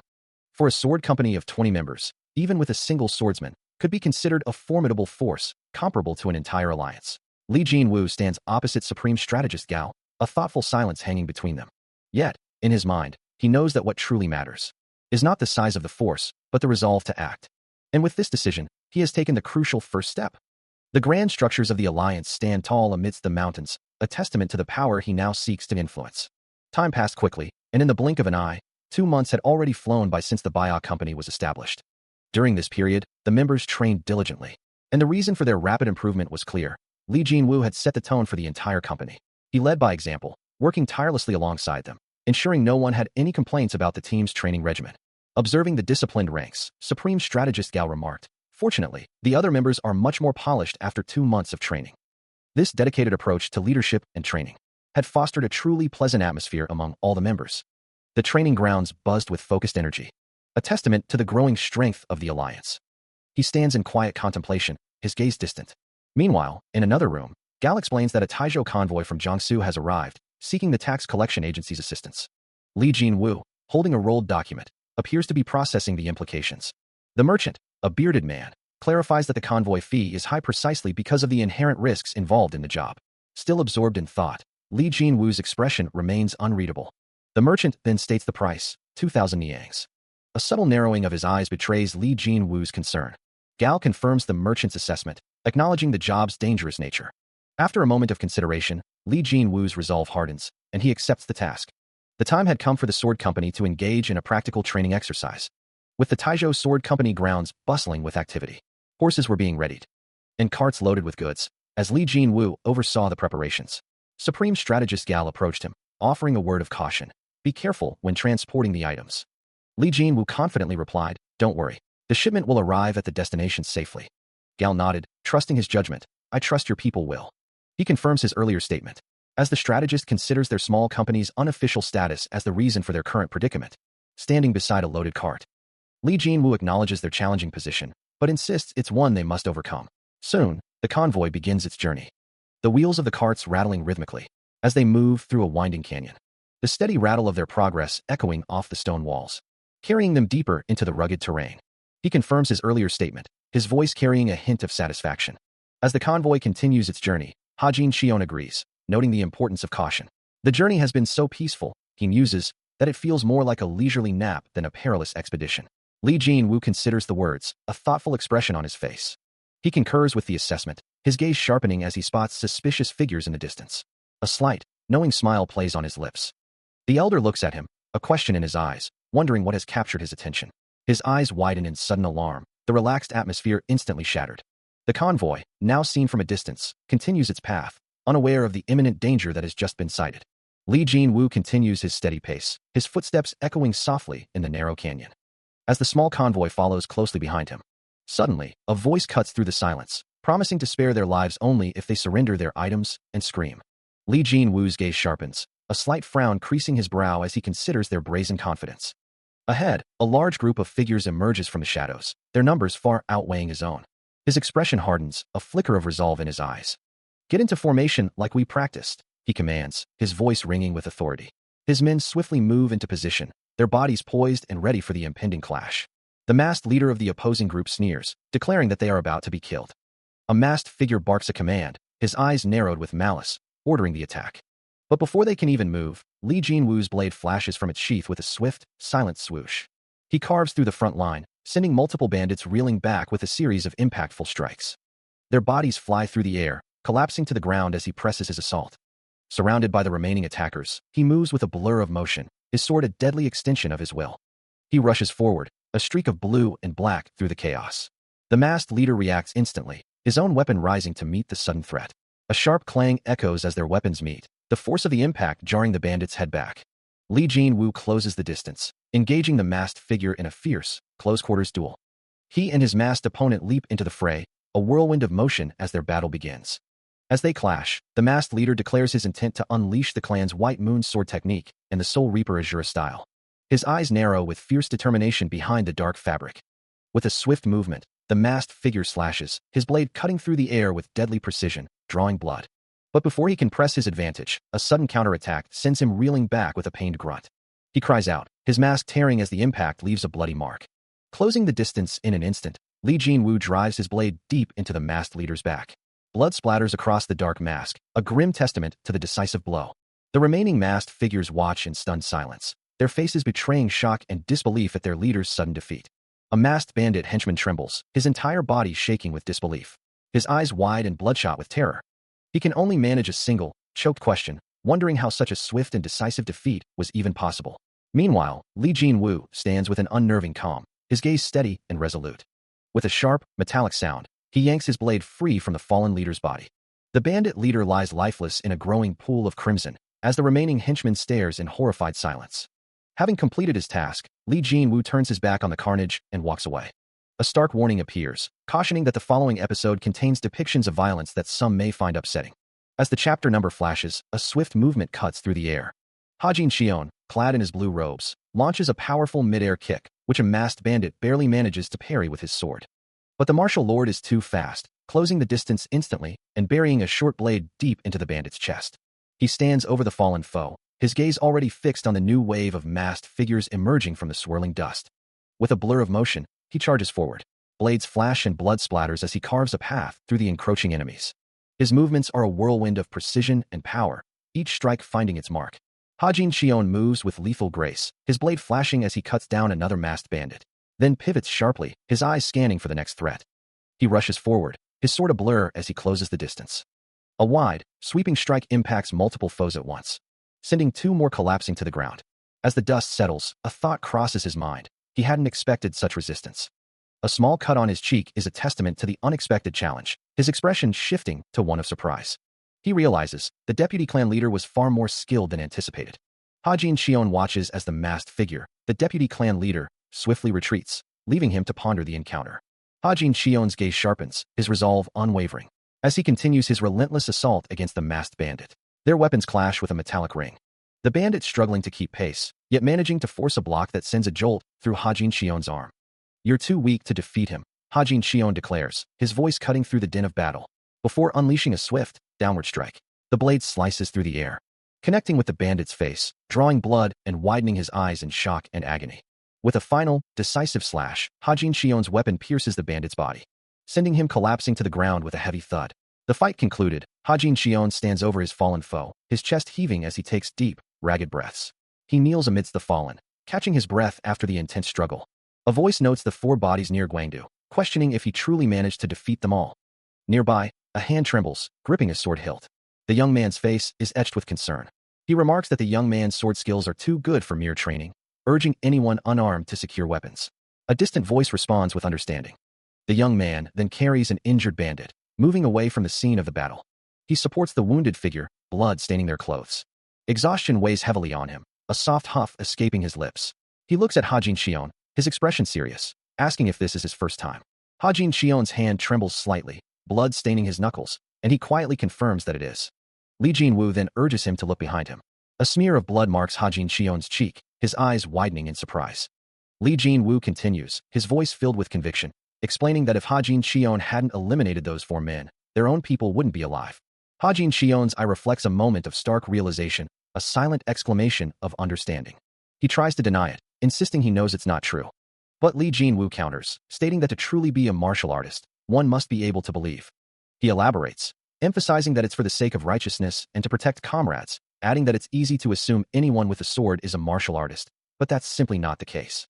He stands before the younger man, his back to the distant figures and horse. Continuing his explanation, true martial artists are those who are prepared to do what's necessary and overcome the challenge. The younger man, addressed as Guangdu, responds with a quiet, yes. Li Jinwu then poses a direct question. Do you want to become a true martial artist? The question hangs in the air, prompting a deep internal struggle within Hajin Shion, his expression shifting from contemplation to a dawning realization. A flicker of surprise crosses his face, as if a new truth has just struck him. Before his gaze settles into a look of calm resolve, a voice of calm reassurance breaks the silence, acknowledging the recent struggle. Li Jinwu places a comforting hand on his shoulder, a gesture of quiet support. Hajin Shion's reply is brief, a simple word of gratitude. His face, marked with fresh scratches from the battle, reveals a lingering sense of unease. He holds his head, the weight of recent events still heavy upon him, another quiet thank you escaping his lips. Li Jinwu watches him, his own face bearing minor marks of combat, but his expression remains steady. He continues to speak, his words a gentle balm. Hajin Shion listens intently, absorbing the wisdom offered. You were able to protect those around you because you fought well, Li Jinwu affirms, reinforcing the value of his actions. Still processing the recent events, Hajin Shion stands with a heavy expression as Li Jinwu places a comforting hand on his shoulder. With a gentle smile, Li Jinwu offers words of encouragement. His voice echoes in the quiet air. Hajin Shion looks down, a flicker of emotion crossing his face. Soon after, the two of them, along with other figures, begin their journey, walking through a narrow, winding path. Li Jinwu glances back, a thoughtful expression on his face. His blue robe shifts slightly with the movement. The journey continues, eventually leading them to a cluster of traditional buildings nestled under a vast, cloudy sky. Inside one of the structures, Hajin Shion sets down a small bag with a soft thump. He confirms the amount, stating that they received 8,000 niangs, though they were initially promised only 2,500, explaining that the group who attacked them was known as the Beast Gang. With a slight frown, he adds that the authorities had become involved, leaving them no choice but to hand over the rest of the funds. Then, looking at Li Jinwu, he instructs him to use these remaining funds to generate more income, prompting Jinwu to question why he is once again being entrusted with such a large sum of money without a second thought, and why his lord trusts him so much. Li Jinwu's gaze is thoughtful as he asks if this trust stems from his teacher. Hajin Shion acknowledges, saying that initially, yes, that was the case, but not anymore. Li Jinwu listens intently, his expression unreadable as he processes the words. My destiny. He thinks, as Hajin Shion continues, explaining that his destiny doesn't include a steward who would run off with his money. Li Jinwu listens intently, his gaze fixed on the elder, who watches him with a knowing expression, a slight smile playing on his lips. I see, Li Jinwu replies, bowing slightly. I'll do my best to manage the money. Thank you. Hajin Xion's voice carries a hint of expectation. I hope that next time. Li Jinwu meets his gaze, a silent promise in his eyes. Hajin Xion's voice carries, you have my trust, and with it, the resources you need. His gaze is steady, a silent affirmation of his conviction, as a faint smile plays on his lips. Li Jinwu replies, I look forward to that day. His expression is resolute, as he sits, absorbing the weight of the responsibility. Then, with a final, determined step, he turns and walks away. Engrossed in his reading, Hajin Xion sits quietly, when a voice from nearby breaks his concentration, asking what he finds so captivating. He calmly lifts his gaze. The current supervisor of the Xion clan, his expression unreadable. An older man stands over him, reflecting on how unpredictable life can be, and recalling a time he once waited 3 hours in the rain for someone. He then presses Hajin Xion, wondering if he remembers the precious time they shared after that long anticipation. He stands silently, his head slightly bowed, while the older man's gaze sharpens, his thoughts dwelling on the 3 long hours he once waited, just to secure 30 minutes of Hajin Xion's time. Hajin Xion offers a respectful apology, acknowledging the mistake caused by his busy schedule. The older man then poses a direct question, wondering why he remains in his current position. His eyes narrow further, questioning if this is an attempt to retaliate for his former role as supreme strategist. Hajin Xion firmly denies this, stating that he has been with the Alliance his entire life. A knowing smile plays on the older man's lips, as he remarks that the more convincing the denial, the more suspicious it often appears, speaking as the man who became the lord of the Baya clan in his own capacity. A faint smirk plays on the older man's lips, a silent acknowledgement of the recent exchange. He raises a cup to his mouth, his thoughts echoing the question, is that so? Then, with a deep, formal bow, he offers a gesture of respect. His expression shifts, a contemplative look settling on his face. Turning to Hajin Xion, he remarks, I like to hear. As the younger man turns to leave, the older man watches him go. The door slams shut behind him, leaving the room in silence. The older man's composure cracks, a scowl replacing his earlier calm as he mutters, what nonsense. His true feelings boil to the surface, a bitter thought escaping him. I'm sick of the Alliance. I'd leave this damned place immediately if I could. His hand clenches, the frustration evident in the tight grip, but he knows he cannot act yet. A grimace crosses his face as he resolves that he will endure this until the time is right. He will put up with it, no matter how long it takes. Far from his internal turmoil, the majestic pagoda of Gongshan Dongkan stands tall, its intricate architecture reaching towards the sky amidst towering mountains. Below, the courtyard bustles with activity, carts and people moving through the vibrant complex. Suddenly, a stern-faced guard, clad in green robes and holding a spear, stands watch with another figure behind him. His brow furrows in question, as if sensing an approaching presence. With deliberate steps, Hajin Xion arrives, his blue robes flowing as he leads a small group of followers. He fixes his gaze on the guards, his voice cutting through the air with a direct challenge. Who are you? He stands at the top of a grand staircase, looking down at the assembled guards, as one of his followers offers a small token from the Baya clan. A guard steps forward, informing him that they had received a request from his leader. Hajin Xion's eyes widen slightly in realization, a silent exclamation escaping him. The guard, understanding the implication, quickly assures him, wait just one moment, sir, I'll go fetch him, before dashing away. As they walk through the complex, Hajin Xion observes that the security here is remarkably tight. The guard accompanying him explains, this is our sword company's second mission. He continues, detailing the precarious situation. Someone is threatening the leader of the Gongshan Dongkan clan. They will wipe out his whole family if he doesn't accept contract negotiations. Passing by numerous other guards in the courtyard, the guard clarifies their objective. Our job is to guarantee that the deal is signed. Finally, inside a building, an elderly man with a white beard greets Hajin Xion warmly. Welcome. I'm glad you're here. The elderly leader of the Gongshan Consortium, Yeo Beck, stands before him, his presence commanding respect. Hajin Xion listens intently, his hands clasped in a gesture of deference. Yeo Beck explains the dire situation, lamenting that many people have been threatening him to sign a contract. A look of deep concern creases the old man's face, his gaze troubled. Hajin Xion's expression hardens as he asks about the identity of these aggressors, inquiring if they are the followers of sect. Yeo Beck confirms his suspicion, describing them as a notorious dark organization in the area, their shadowy forms visible in the distance. He elaborates on their nature, stating they are called that because they follow their leader, Qiang Xiao. Hajin Xion listens as Yeo Beck continues, explaining that they are a gang of ruthless rascals who meddle with others and extort money. The clan leader adds that they have many members, and a significant number of them have even learned martial arts. As their discussion continues, Yeo Beck assures him, I'll keep him here. Hajin Xion simply replies, well, leave when you're ready. A moment later, the elder declares, I'm ready. Let's start at once. Outside, a faint rattling sound echoes across the quiet landscape. Back inside, Yeo Beck leans forward, his expression serious as he asks, I heard that your group possessed the Beast Gang. Is this true? Hajin Shion meets his gaze, confirming, yes, it's true. The revelation clearly surprises Yeo Beck, who exclaims, my goodness, the Beast Gang was a well-known band of thieves. He reiterates, almost to himself, like you said, they were merely a band of thieves. Hajin Shion listens intently, his expression unreadable, when suddenly, a booming voice cuts through the air, everyone stop. He confirms his identity, a subtle smirk playing on his lips. But his attention, and that of the elder beside him, is suddenly drawn to a distant commotion, a growing presence on the horizon. His expression hardens, his gaze sharpening with intense focus. What began as a faint disturbance quickly resolves into a massive gathering, a horde of dark figures converging on a lone caravan. Their numbers are staggering, a sea of bodies moving with a singular, ominous purpose. The elder, Yeo Beck, watches alongside him, a grim understanding dawning on both their faces. Hajin Shion's eyes narrow, reflecting the approaching threat. The sheer scale of the ambush is undeniable, a vast force poised to strike.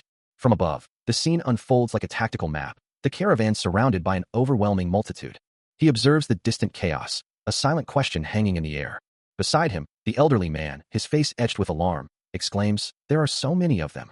His voice filled with resignation, he adds, they're as good as dead. It's no use. The young man, Hajin Shion, turns away from the grim sight, a resolute expression settling on his features. He declares, I'll stop pursuing that contract. The caravan doesn't need to die because of this. Yeo Beck, taken aback, hears him continue. I'll back out of the contract and turn back. Let us go. With a decisive step, their feet begin to move, carrying them away from the ambush. Yeo Beck, a hint of amusement in his tone, remarks, see, I told you. I wondered if you were going to be stubborn. Hajin Shion replies, a slight smile playing on his lips. I was simply stubborn. I don't pursue the contract. Just let us go. Standing amidst a group of dark-robed figures and a fallen body, Yeo Beck insists that the situation is not as simple as it seems. As Hajin Shion turns his back, beginning to walk away, Yeo Beck, his sharp eyes narrowed, questions how he can possibly trust him. He warns that if he lets him go, Hajin Shion might arrange another meeting with their enemies that very night.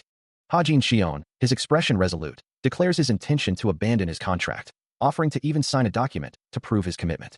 Yeo Beck's gaze hardens, considering the offer. A slight smirk plays on his lips as he dismisses the value of a mere piece of paper, prompting Hajin Shion to look up and ask what he can do to earn his belief. Yeo Beck's eyes remain sharp, a hint of challenge in his expression. Yeo Beck's voice carries a sharp edge, his gaze fixed on the hand of the man who dared to abandon their agreement. His expression shifts, a flicker of surprise crossing his features. Then, a sudden, booming laugh erupts from him, dismissing his previous words as a mere jest. He remarks, a hint of amusement in his tone, that his opponent was easier to intimidate than expected. His smile fades, replaced by a stern, calculating look. Turning to his retinue, he gives a curt order, allowing the other man to proceed with his declared intention to attack. A resolute glint enters his eyes, ready for whatever comes next. Hajin Shion, now facing one of the assembled guards, challenges him directly. His voice is cold and unwavering, issuing a stark warning to the martial artist before him. A guard, still seething from the previous encounter, sneers at Hajin Shion, declaring he'll show great mercy by sparing his life. Around him, other guards snicker, their disdain evident, but Hajin Shion simply turns to Yeo Beck. He observes that Yeo Beck's group seems to be in a bad mood, wondering aloud if they might change their minds. Hajin Shion then reminds the elder that he should trust them, since he was the one who hired them. Yeo Beck's eyes widen slightly, a single word escaping his lips in disbelief. His expression shifts from surprise to confusion, as Hajin Shion presses his point, asking if they look like people who can be ordered around. His gaze sharpens, conveying an undeniable challenge, leaving Yeo Beck stunned, demanding to know what he just said. He places a hand on his subordinate's shoulder, a dismissive sound escaping him. That's how I deal with people like this, he states, his voice laced with contempt. He continues, I'll show you how useless a martial artist is from pieces of trash like them. With a sharp metallic ring, he draws his sword, its edge gleaming. His subordinate bows deeply, acknowledging the command. Meanwhile, a large contingent of fighters marches down a dusty road, their numbers formidable. Elsewhere, Yeo Beck watches, a look of disbelief hardening his features. I've never seen someone so foolish, he mutters. Back on the battlefield, Hajin Shion's voice rings out, grant them the death they desire. The enemy forces surge forward with a collective roar, rushing towards him. But before they can close the distance, he moves, his sword ablur as it cuts through the air. His eyes narrow with intense focus. As he moves with a sudden, fluid grace, looking up at an unseen threat. His hand instinctively grips the hilt of his sword, drawing it with a swift, deadly slash that cuts through the air. He continues his rapid assault, a blur of motion amidst the chaos. A potent purple aura begins to emanate from him, his gaze hardening with resolve. Not far away, a similar dark energy swirls around Yeo Beck, his expression grim. Hajin Xion glances back, a flicker of surprise crossing his face as Yeo Beck stands nearby. Then, a sudden, brutal impact sends a jolt through him, blood blooming across his chest as he stumbles.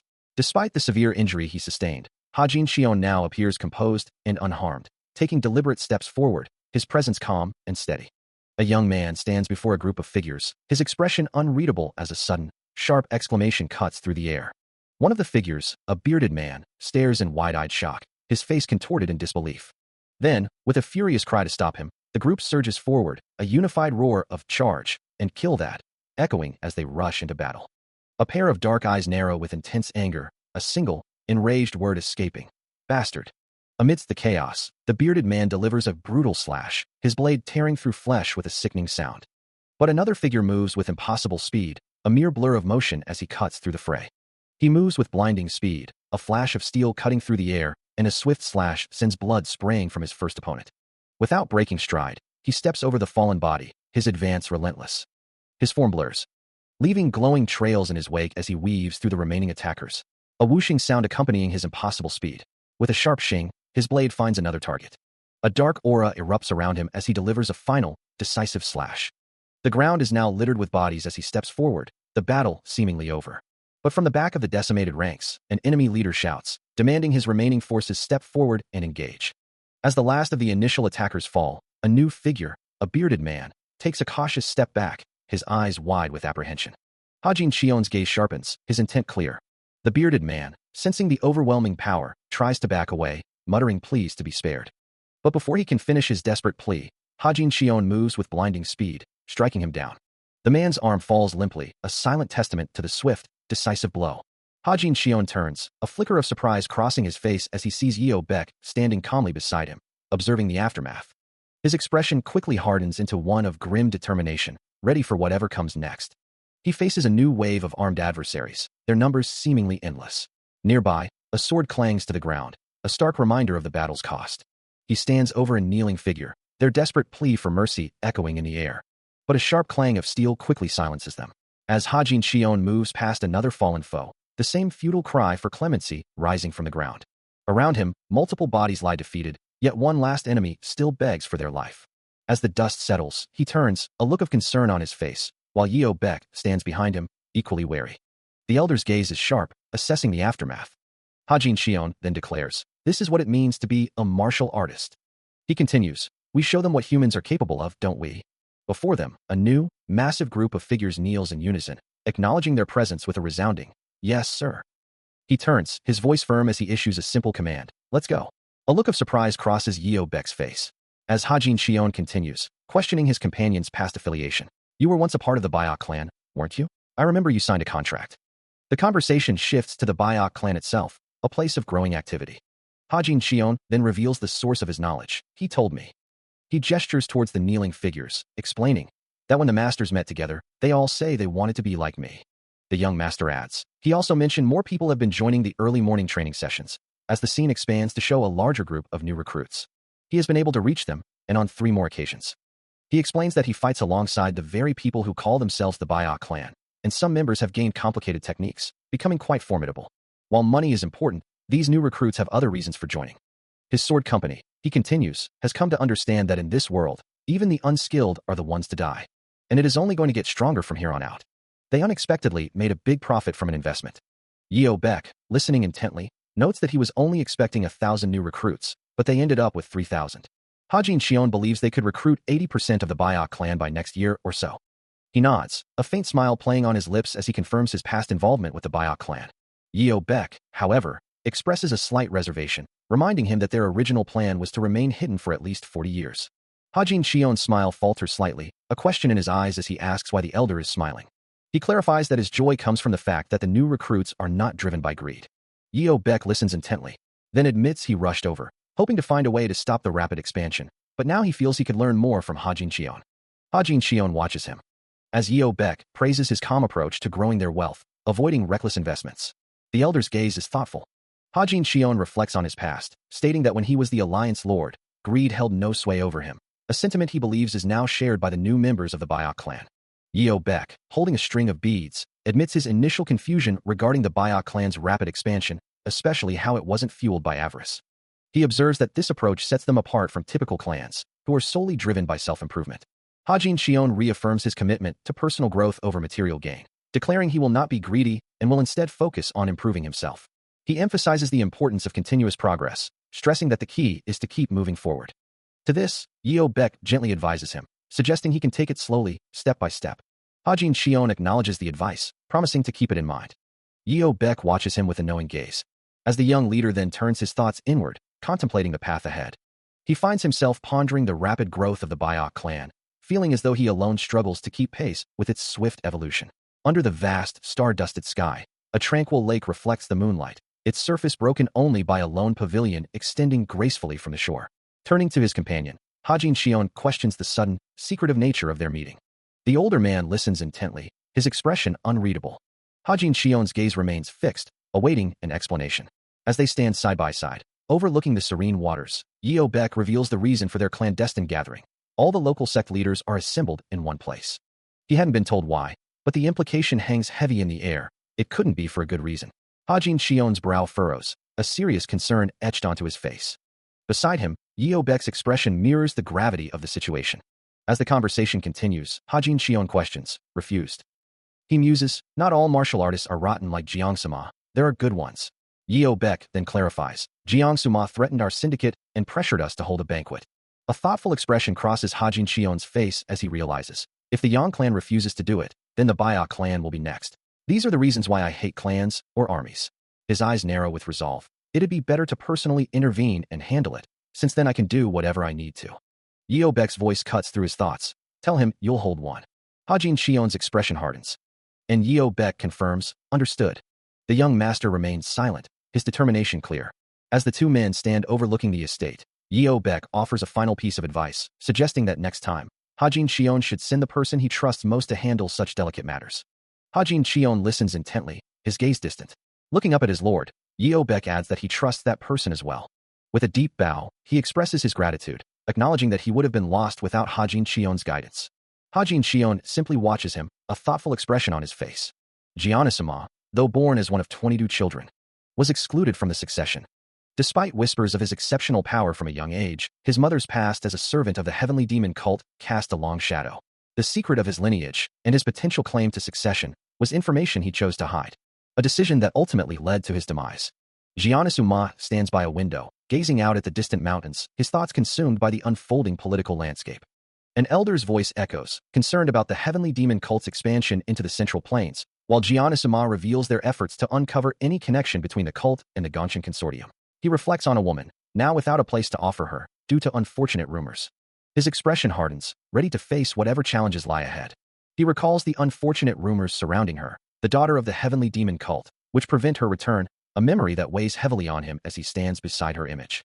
The whispers of his own lineage, a mother tied to the heavenly demon cult, echo in his mind, making him realize he has no place to offer the woman he remembers. With a determined glint in his eyes, he acknowledges the lack of time for a perfect strategy. He resolves to proceed with an imperfect plan, his resolve unwavering.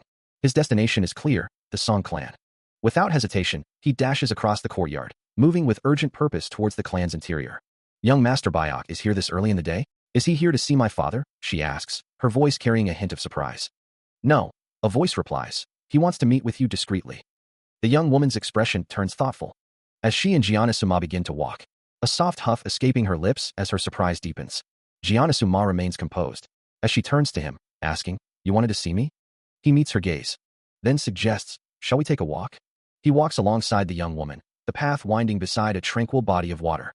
Turning to her, he asks. He listens intently as they continue their stroll. He's heard much about the recent events concerning the Bayel clan and the Gongchen Consortium, noting, You've gotten a lot stronger, haven't you? The young woman deflects, saying, We were lucky, that's all. He insists, I know it's not possible to explain all that on luck alone. Her expression shifts to concern as she questions him. Why did you say that? It's good for nothing to bring up the past, isn't it? A slight smile plays on his lips as he asks a pointed question. You wanted to break off our engagement? She looks down, her voice soft as she denies it. No, I wasn't thinking. I really was that way back then. He presses, his gaze steady. And you suddenly changed after I hit you? He confirms his past actions with a slight smile, stating that he was indeed the one who hit her. As they continue their walk, the young woman looks down, her expression troubled, admitting she's no longer sure what to think. Giannisuma turns to her, shifting the topic, asking why she came to see him in the first place. She meets his gaze, her voice clear as she reveals her purpose. She wants to spar with him. His eyes widen slightly, a single word escaping his lips in surprise. What? The young woman, however, holds a determined expression, ready for his answer. Still processing his words, the young woman asks, why? He responds with chilling clarity, to get revenge for what happened that day. Her eyes widen in surprise, a sudden understanding dawning on her face. Giannissuma's gaze sharpens, a faint smile touching his lips as he finally agrees. Fine. He adds, I'm not sure what you're really after, but if we're going to do this, let's do it properly. A determined glint enters her eyes, her resolve solidifying. His own expression shifts, a subtle satisfaction playing across his features. That's what I was hoping for, he confirms, accepting her challenge. He stands before her, the challenge accepted, a silent understanding passing between them. The air around them seems to shift, carrying the weight of their impending confrontation. As the young woman watches him intently, her hand instinctively resting on the hilt of her blade. Giannisuma, for his part, offers a subtle, almost imperceptible smile. But the woman's expression remains serious, a hint of concern in her eyes. Then, without another word, he turns and begins to walk away, his back to her. As the sound of steel sliding from its sheath rings out, she calls after him, a solemn warning in her voice. Be careful. Giannisuma draws his sword with a sharp metallic ring. As the unnamed woman watches him, her expression focused and ready. Her own blade flashes from its sheath, and the two warriors immediately clash, their swords meeting with a loud clang. She deftly parries a swift strike, the blade swishing past her face, before their weapons connect again in a rapid exchange. Their forms blur as they move, a whirlwind of steel and motion, until her blade locks against his in a powerful clang. As the spar continues, Hajin Shion reflects on the past, a grim thought forming in his mind about those who killed his brother and relatives. The unnamed woman launches a swift, blurring sword strike, her blade cutting through the air with a sharp whoosh. She continues her focused assault, her blade a silver blur, while a voice wonders aloud at young Master Bayok's unexpected martial arts prowess. Despite the appearance of her pressing the advantage, she has yet to gain a decisive upper hand. Hajin Shion meets the incoming strike with a solid block, their blades clashing loudly. The woman reacts with a gasp of surprise, uttering a bewildered, "What's going on?" Undeterred, she redoubles her efforts, launching another rapid series of attacks. Again, Hajin Shion deflects the blade with a precise, ringing parry, the sound of steel echoing through the hall. Internally, she questions how he is managing to block all her strikes, her frustration mounting. Her expression shifts to one of disbelief and growing concern, as the spar continues without her gaining any ground. Her eyes widen in disbelief, the unexpected mastery of his defense leaving her stunned. Still, she presses her attack, her blade whistling through the air, but he meets every strike with effortless grace. Her sword, once again, finds only the unyielding steel of his parry, her expression a mix of shock and growing frustration. The realization of his skill dawns on her, etched across her face. With a precise flick of his wrist, Hajin Shion deflects her weapon once more, the sound of steel on steel echoing sharply. Then, in a blur of motion, his defense transforms into a swift counterattack, his blade striking with a forceful impact.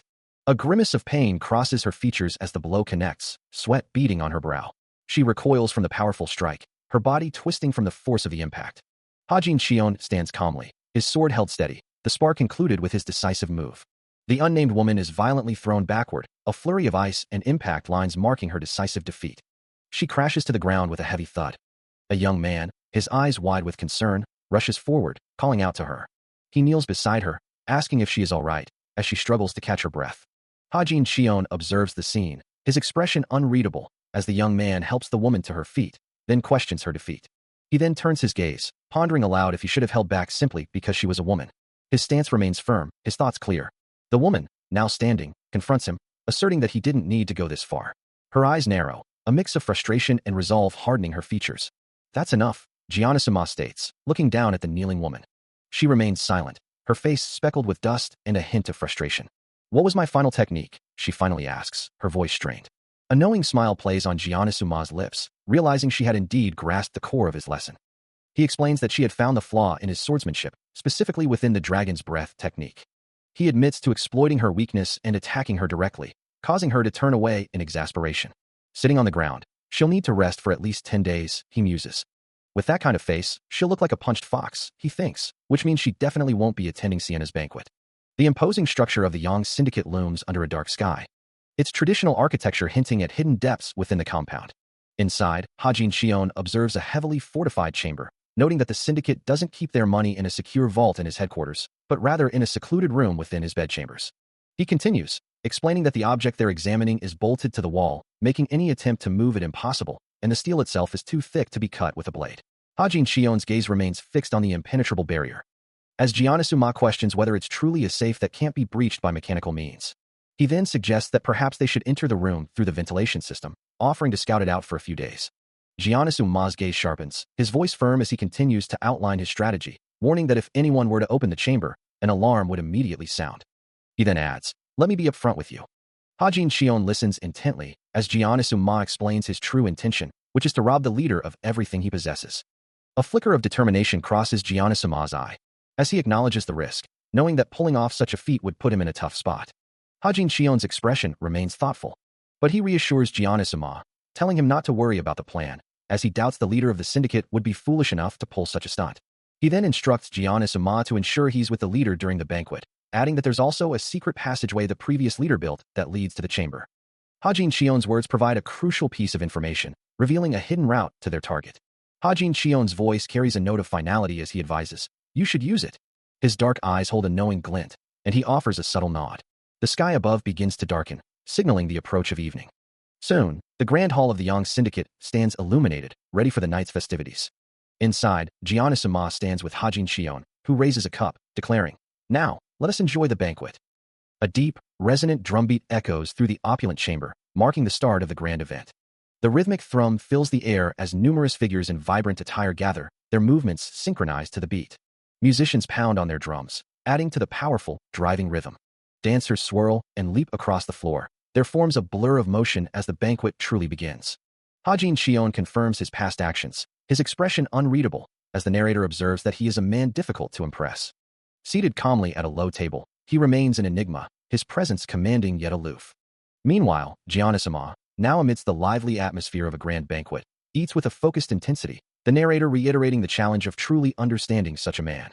Laughter echoes through the hall from a group of revelers, confirming this is a banquet hosted by a prestigious family. One of the guests, offering a drink, expresses delight at seeing his wonderful little brothers. Giannissuma, ever mindful of his objective, begins to act according to the infiltration plan, ensuring his actions do not draw undue attention or affect the others present. He muses internally that even if the others don't wish to get close to him, it's only natural to feel awkward when someone more capable is around. He wonders if they will truly be able to understand his intentions, believing that when a seemingly good-for-nothing individual acts brotherly with them, it's often the quickest way to forge friendships. The clack of porcelain against wood echoes through the quiet room, as a hand reaches for a cup, the scene set for a solemn ritual. A voice breaks the silence, addressing the figure in blue. "Young Master Bayok, how have you been?" Giannissuma maintains a composed demeanor, his hands clasped respectfully. He replies, "I'm well, and you?" The other man, young Master Bayok, leans in slightly, his tone shifting as he mentions, "I hear Lady Song is joining us today. Word is you were beating the beating." Giannissuma's gaze drops, a silent question forming in his mind. "Why did you fight with her?" Young Master Bayok offers a slight, knowing smile. A thought crosses Giannissuma's mind, or perhaps a narrator's observation. He must have decided to come because he was really due to injuries. A soft sigh escapes him, the weight of the conversation settling upon him. Young Master Bayok, with a serious expression, confirms his past involvement in the engagement. He elaborates, explaining that he had been engaged to Lady Song since childhood, a bond formed long before they even met. However, he reveals, she abruptly decided to break off their engagement. Giannissuma, taken aback, questions how such a thing could happen. A close-up on young Master Bayok's face reveals the deep-seated pain and old scars that mark him as he continues his story. He recounts how, despite his family's efforts to persuade her, Lady Song remained resolute in her decision. Giannissuma nods, understanding the intensity of young Master Bayok's feelings. Young Master Bayok admits his shame over the situation. Then, a sudden, wry smile spreads across his face as he declares that such a spirit is truly that of a real man. He confirms his past, a slight smile playing on his lips. Then, with a reassuring pat on Giannissuma's shoulder, Hajin Xion turns, preparing to address a larger gathering. Giannissuma watches him, a thoughtful expression on his face. Standing before a hushed crowd, Hajin Xion announces that he has something important to share with everyone present. His gaze then shifts, a flicker of surprise or recognition crossing his features. As Giannissuma exclaims about a particular sword, Hajin Xion reaches out, signaling for it to be lifted.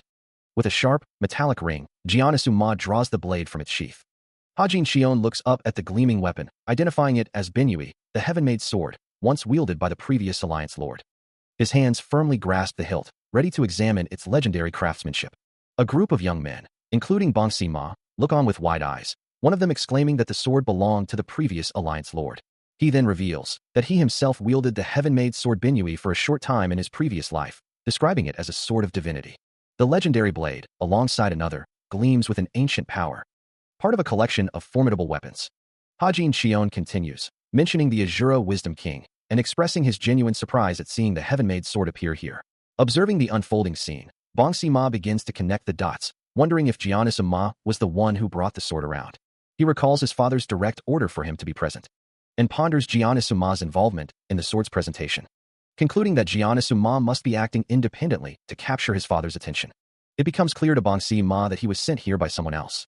He ponders, for what reason? His eyes narrow slightly, lost in thought. Meanwhile, Jianasuma addresses Hajin Shion and the assembled group, proposing a new arrangement. He asks the gathered individuals what they think about getting together regularly. The group, including Hajin Shion and Bang Si-ma, responds enthusiastically, declaring their approval. A satisfied smirk spreads across Jianasuma's face, his plan unfolding as intended. Raising his cup high, he calls for a toast to their new understanding. Several hands join him, clinking their cups in agreement. With deliberate steps, Jianasuma moves through the ornate corridor, Bang Si-ma trailing close behind. His gaze, sharp and focused, betrays a deep resolve. They approach a grand, circular door, intricately carved with traditional patterns. He holds a decorative tray, its surface reflecting the dim light of the passage. With a soft, drawn-out sound, he slides the heavy door open. The mechanism clanks loudly as he steps inside. Once through, he lowers his stance. His expression hardening with grim determination, his eyes narrowed. Then, with a swift, audible swoosh, he draws his blade from its sheath. Jianasuma, having just drawn his sword, unleashes a swift, powerful strike. The force of it impacting his opponent, a bearded man, with a sickening crunch.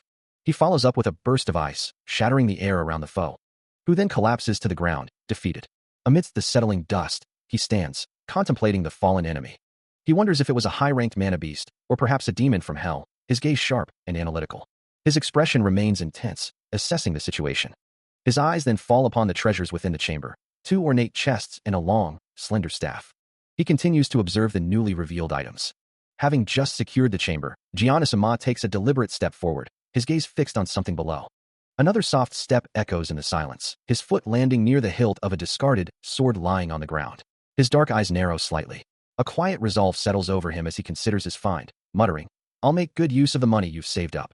A rhythmic thudding echoes through the night, a deep, resonant sound that seems to vibrate through the very air. As the imposing structure of a grand building stands silhouetted against the darkening sky, its red banners fluttering gently in the unseen breeze. Inside, the same persistent thrumming accompanies Hajin Shion as he sits alone, quietly partaking in a meal. Soon, Bang Si-ma joins him, a subtle smirk playing on his lips as he offers a cup, the rhythmic sound now a faint, distant beat. A sudden, sharp burst of sound accompanies Bang Si-ma's expression, his eyes widening slightly as if struck by a realization. Hajin Shion remains composed, his gaze steady. As Bang Si-ma leans in close, his voice dropping to a conspiratorial whisper, sharing something that demands discretion. The intensity in Bang Si-ma's eyes speaks volumes, reflecting the gravity of his words. The hushed conversation continues, revealing a critical piece of information. As the words sink in, Hajin Shion listens intently, his expression unreadable while holding a small cup. The gravity of the situation is clear, the banquet abruptly concluded. An enraged Jianasuma, his face contorted with fury, orders everyone to disperse.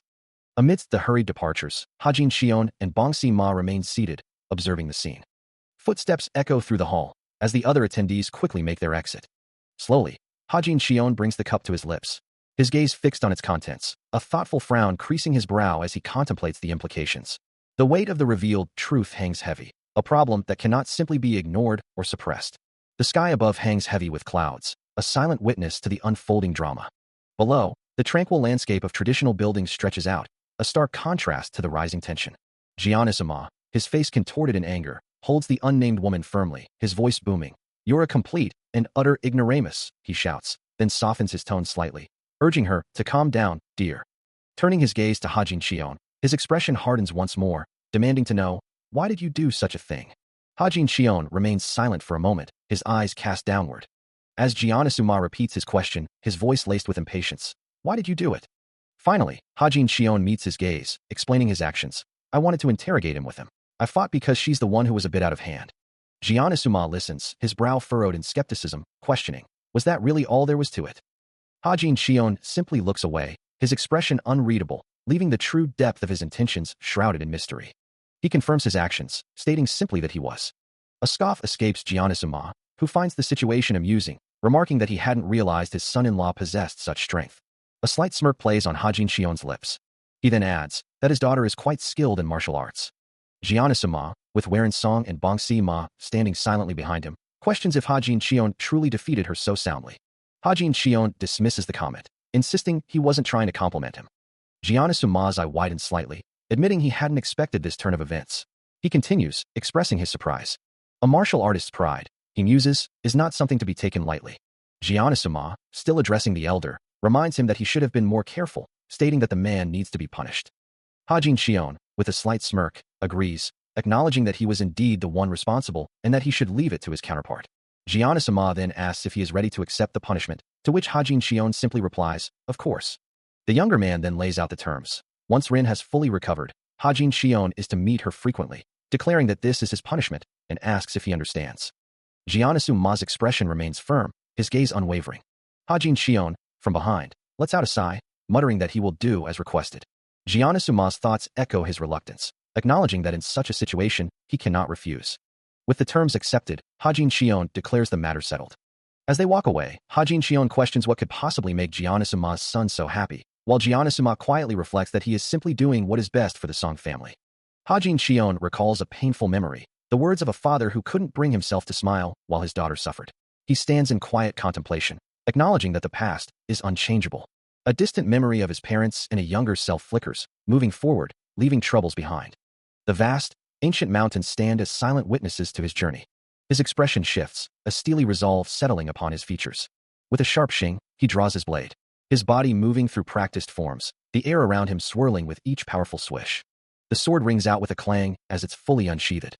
His eyes burning with an unwavering conviction, for this was the day he had awaited his entire life. As he examines the broken hilt of a blade, Hajin Xion admits that this particular sword isn't his favorite. The full, unbroken sword lies before him, and he explains that he doesn't seek a new one because this blade was inherited through generations, a legacy passed down from his ancestors. Holding the sword, he resolves to make adjustments, intending to use it as is. He knows it will be helpful, especially since he doesn't have enough time to acquire another, his expression firm with resolve. A soft click sounds as he interacts with a hooded figure. Before he secures the sword within a pouch, preparing for what lies ahead. His attention then shifts to a stack of documents, his gaze falling upon them with a thoughtful intensity. As his hand reaches for the papers, a new question forms in his mind about their contents.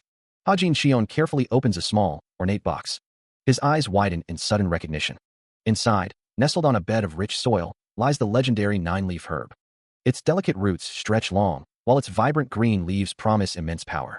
He gently lifts the mystical plant, realizing it is far more potent than any he has encountered before. A deep, satisfied laugh rumbles from his chest. He resolves to consume it without delay. A look of fierce determination settles on his features. And with that, he begins to chew the powerful herb. A distinct gulp echoes as the nine-leaf herb slides down Hajin Xion's throat, and a soft, hissing sound accompanies the immediate surge of power within him. He sits in meditation, his hands beginning to glow with a soft, ethereal blue light. The energy intensifying and causing the very air around him to rumble. A powerful, swirling aura of blue energy erupts from his form, enveloping him in a tempest of spiritual force.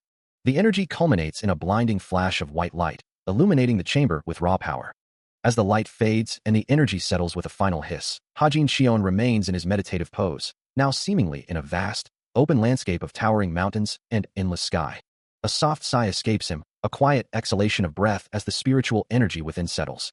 His gaze sharpens, a new clarity reflecting in his eyes. A subtle smirk plays on his lips, a testament to the profound change he feels. He can sense the raw power coursing through his veins. The realization dawns on him. He now possesses 44 years' worth of qi, not merely 24. Testing this newfound strength, he unleashes a powerful punch, the impact echoing with a resounding wham. Meanwhile, in a different setting, a stern voice cuts through the air, expressing disbelief at the loss of a mystical nine-leaf herb, a panacea so rare in these times. The speaker, a man in formal red and gold robes, sits with an air of authority, his expression unyielding.